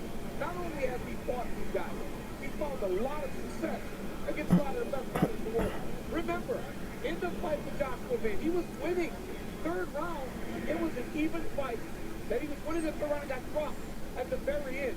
This guy's long, he has great jiu-jitsu, he can do everything inside the octagon. The one thing that he does is length he doesn't always use. If he can do that, he can be a problem for anyone in his division. And Joe, he still believes he has the goods to become a world champion. Well, we'll get Joe's thoughts on the other side, but right now these insights brought to you by UFC Insights Engine, built with IBM Watson X. So how about this? Brandon Royval has 5 wins as an underdog, tied for the most underdog wins at flyweight alongside the former champions Brandon Moreno and Davison and Figueredo. Big things for the Fly Guys coming up next. Stay with us at UFC 329. On Saturdays, I'm locked in. Food ready, friends over, and the fight on. But before the first punch, I always open up the DraftKings Predictions app. There I can check the markets, analyze the matchups, and make my pick. With fight winners from the main card to the undercard, you can do it all on DraftKings Predictions. Now available in California, Florida, Texas, and more. This week, new DraftKings customers can get this exclusive offer. Just download the DraftKings Predictions app and use the promo code PREDICT when you sign up.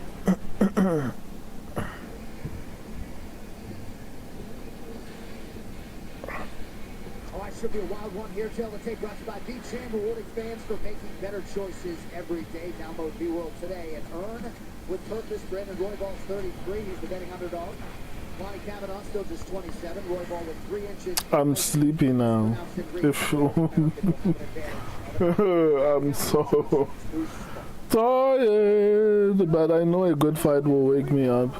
In the UFC flyweight division, introducing first, fighting out of the blue corner, of the martial artist, holding the best of the world, and with Holloway, he stands 5 feet 6 inches tall, weighing in at 126 pounds, fighting out of London, England, presenting the number 6 ranked UFC flyweight contender in the world,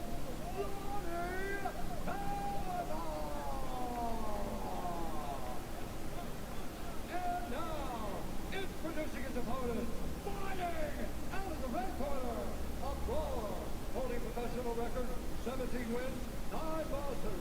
He stands 5 feet 9 inches tall, weighing in at 125 pounds, fighting out of Denver, Colorado, presenting the number 4 ranked UFC flyweight contender in the world, Brandon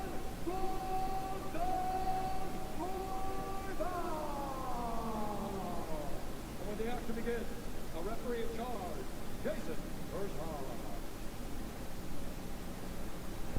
Final assignment of the night, Jason Herzog. Christian Clare is with us in Vegas.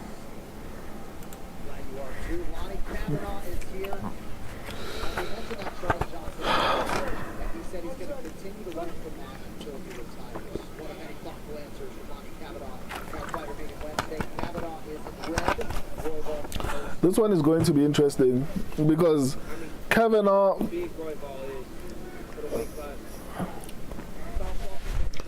is a talented striker, and Royval apparently says he wasn't his best against the Joshua Van. He was hurt or something like that. But the way he's fighting, it seems like he learned a lot from fighting Joshua Van. It seems like his approach is a little bit different. Alexander Hernandez called him a master of chaos. Yeah, that's a great description because he fights at such a high, chaotic pace. But he does get close to guys and doesn't use those natural advantages he has in length of reach. Well, some of the best fighters you've ever seen inside the octagon are tall guys, and they kick you. They throw body kicks, long kicks from the front. John Jones, one of those guys. He's a master of fighting with his range. Royval has that ability. Look at the size difference between him and Kavanaugh. Well, go to crypto.com today and join 150 million people around the world trading Bitcoin, CRO, and any more. Crypto.com. Good high kick by Royval. And this is good. This is good for Royval. Fighting behind the jab. When it gets bait, because right here, he can hit Kavanaugh, and Kavanaugh can't reach him.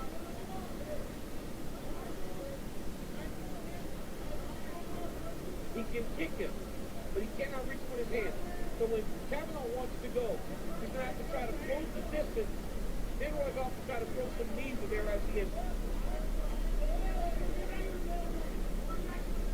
And Royval walks around like 37, 38, so I asked him about bantamweight, and he feels like this is the division for him. He weighs 137 pounds out of him. Wow, that's not big at all. Coach Dean Thomas, your mic is hot.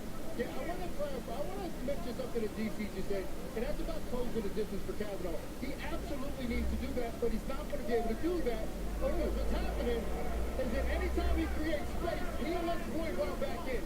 He'll back Royval up, but then he'll stop, and Royval will be able to get back into his spot again. If he wants to close the distance, once he backs Royval up, he's got to take advantage of that space. Royval off to an outstanding start as the plus 180 underdog. That's the second time he's caught that body kick. It's because Kavanaugh's throwing that kick without putting something in front of it. Royval always fights at such a tremendous pace. And we're seeing that here again tonight. Nice shot to the body by Lonnie.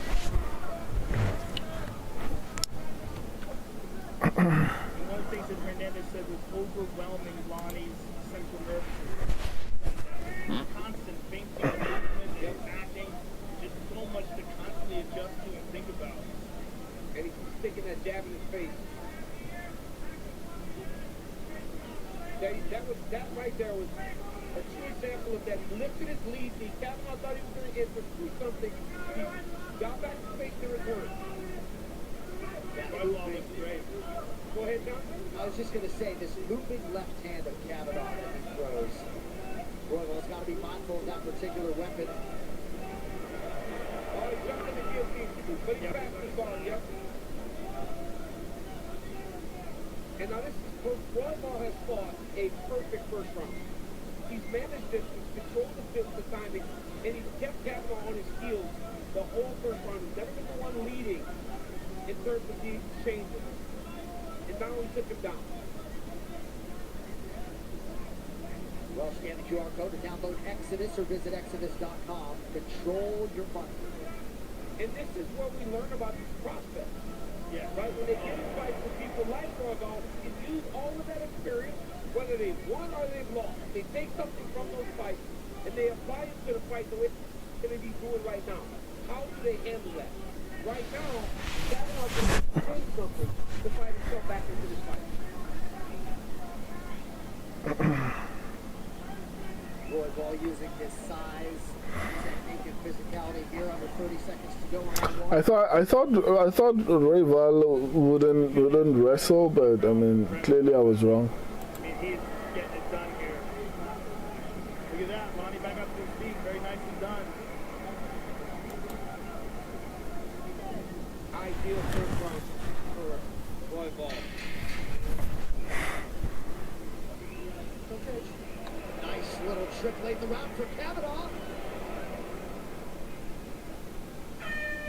Royval likely takes round one, but perhaps Kavanaugh will be hurt in round two. And Shorts next on Paramount Plus. Sir, you call him Wilkerson, sir. Adjustments we have to make. Guys say you need to taste of Bud Light. Wait, what kind?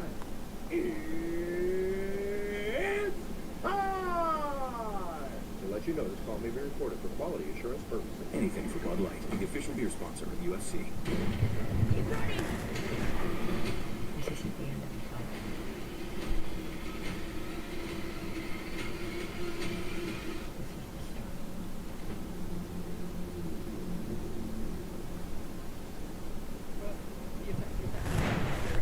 You have bad ground. You saw that already. And you got easy enough. Yeah? Wait.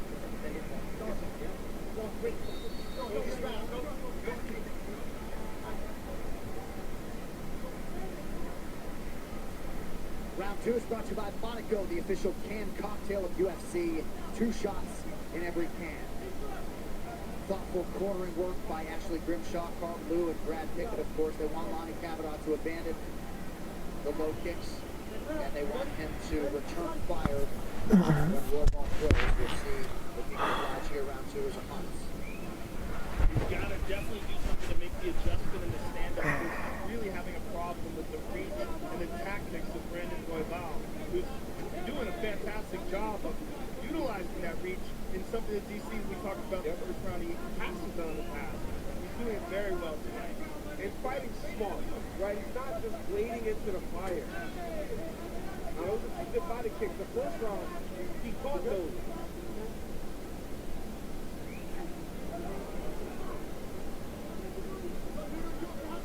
I mean, Royval gets inadvertently fouled and gets right back on the gas immediately. Royval did find success in the first round, though, because he had Kavanaugh backing up. He's got to get him back to his heels. Good kick to the body by Kavanaugh. At this distance, those are the weapons that he needs. I know his coach is saying abandon the kicks, but I think at this distance, that's what he needs. Oh! Stop! He hurt it bad. Oh, my goodness. Oh, my God. Royval trying to get out of harm's way. Nice shot using the hips by Royval. He's still hurt bad. Oh, my goodness. How is Royval still here? Man, Royval is doing. I think Kavanaugh should have just let him stand up, man. Ability in his foot and his hips and legs to get that left leg over the top of the shoulder. Royval staying offensive despite getting rocked a moment ago. He adjusted it and he's down below the ankle, which is where he wants to be. He wants to really grab a hold of that shin bone and drag that foot across the face of Lonnie Kavanaugh and then shift his weight and his hip. He lost it. Great desperation by Roybal. He's up.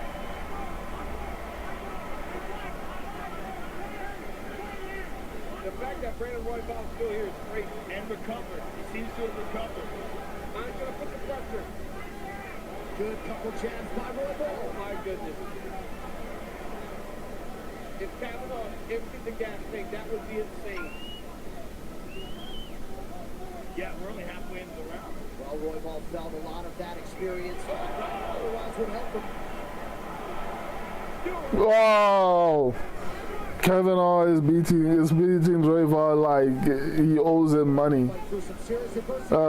Kexton, why do I always do so dog shit on pay-per-view, man? I'm with you right there, man. I'm with you, but I mean, Kavanaugh seems like he's coming back.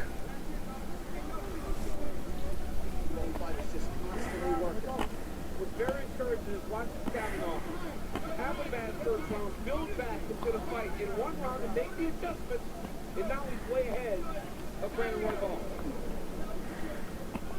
Damn. Yeah, his success in the second round is different because he had Roybal in real trouble.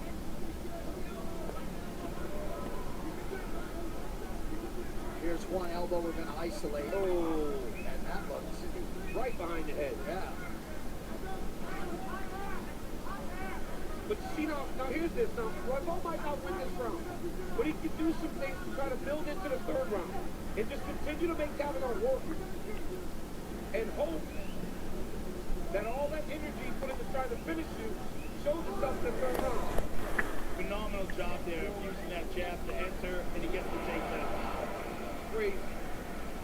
Just so relentless. Brandon Roybal trying to work his way back into a challenging round under a minute to go, round two. Well, Roybal is used to surviving and exchanges like this. He's had so many fights that have gone just this way. So wild, back and forth. The pressure is crazy by Roybal. This is crazy. I mean, this pressure is crazy. Pace is insane. Crazy pace. And remember, Roybal fought this pace against the champion Joshua Bench. Yes. And he fought this pace with Pantoja. He literally gave his back to fight the hands to try to straight. Oh. Beautiful combination by Kavanaugh late in the round. This fight is wild. Damn. I'll tell you, there's something special about these McGregor nights. The energy is in the air. Everybody's fighting wild. Our right hand, listen on the left foot. We're just going to extend it on our two and train with the right hand counter, all right? So listen, like an open stance, well, I just want you jabbing, pressing them, and if we throw our two, our high kick follows it. Mostly focus on the high kick there, all right? If we go southpaw, exactly. If we go southpaw, we can bang with them. Right here, you see Kavanaugh with a nice slip and return. Bam, that right hand was nasty. Hurt Roybal bad. I mean, look at that slip and return. That was a perfect counter. It hurt Brandon Roybal bad. Then he jumped on him, landed some nasty ground pound. I mean, these were shots. Some of these were landed so clean. Roybal survived though. Third round. Well, the action continues well after fight night. Catch an all-new episode of About Last Fight tomorrow morning, featuring backstage interviews with the winners from UFC 329 right as they leave the octagon. About Last Fight tomorrow morning on YouTube or wherever you get your podcasts. Well, these are two 5-round fighters, both men in tremendous shape. Should be an epic third round here as long as it lasts. And you can't be connected. Oh! That's exactly what it's supposed to say. Big elbows by Brandon. Oh, and now left hook. Oh! Oh my goodness. This is a crazy fight. Shot from Kavanaugh back to the well with his own jab now. Back and forth we go. What a fight. Guillotine.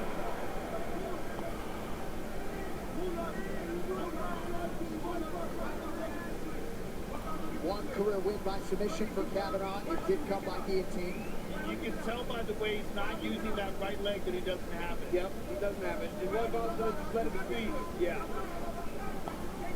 If he had it, he would be putting tremendous pressure down with that right leg to try to secure the submission. And now potentially Royball in a position to do damage. Oh, nice big elbow, big elbow. Oh, nasty.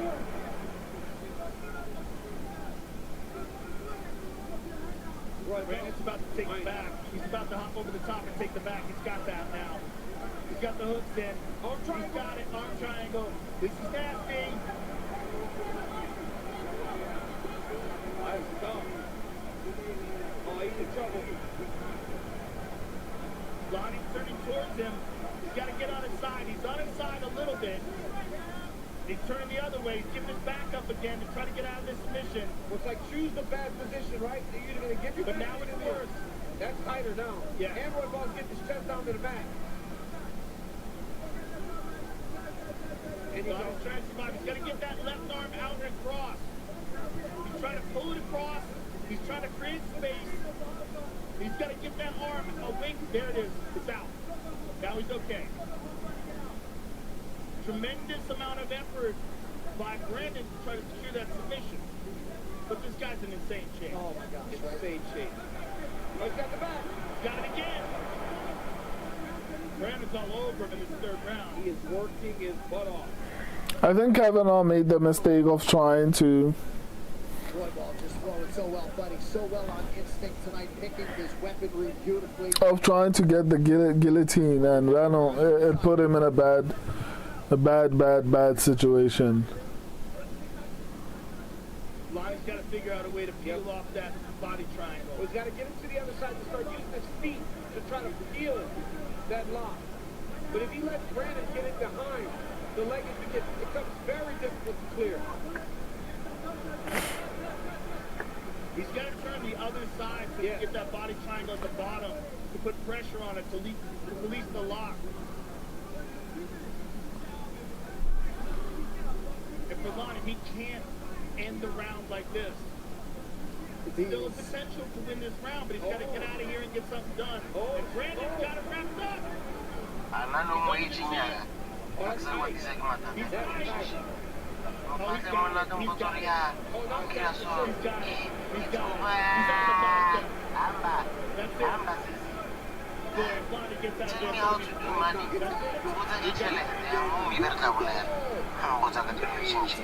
that's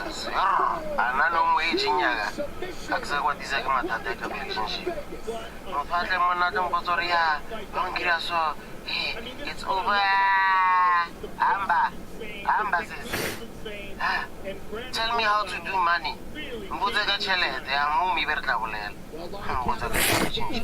Yes,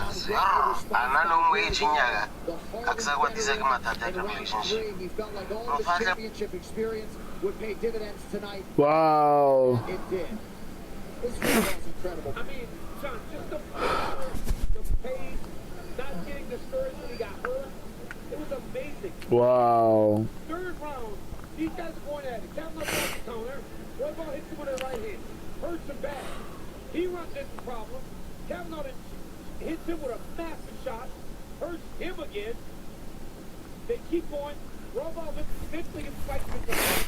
Jumps on the arm triangle. Seems like he's going to finish it. Kavanaugh chooses to go in the opposite direction. Gets away.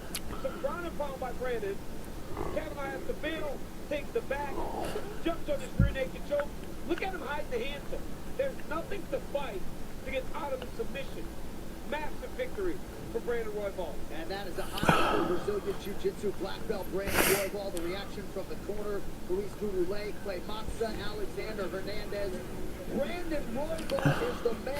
Huge moment for the top flight flyweight contender. We'll talk to him next. It's UFC 329. It is what it is. Like, I'm from Greece. Looking good, Yamio!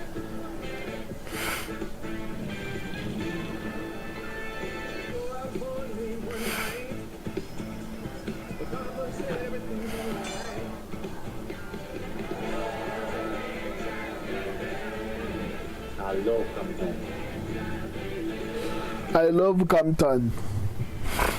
You're done, right? We're back in business. You heard right.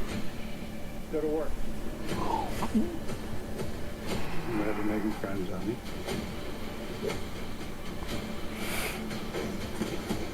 You're every bit as advertised. You're damn right it is.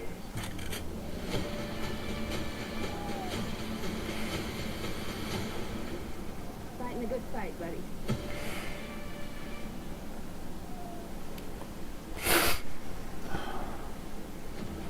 Don't miss the series. Critics are calling action-packed, thrilling, and full of everything you could ask for. Luke Grimes, Stars and Marshals, now streaming on Paramount+. All right, to make this result official, as long as Ted, here's Luke. Ladies and gentlemen, referee Jason Herzog has called a stop to this contest at 3 minutes, 40 seconds of round number 3. Declaring the winner by submission due to a rear naked choke, Brandon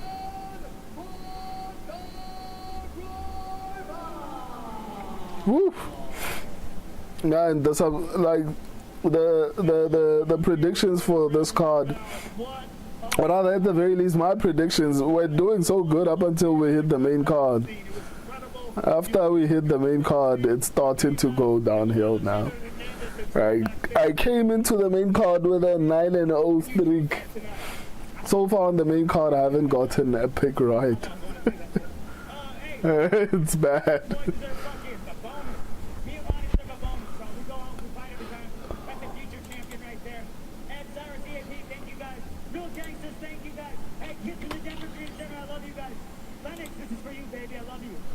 One of the things I love most about this division, it was such a great pace, it was so filled with technique, so much strategy, and again, you had to overcome some adversity in this fight. Yeah, bro, that's chaos, bro.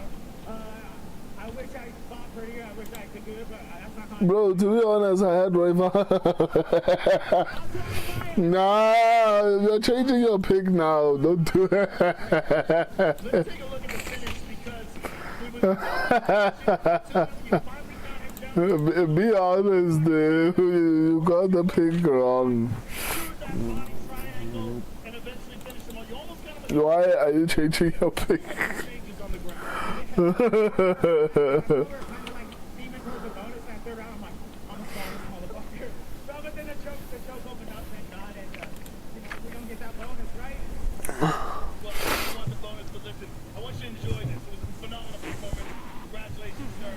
I'm serious, bro.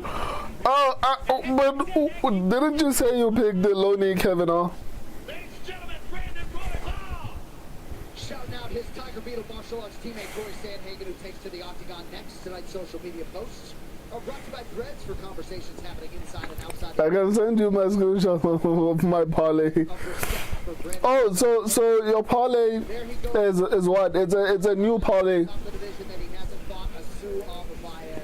You started another parlay.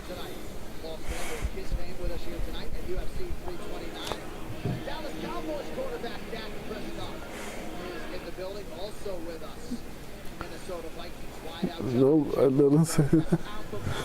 What didn't you say?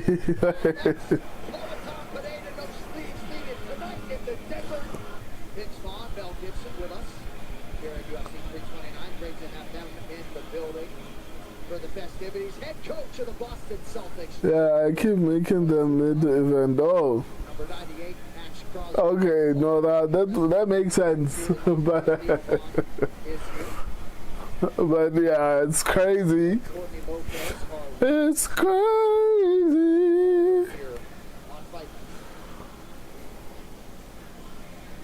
All right, time now to take a look at who will deliver to you with DoorDash, the official on-demand delivery partner of UFC.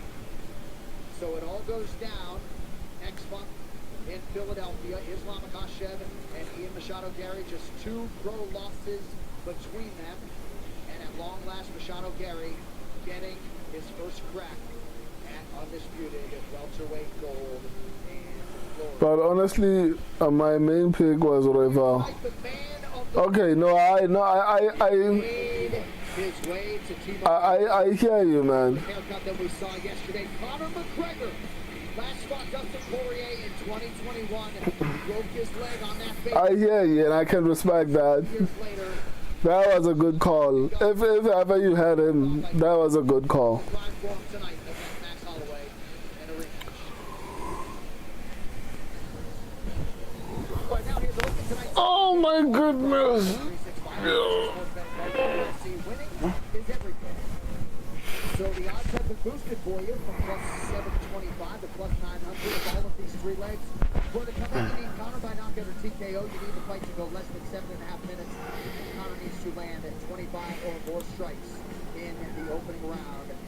That three-legger boosted to plus 900 at bet 365. All right, coming up next, it'll be the first of two rematches.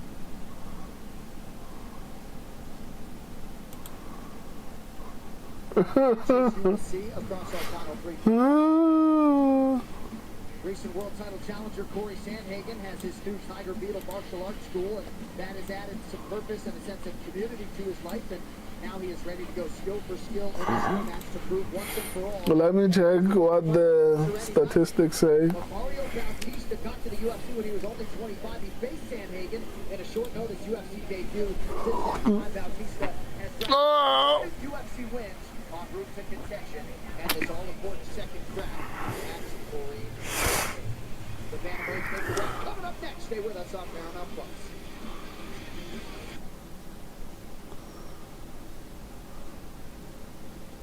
What a setup, right?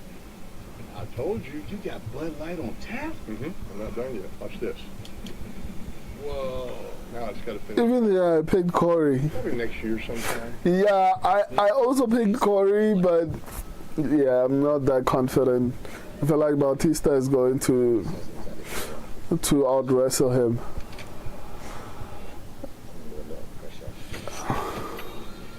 The people that I look for.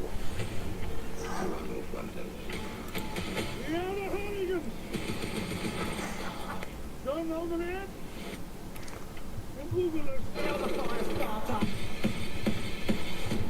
His family is on the brink of civil war. Right for the picking. Evening, boys. True. Like your style.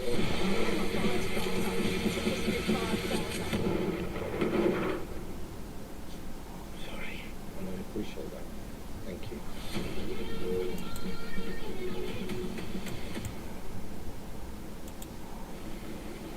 Well, there's a lot of infection in there, Timmy. You're doing really well. Are you feeling anything? Coffee. I don't understand, but this is going very well, huh? Coffee. Coffee? Coffee. Coffee? Coffee? What's coffee? Well, guy, looks like we got us a little seedy situation. Do we want to be the guy who is of liability every time someone sits down? Or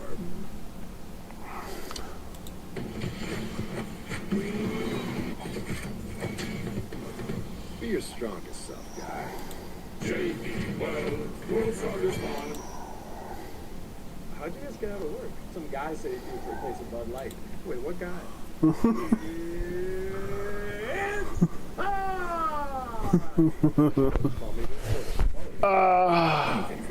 Let me see.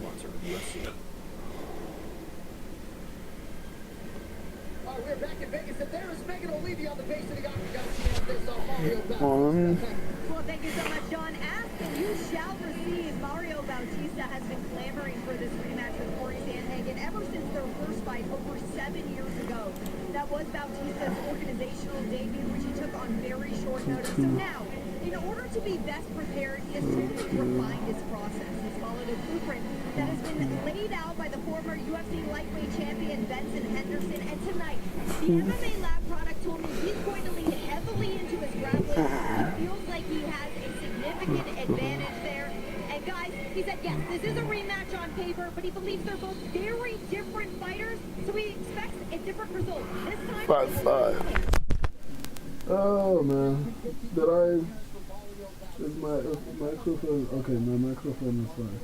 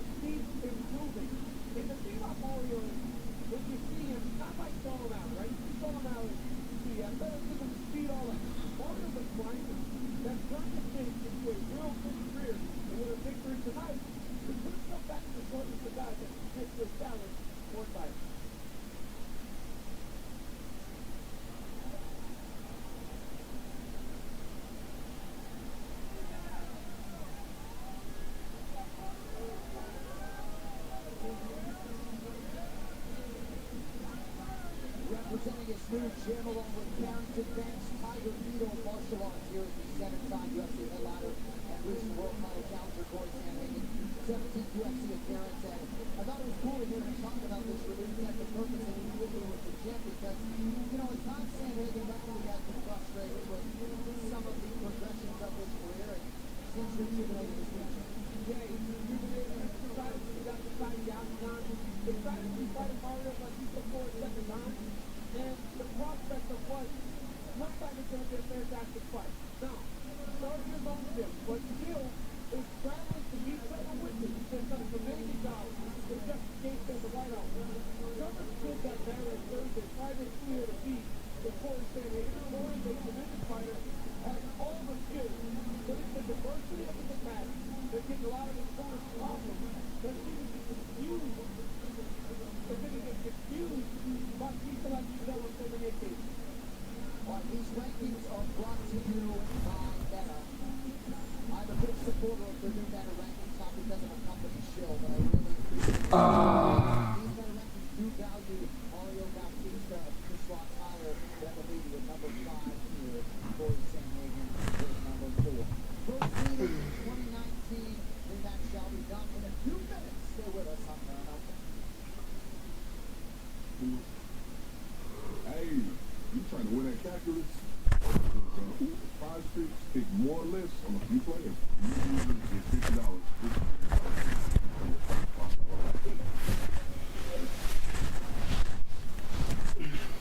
Toyo tires are so friggin' tough. Like the kids do, just so friggin' tough. Toyo tires, official tire of UFC.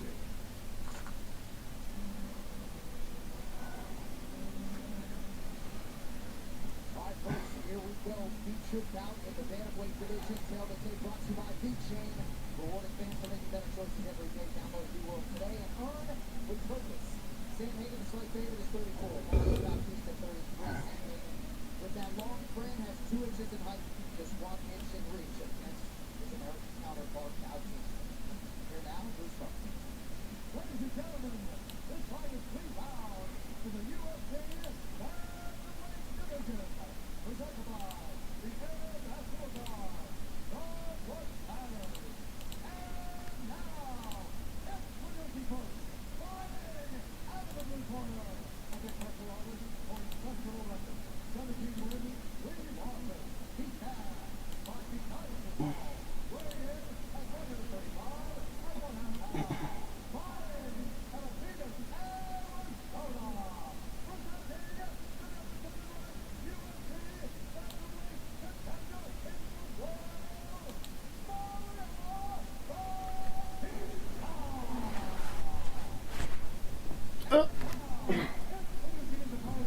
Fighting.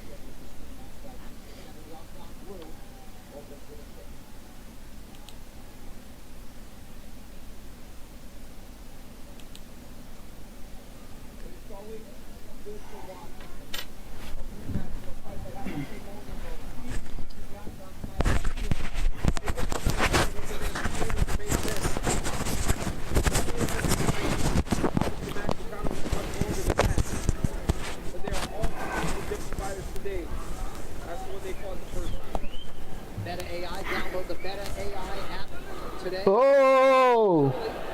Corey caught him with a left hand. He might have hurt him.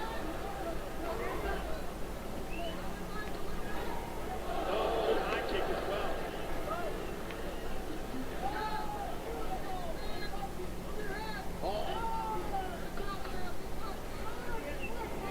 Body lock by Bautista. Look for him to step in front when he gets into the fence. Look at that. See that? Step in front and start to elevate. Nice job by Sanhagen. Yeah, we isolated that left hand. Excuse me, champ.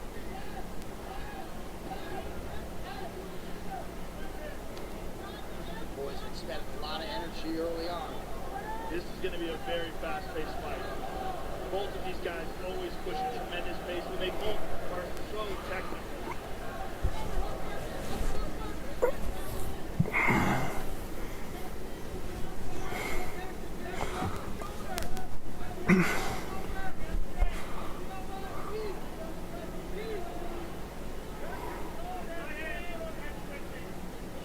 Nice elbow, nice left hook by Sanhagen. Sanhagen is so good, man. He's so smart. Yeah. He's just such a master of the diverse attack. He never knows what's coming and where it's coming from. He's very unpredictable, constantly giving you different looks. Some felt this fight would be won in the transitions, in the scrambles. Two evenly matched guys. This kind of stuff with the constant switching and angles and just to throw that low kick. Even if it didn't take that much damage, right? Just to be able to throw the kick there. Oh, nice right hand. Oh, good exchange. Yeah. Nice right hand to the body by Corey. Oh, another one to the body.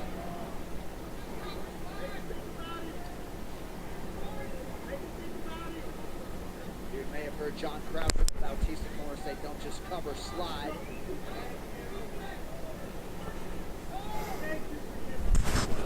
It's just certain movements. Sanhagen's movements are so different. He'll switch hands, hit with a right hand, and then be gone. And he's switching stances and punching at the same time while covering distance. That's so difficult to do. Look right there. The Cuervo Hype Camp brought to you by Cuervo Tequila. For every round, keep it fun, keep it Cuervo. Trevor Whitman, Nice Carrington there. Banks. Nice low kick there by Bautista. That caught him heavy. High low. Oh. Nice left hook there by Bautista. Thank you. Keep your legs under you, Corey. Good eyes. Good eyes. Yes.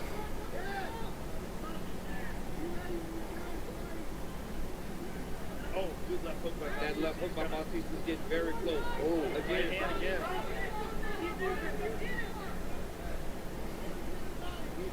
Bautista landing at a 50% clip early. Sanhagen 44% on his significant strikes.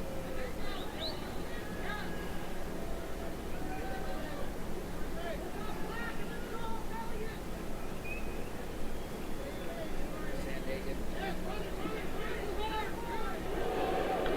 saying by both guys. Nice double change on Batista. Good job by Sandhagen defensively.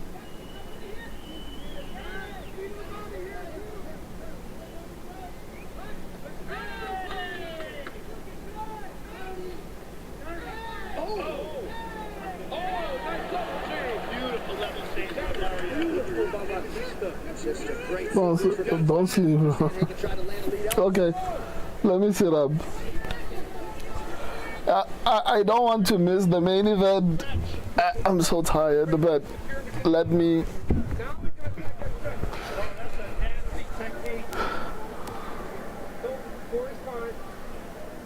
No, he's in bad trouble here. He's all right now.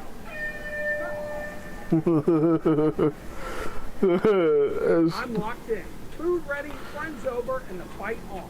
But before the first punch, I always open up the DraftKings Predictions app. There I can check the markets, analyze the matchups, and make my pick. If that's what the main cards to the undercard, you can do it all on DraftKings Predictions. Now, Florida, Texas, and more. This week, new DraftKings customers can get this exclusive offer. Just download the DraftKings Predictions app and use the promo code PREDICT when you sign up. This is Most Wireless. People doing all sorts of things. It's first. I'm so tired now. Clear wireless. I think I didn't sleep enough. It's a power nap. No, like I was on the verge of. I honestly didn't sleep yesterday. I slept during the day and I tried to sleep. Oh, yeah, his leg's gone. His left leg's torn. So he probably has a balloon out knee on his left leg. Oh, Bautista's kicking at it. Yeah, Bautista recognized Sandhagen limping back to his corner. He would be wise to attack that lead leg. It's very unsteady. When he got up, you can see the movement is not there on that left leg. You hear Bautista's corner telling him yeah. his leg is he's hurt. Oh! Well, if you're Bautista, though, you can't overly focus on it, right? You still got to fight your fight. I mean, he can attack that left leg, and he probably can't move out of the way well. Well, he gives him some real good angles. Sandhagen can't follow him because where the real issue is going left to right. When your knees stacked up, you can try to go forward. It's moving side to side laterally. That's the real problem. Yeah. And if he starts getting kicked on it, then it's a real problem. Good counter by Sandhagen after a Bautista elimination. Let us check in with Randy Stein, John Crouciati, and Peza in the corner. Keep that moving, James, baby, yeah! Hey, be ready to crack back! Woo! Keep your head moving, Margo! Keep your foot! Hey! Go right there! Hey, 3-1, 1-3! Bautista slowed down a little bit. Yes, he has. And because Sandhagen cracked him a couple times, he got a little overzealous at the start of that round. Before he cracked him. Sandhagen moving pretty well on that lead leg, all things considered. Yeah, and poor Sandhagen is he's hiding it. Yep, he's hiding it. So if you look at the weight distribution, it's always to the right. And when he moves on the left leg, he stabilizes himself on the right. So he's not really planting and pivoting on that left. Coach Steve Thomas, what do you have? Well, it's very evident that the left leg. Yeah, I think Paddy will go to round 2. Hopefully he doesn't get finished in the first round. I think that's more probable than a lot of the other predictions. Even Max Holloway winning by KO or point seems more realistic than the previous ones. I think the one that I'm mostly concerned about is this particular fight. I think Corey Sandhagen got the first round. The second round is looking kind of dicey for.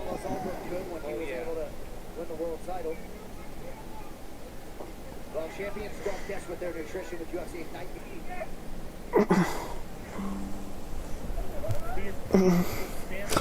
After this fight, I need to go take a stroll. Even though it's late at night. You put that leg at the back. Now you're pushing off your back foot. I can't miss the co-main event and main event because of my horrible sleeping patterns.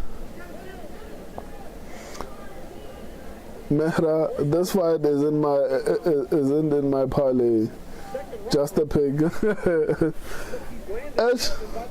but it seems like a lot of us have picked Corey Sandhagen. I don't know if he's doing well, but I know he won the first round.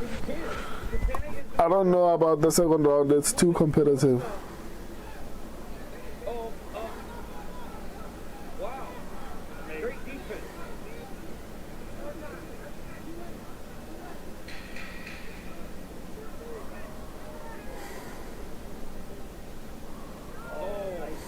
Connection on that right leg by Bautista. Anybody's fight as we hit the third and final round. At this level, nothing is left to chance. When we do have our supplementation approach, what we use has to be tested. Core provides us with the evidence-based product lines that our athletes... I mean, let me update. Just keep defending those shots. Keep your balance on those shots. Since we can't defend hard, keep that balance. Balance, okay? Good eyes, because we're going to have to stand our ground. He's going to be super aggressive, so we have to have a good base. You got this, baby. You won that round. You got this. You got this. Every now and then, pop out. That's at the neck, not at the head. Got me? Sharp eyes, discipline. I'm hitting him. Great job. Everything you got Another here. great round. Stay smart. Best in the world. Yes. Sharp. Stay focused. I got you. I got you. You got this, Corey. Let's go. He's tired. He's tired. Well, there you see Max Holloway getting his hands wrapped. Yeah, no, I'm waiting for this fight to end. I'm going to make something to drink. Yeah, I'll try to do that. Corey Sandhagen, Mario Bautista, rematch 7 years in the making. Sandhagen did tell his corner he's good in regards to his team. Well, I think he knows how to fight with him. He's doing a great job of moving around. So he wants to do the exact same thing he did in round 2. Stand his ground. Oh! Huge left hand to Bautista for Sandhagen. Oh, Mario's all over him. Come on. Sandhagen trying to scramble out. Sandhagen's got Mario's leg. Oh! Sandhagen trained a lot with Ryan Hall. He's phenomenal at leg locks. He put himself in position. Remember, he blew out Davis Figueiredo's leg. Yep, and if anything else, he's at least finding a place to be safe from that finishing sequence. He's very good in this position. You just got to avoid getting punched while he's going after him. He's out now. Nice forward by Bautista as they get back to their feet. Oh my God. I'm assuming Cody won the first 2 rounds, hopefully. Oh no! Bautista might have won the second round and now he's getting the third round. Bautista earned his Brazilian Jiu-Jitsu Black Belt 2022. Watch the back there.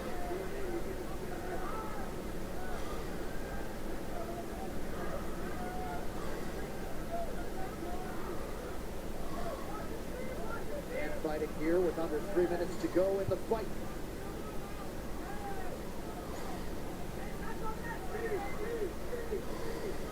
Sandhagen's going to have to get desperate here. Come on, Cody. Bautista corner wanting him to move forward, not backwards. The left hand lands for Bautista.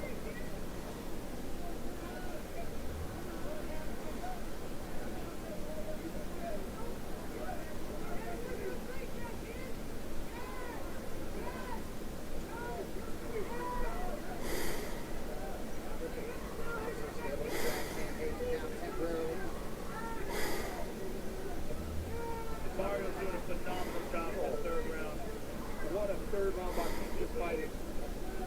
Needed it after a challenging round 2. Redemption or domination play UFC 6 during International Fight Week. And get the class of 2013 McGregor Holloway fighter skins. Fight your fight in UFC 6. Oh, look at this. He can just start pushing that thing up towards his shoulder.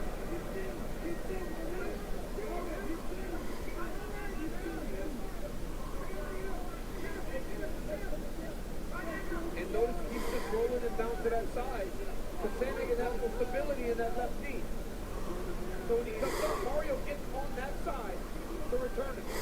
Beautiful job by Bautista. Yeah. Likely some good cornering on that advice from that MMA Lab Power corner by John Crouch. Mario all over him on the ground here in the third and final round. I mean, he just moves to that side.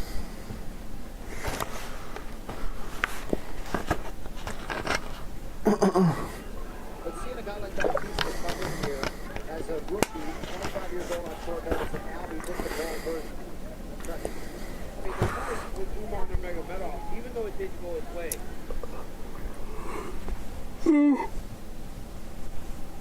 it was physical. I need to go make something to drink because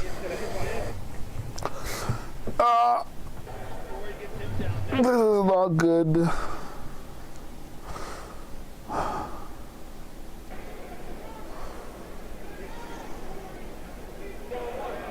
Big elbow by Sandhagen. Oh!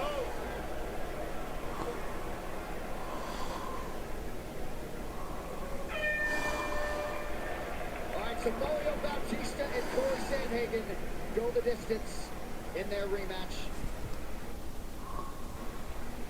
Both fighters raise their hands as if they have done enough. Looks like Mario Bautista might be your winner. We'll get the scorecards coming up next from Vegas. Stay close.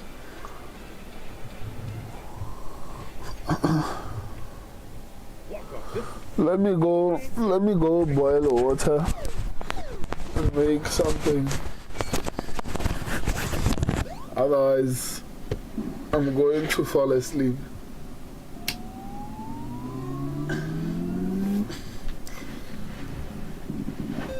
Winner! Victory! Take picks on MMA, boxing, or any other sporting event. New user offer. Get $20 extra credit. No deposit necessary.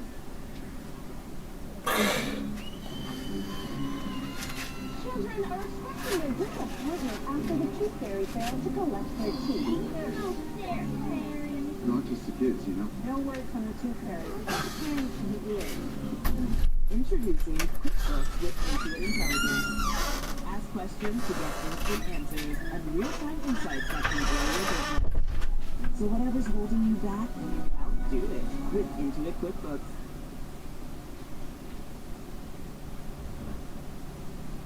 Edgar Berlanga and Stephen Butler collide the super middleweight show. Featuring 200 finishers with 50 combined knockouts, plus undefeated Richardson faces Ricardo Salas in the co-main event Super Boxing 8 with live July 26th from Madison Square Garden, streaming exclusively here on Paramount Plus. Tickets on sale right now at AXS.com. With the decision on this one, here's Bruce Butler. Ladies and gentlemen, after 3 rounds, we go to the judges' scorecards for decision. All 3 judges scored this contest 29-28 to the winner by unanimous decision, Mario Bautista.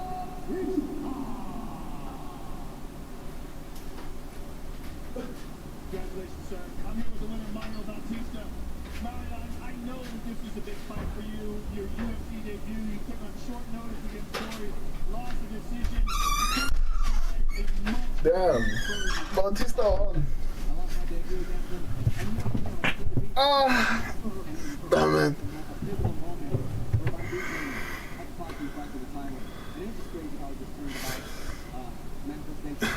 Well, let's take a look at the first round.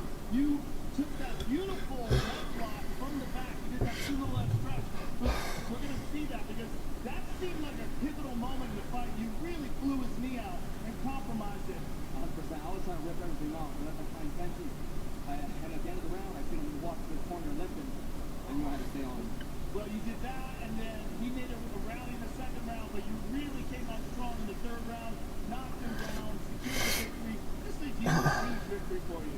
I'll always finish strong in these fights. The third round, that's always going to be my round. And it's a big victory. This guy's only lost the champion. I'm born a title challenger. So I think it's done a lot about myself, and I deserve that next shot, the next title. It certainly does say a lot about you. One of the absolute best in the division. Congratulations, sir. Ladies and gentlemen, Mario Bautista.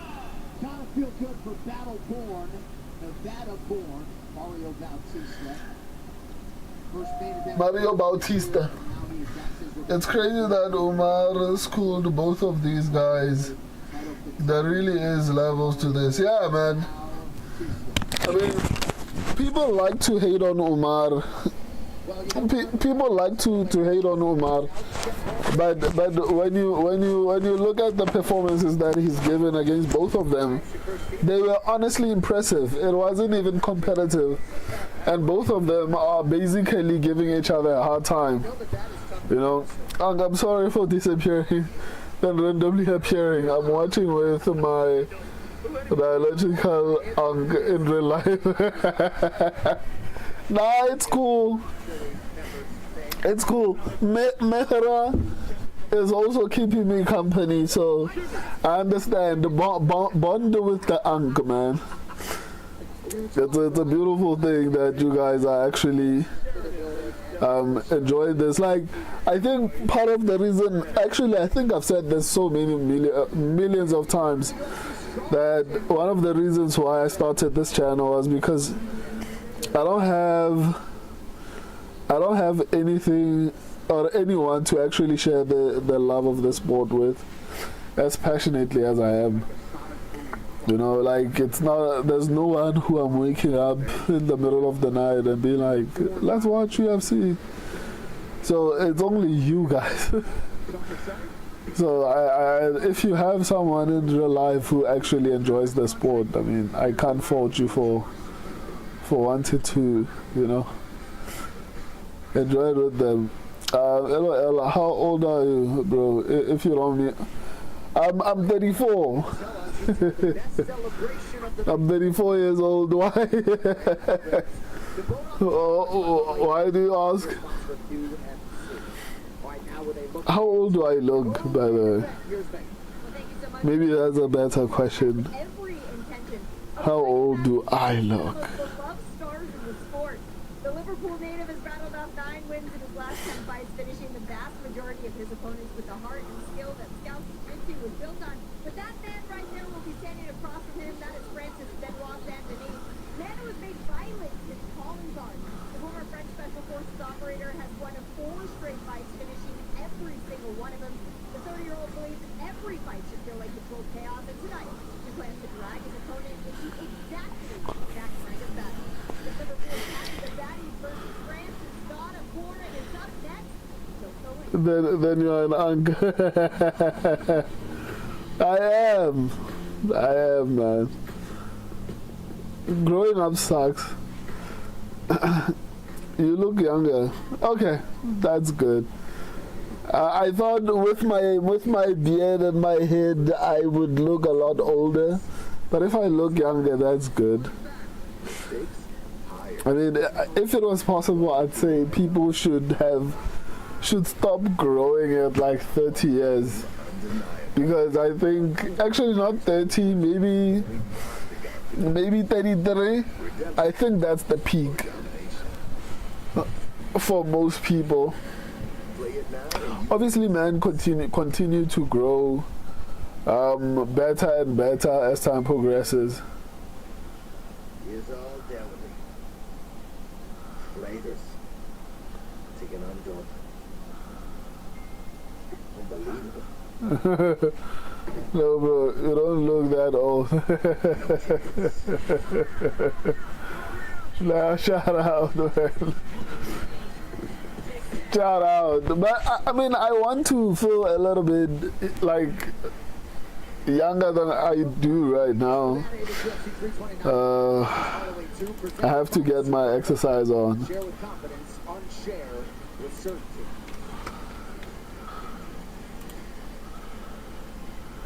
back inside a festive, raucous T-Mobile Arena as we get you primed for the co-main event. These fight odds are brought to you by Bet360, the official sports betting partner of UFC. Winning is everything. Benoit Saint-Denis entrenched as a slight -130 favorite. Matty Pimblett comes back. Let me update this and go and make my tea.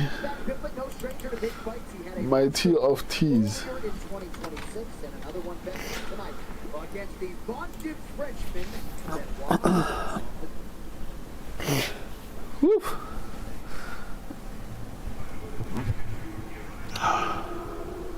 What an absolute scene in Las Vegas, Nevada, as Patrick Pimblett makes the walk. Did you get to see dinosaurs in your time?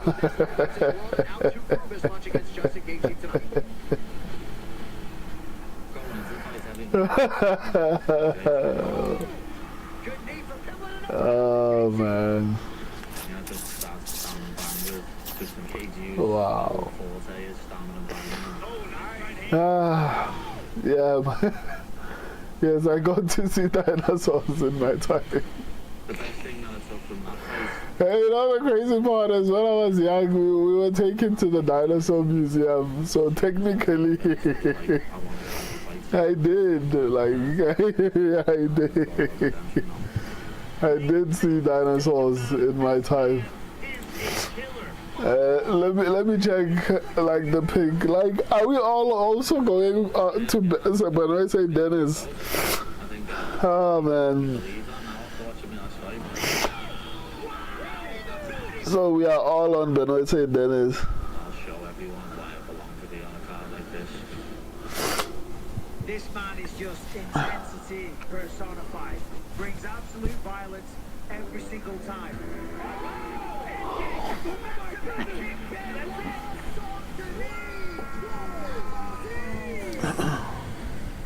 There's so much pressure to be a champion or to be near the belt. But no, I'm enjoying the process. I've learned a lot from my mistakes, and I try to enjoy the moment.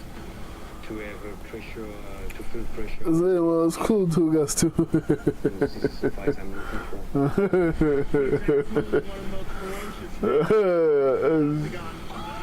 for. Those are good times, man. Being a child is so fun. Being an adult is wild. Like, being an adult is wild, I'm not gonna lie. Expecting to be huge. It's in my DNA, it's the way I'm fighting, it's the way I'm training. I'm really focused and I'm really tough mentally. Pretty Pimblett. Let me actually see. Let's test who is the top. I envision us going at each other like a car crash. When that case was shot. It's a car crash? It's a car crash? It's a car crash, lad. Yeah, bro, I already feel old. I call you. I mean, it's the nature of life. It is what it is, man. I see bloodbath, a war. It is what it is. Yes. Very tough. Oh, man. Enjoy the show. Oh, Snaily, there's Nelly. Oh, Snaily, there's Nelly. Oh.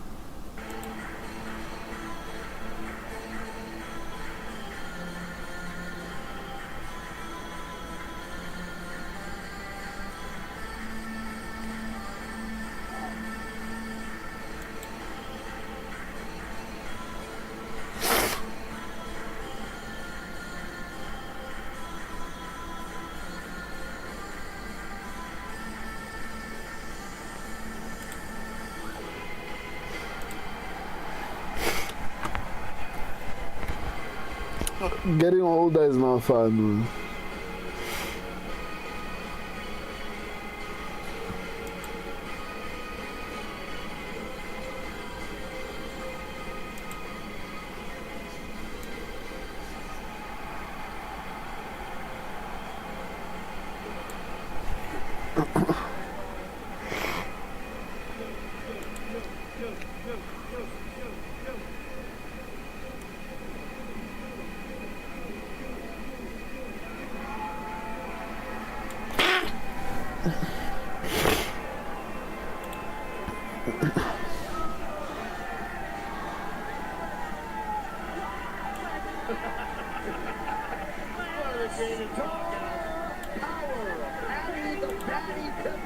Has overtaken Las Vegas. Huge spot for him in the co-main tonight. I mean, his loss to Justin Gaethje has done absolutely nothing to pour water on the flame that is the fame of Patty Pimblett. People love this guy.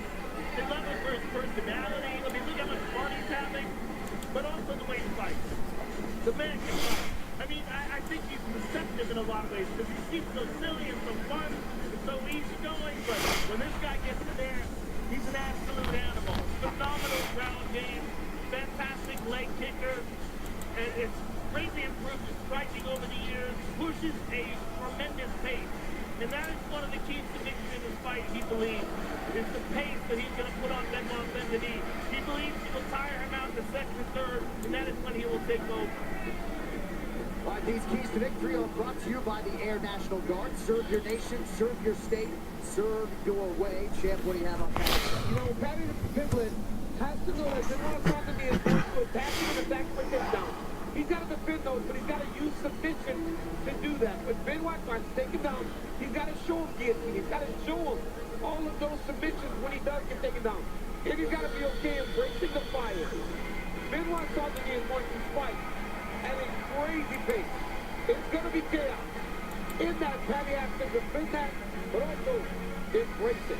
Look, Patty Pimblett is a star, but he also has the ability, and he's massive for the weight class. Look at him go. Look at how people react to this kid, man. It's insane. He's having so much fun. Look at him. You gotta love it. Well, he doesn't need that 5-round cardio tonight, scheduled for just 3 in the co-main event with Benoit Saint-Denis.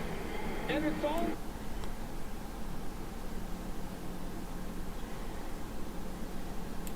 based on his being ready. He's not ready at 1. He turned it on at 23. He took it when he felt it.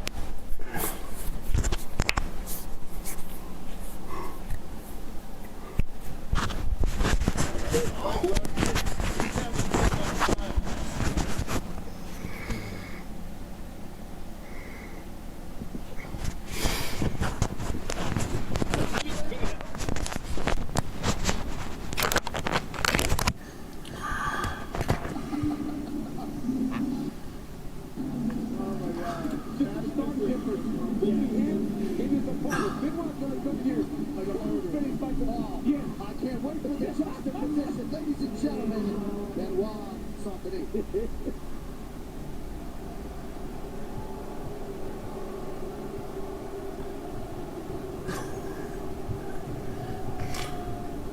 The juxtaposition.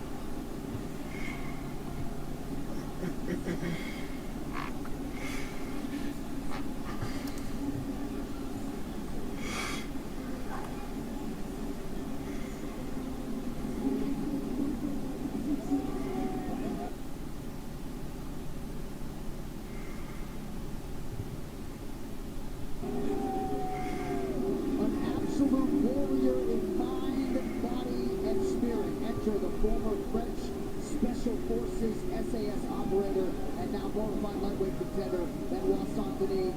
Fell in love with mixed martial arts, never turned back, and ready to present his best version of that. John, it's always great to be an American boy. To beat Prince right now. Yeah. The World Cup teams in the semifinal.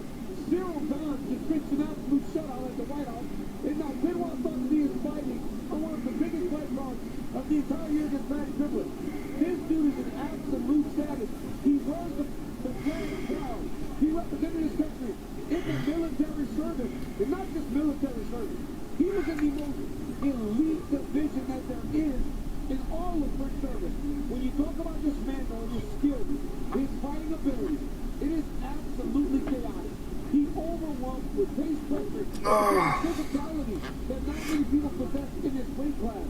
He said, Paddy seems chaotic, but he's not. There's a real pattern to what Paddy does. He said he's going to expose that. Yeah, Saint-Denis with buckets of respect for his counterpart tonight. All right, these keys to victory are brought to you by Super File. Share with confidence, unshare with certainty. Joe, what do you have for us on BSD? Pressure and pace. Benoit Saint-Denis is a violent man. In the way he fights, he gets in your face, closes to distance quickly, and he tries to do damage. And he's got to do that. He's got to be able to close that distance and put that pressure on Paddy. He's also got to be able to dominate these grappling stages. Paddy is a very underappreciated grappler. Very good on the ground and very big in his weight class. We will find out what happens in this fight. We'll find out Saturday night. Can dominate those grappling exchanges. I think that's true. Saint-Denis figures to be as imposing a figure to draw in the lightweight division. Paddy Pimblett's ready. Co-main event coming up next. Okay, who's back? Let me go get my tea.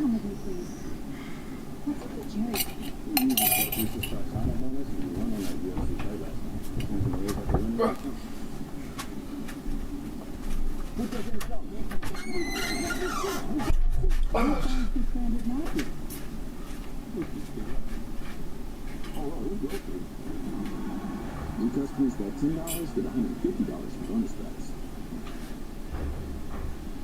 All right, folks, here we go. Tail to tip. For the co-main event is brought to you by Big Jam, rewarding fans for making better choices every day. Download B-World today and earn with purpose. Benoit Saint-Denis, the Saint-Denis favorite is 30. Now you to Paddy Pimblett is 31. 1 inch the gap in height. Both men coming in right at the 156-pound non-title division limit. And both men enter the octagon with my medical boots. Now for introductions.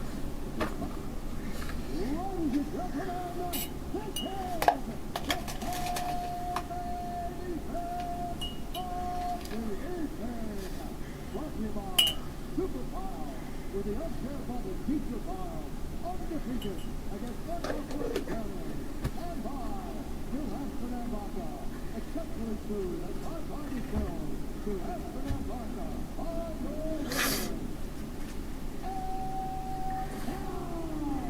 This fight is 3 pounds in the UFC lightweight division. Introducing first, fighting out of the corner.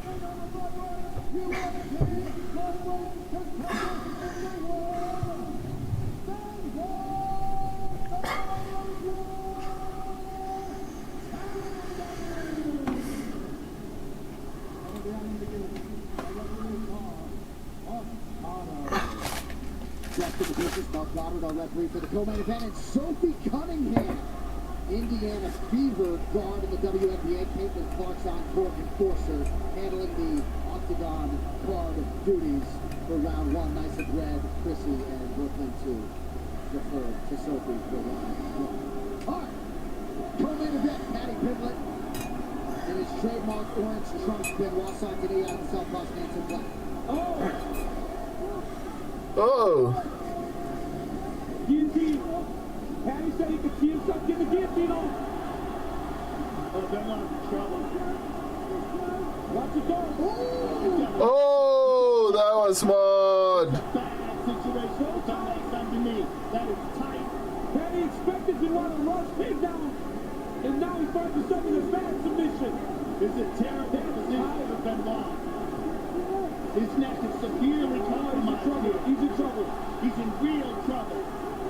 Deep trouble. No! He's gonna go out. He's gonna go out. Look at the position of Patty's legs. Crisscross protect. What? Patty the best. Fantastic. What? Absolutely fantastic.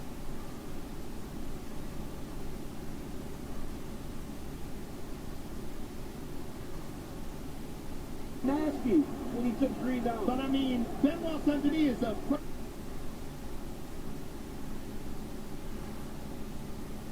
French national Brazilian Jiu-Jitsu champion, a black belt. I'm sorry, man. I'm also shocked. Grappler.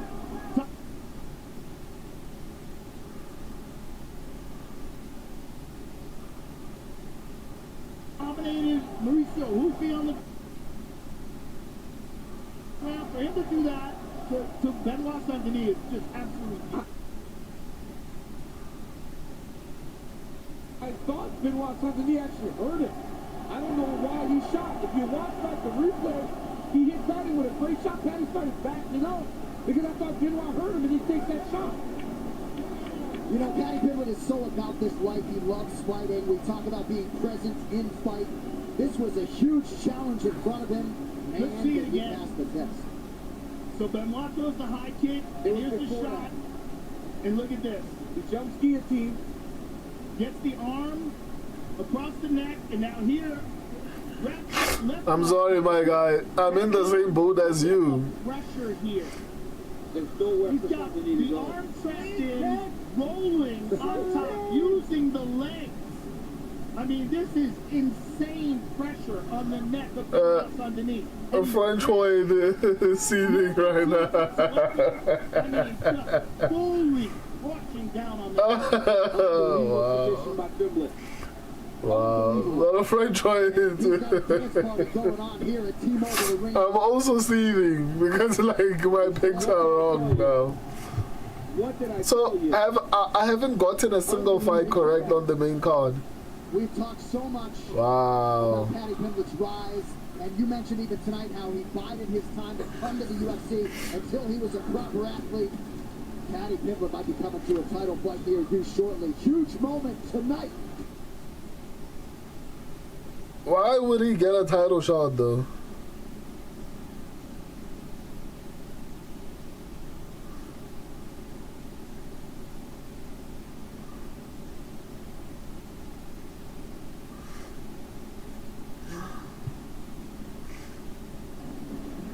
Joe walks the line between duty and home in a new season of Lioness. Starring Zoe Saldana with Morgan Freeman and Nicole Kidman. Taylor Sheridan's ruthless spy thriller makes an explosive return. Don't miss the season 3 premiere of Lioness August 2nd. Only on Paramount Plus. To make this one official, here's Bruce. Ladies and gentlemen, referee Mark Honor is going to stop with this contest at 52 seconds of the very first round. Declaring the winner by submission due to a dog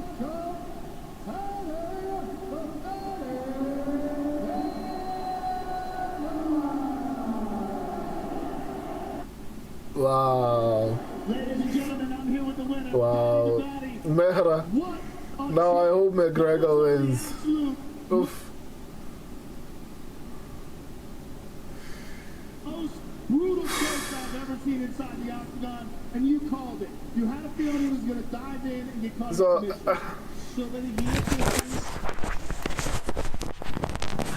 What I mean, I knew he was out. I had to say to Mark, he's out. And we had to check him, you know. Trying to hold on my leg like that. I told everyone all week, he's going to shoot in, he's going to try and grab all, and I'm going to choke his ass unconscious. And my man was face down, eating canvas.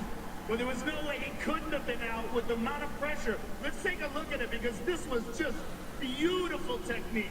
He throws the shoots in, you grab a hold of the neck, transition, get the arm underneath his other arm, and then right from here, yes, he tried to roll, but right from here, this is where it gets so nasty. When you wrap that left leg over the top of his back, and then you rolled with it. He tried to get out of it, you rolled with it again, right here, insane pressure.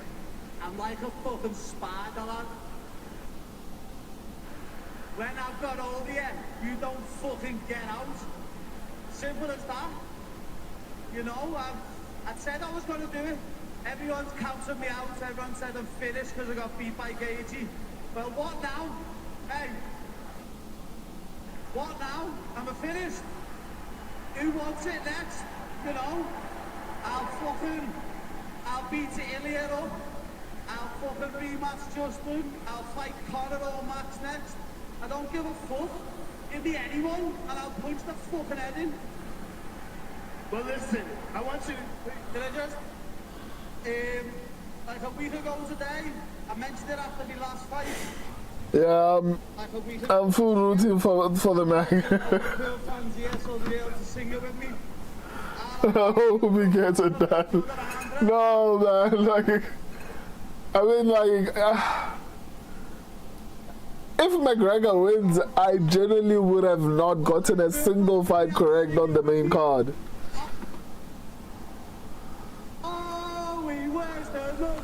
That would be insane. I got every prelim and early prelim correct and flopped all my main card picks.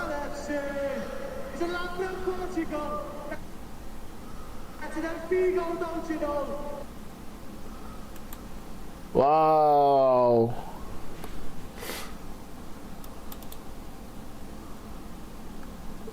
My subscribers and I got this one wrong. Wow. McGregor and Holloway fighter skins fight your fight in UFC 6.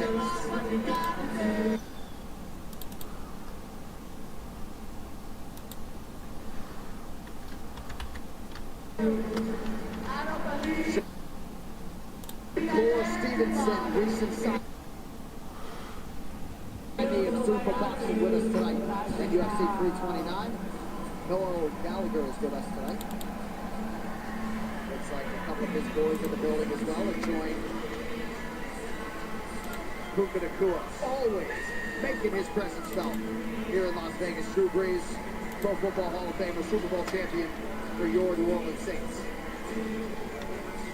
And Diego Lopez, happy to corner his man Alessandro into a win earlier tonight.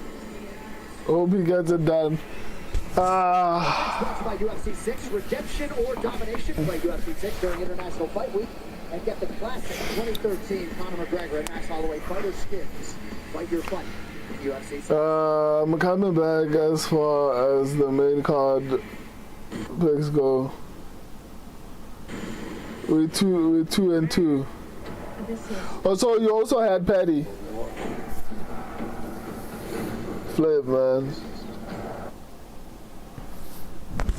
Ah.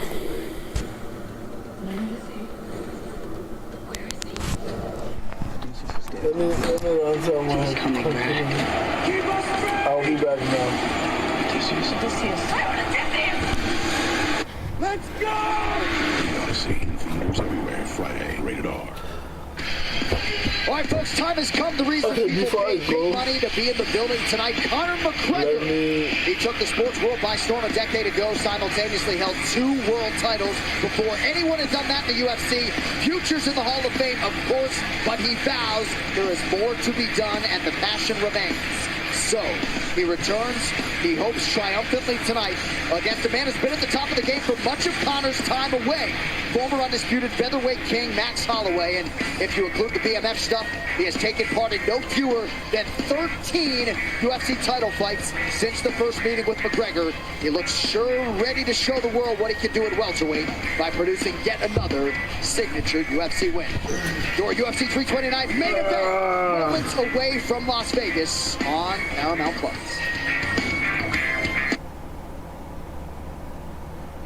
Okay, whose bag is this? Sir, can you come with me, please?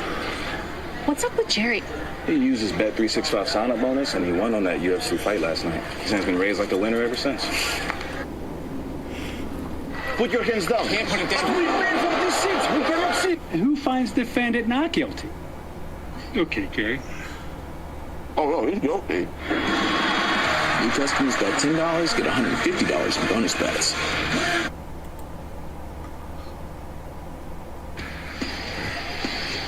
What a week, what a night it has been here in Las Vegas, Nevada, as we have counted it down day by day, hour by hour. I had Holloway,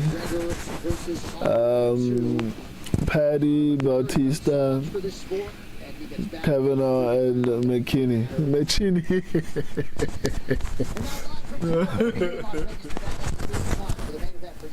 That's crazy. I don't think I'll make it. Let me just wait up until the main. I wanted to go and do something quickly, but I might be more curious though about the returning man in the red corner. Let me just sit here and hopefully finish.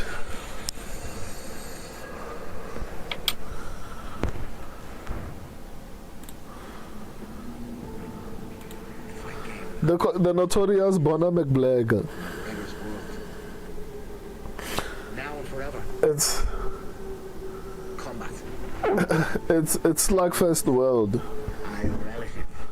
I also relish it. The Slugfest world. Tough and brutal business. I'd be lying if I said it wasn't. The toughest business of all is the fight business. Oh, McGregor hurt his leg. His leg's broken. Oh no! Not everybody even returns from that injury. It is what it is. It's a bit of discomfort. Let me actually check what the statistics are saying. Of your discomfort. If there's a guy that can come back from that injury, this man right here can go and do it. A long road to recovery, but I'm fully recovered. What I'm about to do after such an injury has never been seen before in the sport. The most anticipated return in all of UFC history. Conor McGregor, the biggest star in all of the sport. Etch my name in history one more time. One of the most charismatic and enigmatic fighters in any combat sport. There is only one Conor McGregor. Surprise, surprise, the king is back. Oh! He slapped him! He's the guy that made double champs a thing. But I dreamed into reality. Oh, that looks good. I feel there's so much left for me to conquer in this game. More belts, more accolades, more records. And I'm excited to get in and do it. McGregor is back, folks, and he draws his old foe, the legend, Max Holloway. The first time these two guys fought, they were children. The first time I fought Conor, that was 13 years ago. Conor McGregor with a dominant performance here tonight in Boston against Max Holloway. This kid is still learning and growing, and he's got a huge future ahead of him. After that fight, we had a 2-loss streak. My next fight, if you lose, you probably get your papers going home. And I was like, brother, I'm not going home yet. I got a belt I need to win. Bautista. Cockstein, I'm happy enough with going 2 and 3 if McGregor wins in spectacular fashion. That's what I'm talking about, man. But I don't want McGregor to win. I've already gotten 4 picks wrong. Max said, I'm a gladiator. Gladiators didn't walk around with a scale saying, what do you weigh? Oh! With 1 second to go! This guy's a fighter, man. At this point, he's looking for something big. I think Conor's coming back because he just got something to prove to himself. Yeah, he did some great things, but he didn't really check the box on MMA yet. He has some unfinished business. Unfortunately for him, you got to see me first. Max is my child. When we first competed, I sunned him. I'm going to go in and sun him again. These men are not on my level. It is on me now to go and show that. And that's what I will do. I'm going to show Max. It is... Well, I sunned him. But you've pinched... You're not going to lay a glove on me. It's another world here. But you've pinched McGregor. I'm fixing. Wait. Conor McGregor! Too easy! He wants to come back with a bang, so... KO finish. And I didn't pick McGregor. I'm going to clip your face over and over. Ah, man. The best boxer. Max, I'm going to box you around with my hands down. I'm going to beat Max instead of fashion. I'm going to beat Max in spectacular fashion. This one right here is going to walk out You're victorious. my rat. Unfortunate for Max. What's going to happen? I am taking everything. With no mercy. You're blessed that I chose you. You're blessed that I chose to whoop your ass next. You're blessed. You're blessed that I chose you. You're blessed that I chose.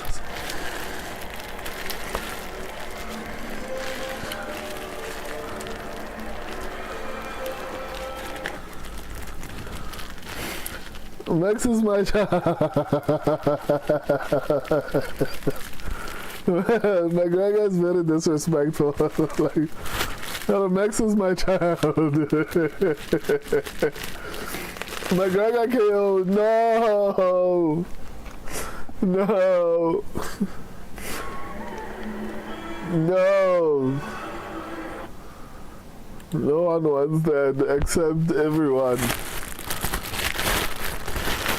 I don't want that. Like, why, guys? Like, I haven't gotten a pick right on the main card, guys. Have mercy.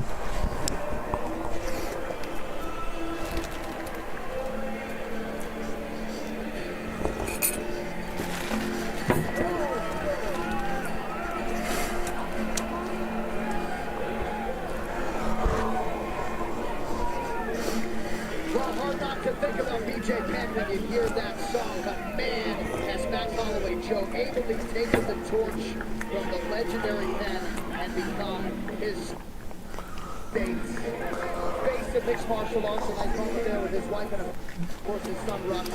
Max Holloway with a huge opportunity to face returning Conor McGregor tonight. I mean, he is one of the all-time greats.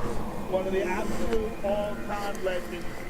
One of the best. Why is Conor Holloway walking out first? He's higher ranked, or we're just using star power now. Fought the best of the best in every weight class he competed in. I mean, he's just a legend and so beloved in Hawaii.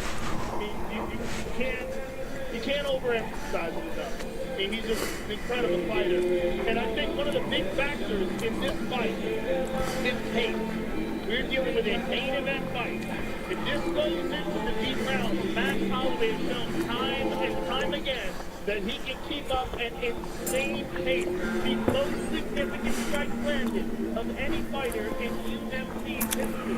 That is not a small feat. That is a huge factor.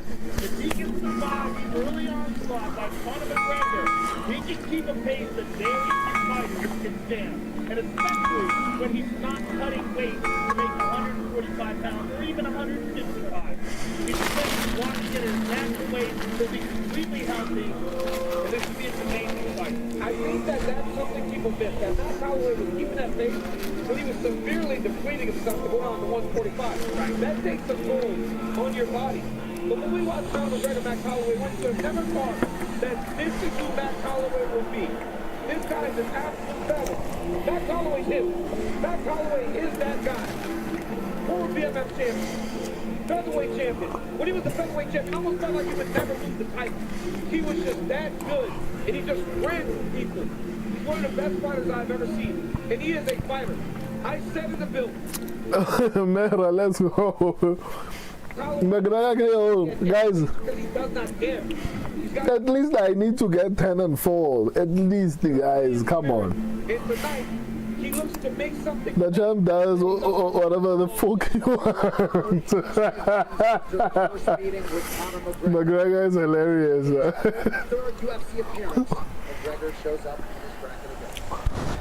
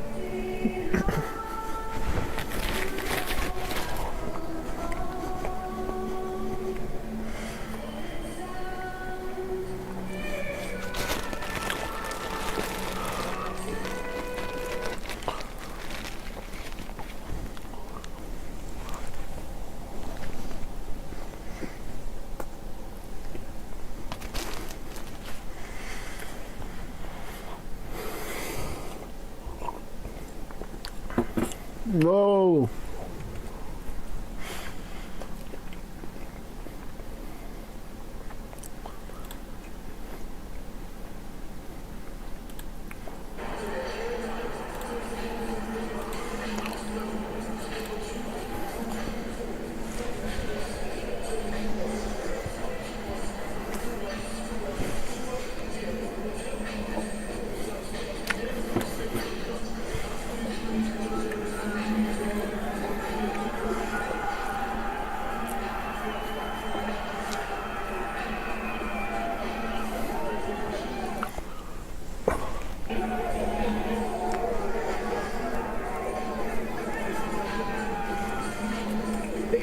Competitor who has done more to elevate and expose the sport of mixed martial arts than anyone prior.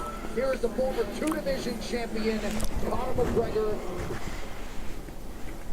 He has called this, Daniel, the comeback of all comebacks in sports history, and he is excited to go execute it here tonight. Well, I don't think you can doubt what Conor McGregor is saying. This is the guy that so many thought would never fight again. But here we are on the doorstep of the return of the biggest star in mixed martial arts history. I talk about the comparisons, and they do not live in mixed martial arts. We're talking about a guy that elevated the entire sport. Now, Conor McGregor's fun. Conor McGregor can talk. But that talking and all that, that's not what you cannot fight. Conor McGregor won, and he won at an elite level. And that's the main special. Let's see if he can recreate that one more time. Reality is, it's not supposed to happen. But if anybody can make it happen, it's the glorious Conor McGregor. The fact that it's not supposed to happen is what makes him so excited, because we want to believe. I want to believe that he can come back after 5 years and a leg break and reclaim that championship level performance that we saw in the Eddie Alvarez fight, that we saw in the Jose Aldo title winning performance. We want to see that Conor again. He's saying he can do it, and we are minutes away from finding out if that is reality. And that's what makes it so exciting. And if it was anybody else, you would doubt it. But there's something about the confidence that he has, the charisma that he has, that makes McGregor looks good, man. Like, he looks like he's in shape. Well, he feels like he's done all the requisite physical and mental work.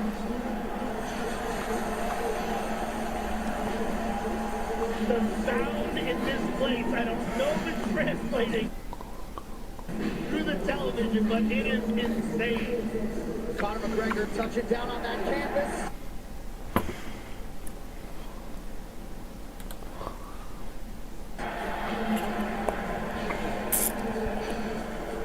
Executing his patented strut. It's got to feel good for Conor. He says he is not nervous at all. He is happy, he is contented, and he is excited to prove there is still a whole lot of fights. Let's go! The biggest superstar in mixed martial arts history, Conor McGregor. I've never been this present in a McGregor fight. Like, I've seen the Donald Cerrone fight, but like I've never watched a full card. Okay, I'm lying.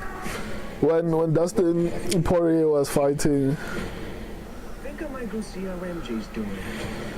Wait, what? The Spider-Man is out. You just have to trust him. You're not gonna get away with this. But this guy might. I didn't know you could get that big. Spider-Man, brand new gay, rated PG-13. Why, UFC fans? Wow. We go tail the tape rush. Well, damn. Morning fans are making better choices every day. Download V-World today and earn with purpose. Conor McGregor plus 230. Underdog is 37. Max Holloway is 34. 2 inches the difference in height. We highlight Holloway's weight, of course, because he is making his UFC welterweight debut. 5 all-important inches in reach reside with Conor McGregor. Right now for the introduction. The notorious one. The main event of the evening. It's about to begin, my guy. I'm so excited, man. I'm so flipping excited.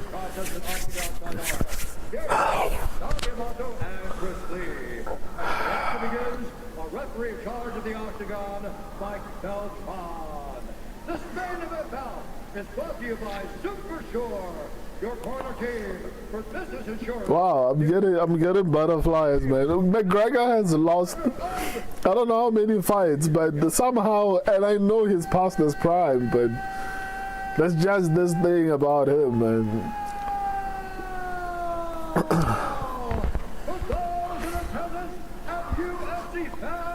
Watching around the world, this is the moment you've all been waiting for.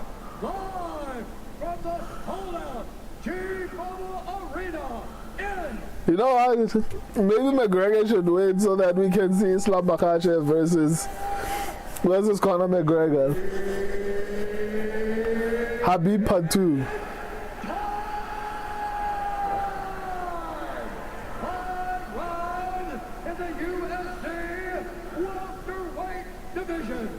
Introducing first. Friday. Out of the blue corner, a big muscle artist, holding a professional record. 27 wins, 9 losses.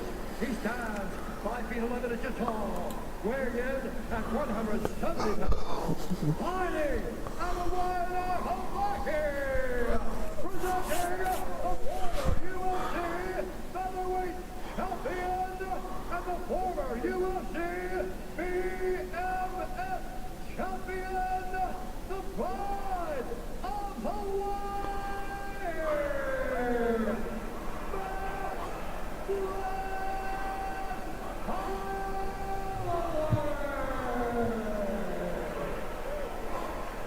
And now, introducing his opponent, fighting out of the red corner, a big martial artist holding a professional record. 22 wins, 6 losses. Standing 5 feet 9 inches tall, weighing in at 170 and 1/2 pounds. Fighting out of Dublin, Ireland, presenting the former UFC featherweight champion and the former UFC lightweight champion, the one, the only, the notorious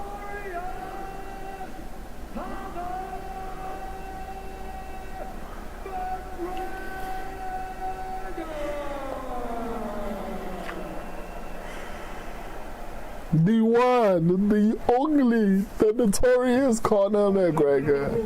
Protect yourself at all times. Let's ever go! Handle your business. Let's go. Damn. They're all standing inside a sold-out T-Mobile Arena. Some fans wondered aloud if this would ever happen. Conor McGregor is back. And does he have a challenge in front of him tonight? Holloway moves up to 170 pounds to welcome McGregor back to the proving ground. McGregor Trying to get off to a fast start isn't great. No, McGregor, what are you doing? Twice trying to throw those kicks.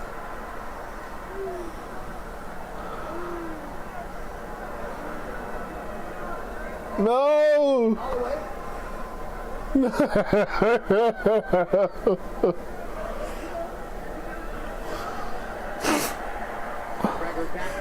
McGregor looks slow. Around a bit on the mat. Oh, there's a reverse slip. What's going on with his leg? Holloway's looking at the referee because he feels as though McGregor maybe is injured. Mike Beltran says keep working. Oh, man. He's falling every time like that. Yeah, not good. Every time he throws, like there's something wrong with his leg. And that's that leg. It's the leg that he broke. Oh, and now... Ah. Oh, my goodness. What is going on? About as anticlimactic an end as there could be. McGregor's injured. There's some injury he's dealing with. But why are they... It looks like his right leg. Is it his ACL or something?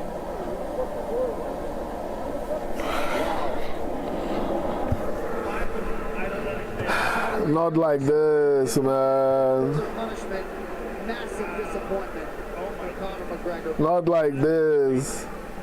Not like this. A kick. Maybe he blew out his knee. Yes. When he the first kick. When he jumped into that first kick, back it up to the first one. Watch when he jumped into the very first kick that he threw. When he ran out, he jumped up to throw it and blew out his right knee. Are you kidding me? This is the very beginning. Watch it again. Take it from the beginning of the fight, please. You know, I picked Max, but come on, man. At the start of the fight, jumps and throws a kick. Watch this. So as he steps forward, watch this. He steps. Now watch his right leg. He steps on it, and right there. Oh, he injured himself. You can see it already. Right there. You can see it in his face. Oh, man. You saw it in his face whenever he did it. My gosh. And then he tries to throw it again, and it buckles, it gives out on him again, and he flinches in pain. It's his right knee. That's crazy. That is literally crazy. Look, it gives out again. He blew his right knee out. And by the way, he blew his knee out in the first fight with Max Holloway. Yeah, but it's different now, right? Like, he did it with the very first thing he threw. Yes, it's early in the fight. Max is fresh. And also, you're in a different position, right? Back then, you can't stop fighting. You're in your second or third fight. Right. You got to get through it. Now, I mean, but if he didn't just jump out wild like that. Yes, it's the energy, right? It's the energy. It's the energy that he has not experienced in such a long time that it makes him want to start fast and do something cool. And look at what happened. But you can almost see the knee tear when he comes down. Yeah. Yeah, Max Holloway just came over to the booth and sort of intimated maybe we got to run it a third time. Yeah. I mean, what do you do with that? Well, I mean, everyone's so mad. People at home right now are throwing things. Could you imagine? I mean, if you imagine if you bet on this? No.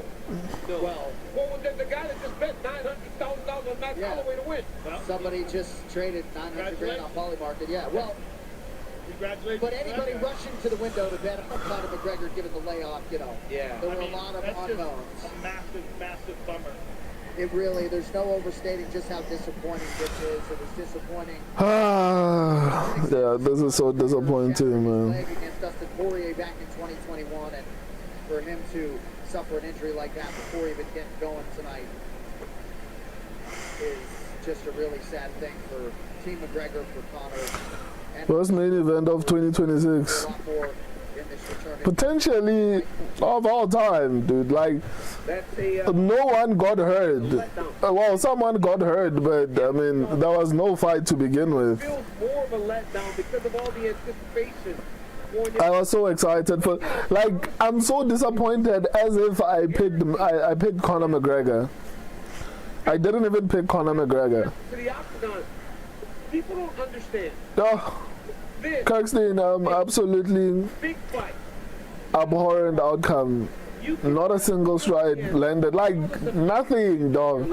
And the sad part is, it would have been fine if maybe it was old age. Like if, for example, he tried to throw something and then he got injured, we would be like, okay, maybe it's time for Conor McGregor to retire.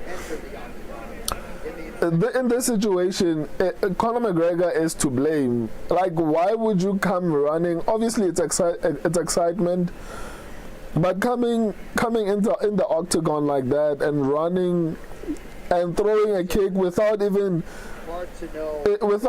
thinking about how you're going to land. Sort of lean into the speculation right now. Contextualize it and at least bring you that video. Yeah, that's rough, man. All right. One final time tonight, we send it inside the octagon to Bruce Buffer. Ladies and gentlemen, referee Michael. I'm so disappointed, man. At 1 minute, 9 seconds of round number 1. Declared the winner by TKO, the Pride of Hawaii, Max Bless Holloway. Ladies and gentlemen, I'm here with Max Holloway. Camera's over here, brother. I know you didn't want to win that way. It's a bummer. Conor's leaving. I'd like to talk to him, unfortunately. Hey guys, let's give it up for Conor McGregor, guys. What an absolute animal. When we was in here, he kept trying to say I was trying to call the fight, and he kept asking the fight off. Hey, but you guys are lucky, because they're going to be a Holloway versus McGregor 3 now. Let's get this fucking money, boys. I understand that you'd like to see a rematch. Look, the fight never really had a chance to get going. Come on, Max. Don't talk about money when people are like down. It's not the right time, dude. Let's take a look at it. So this is the beginning of the fight. He charges towards you, leaps, and as he throws this left kick, take a look at his right leg. Look at the position it's in. Bam. Blows out right there. What can I say? I had him weak in the knees, I guess. Well, I mean, it's just a crazy move to start the fight with, and very unfortunate. And you noticed it immediately that there was something wrong, and you were telling the referee he can't fight. And you see it pop out there. Yeah, I was calling him, and it is what it is. Check out the UFC. So much hype for that, right? Damn, we gotta run it back one more time. One more time for the boys. Well, it would be nice to run it. It would be nice to see the actual fight, right? Yeah, 100%. 100%. We need one more. Max, none of this is your fault. You're one of the all-time greats. I was looking forward to watching you fight. I worked my ass off to get to 170 and fight this guy. And for it to end like this, it sucks. But at least I get to go back to the crap tables now, so see me there. Congratulations, sir. Ladies and gentlemen, Max Holloway. I don't even know what to say, man. All right, these insights are brought to you by UFC Insights Engine, built with IBM Watson X. Most wins in UFC history, Jim Miller. 28, but Max Holloway moving within 4 wins, and seemingly a lot of fight left. Yeah. Max Holloway at 34 years of age.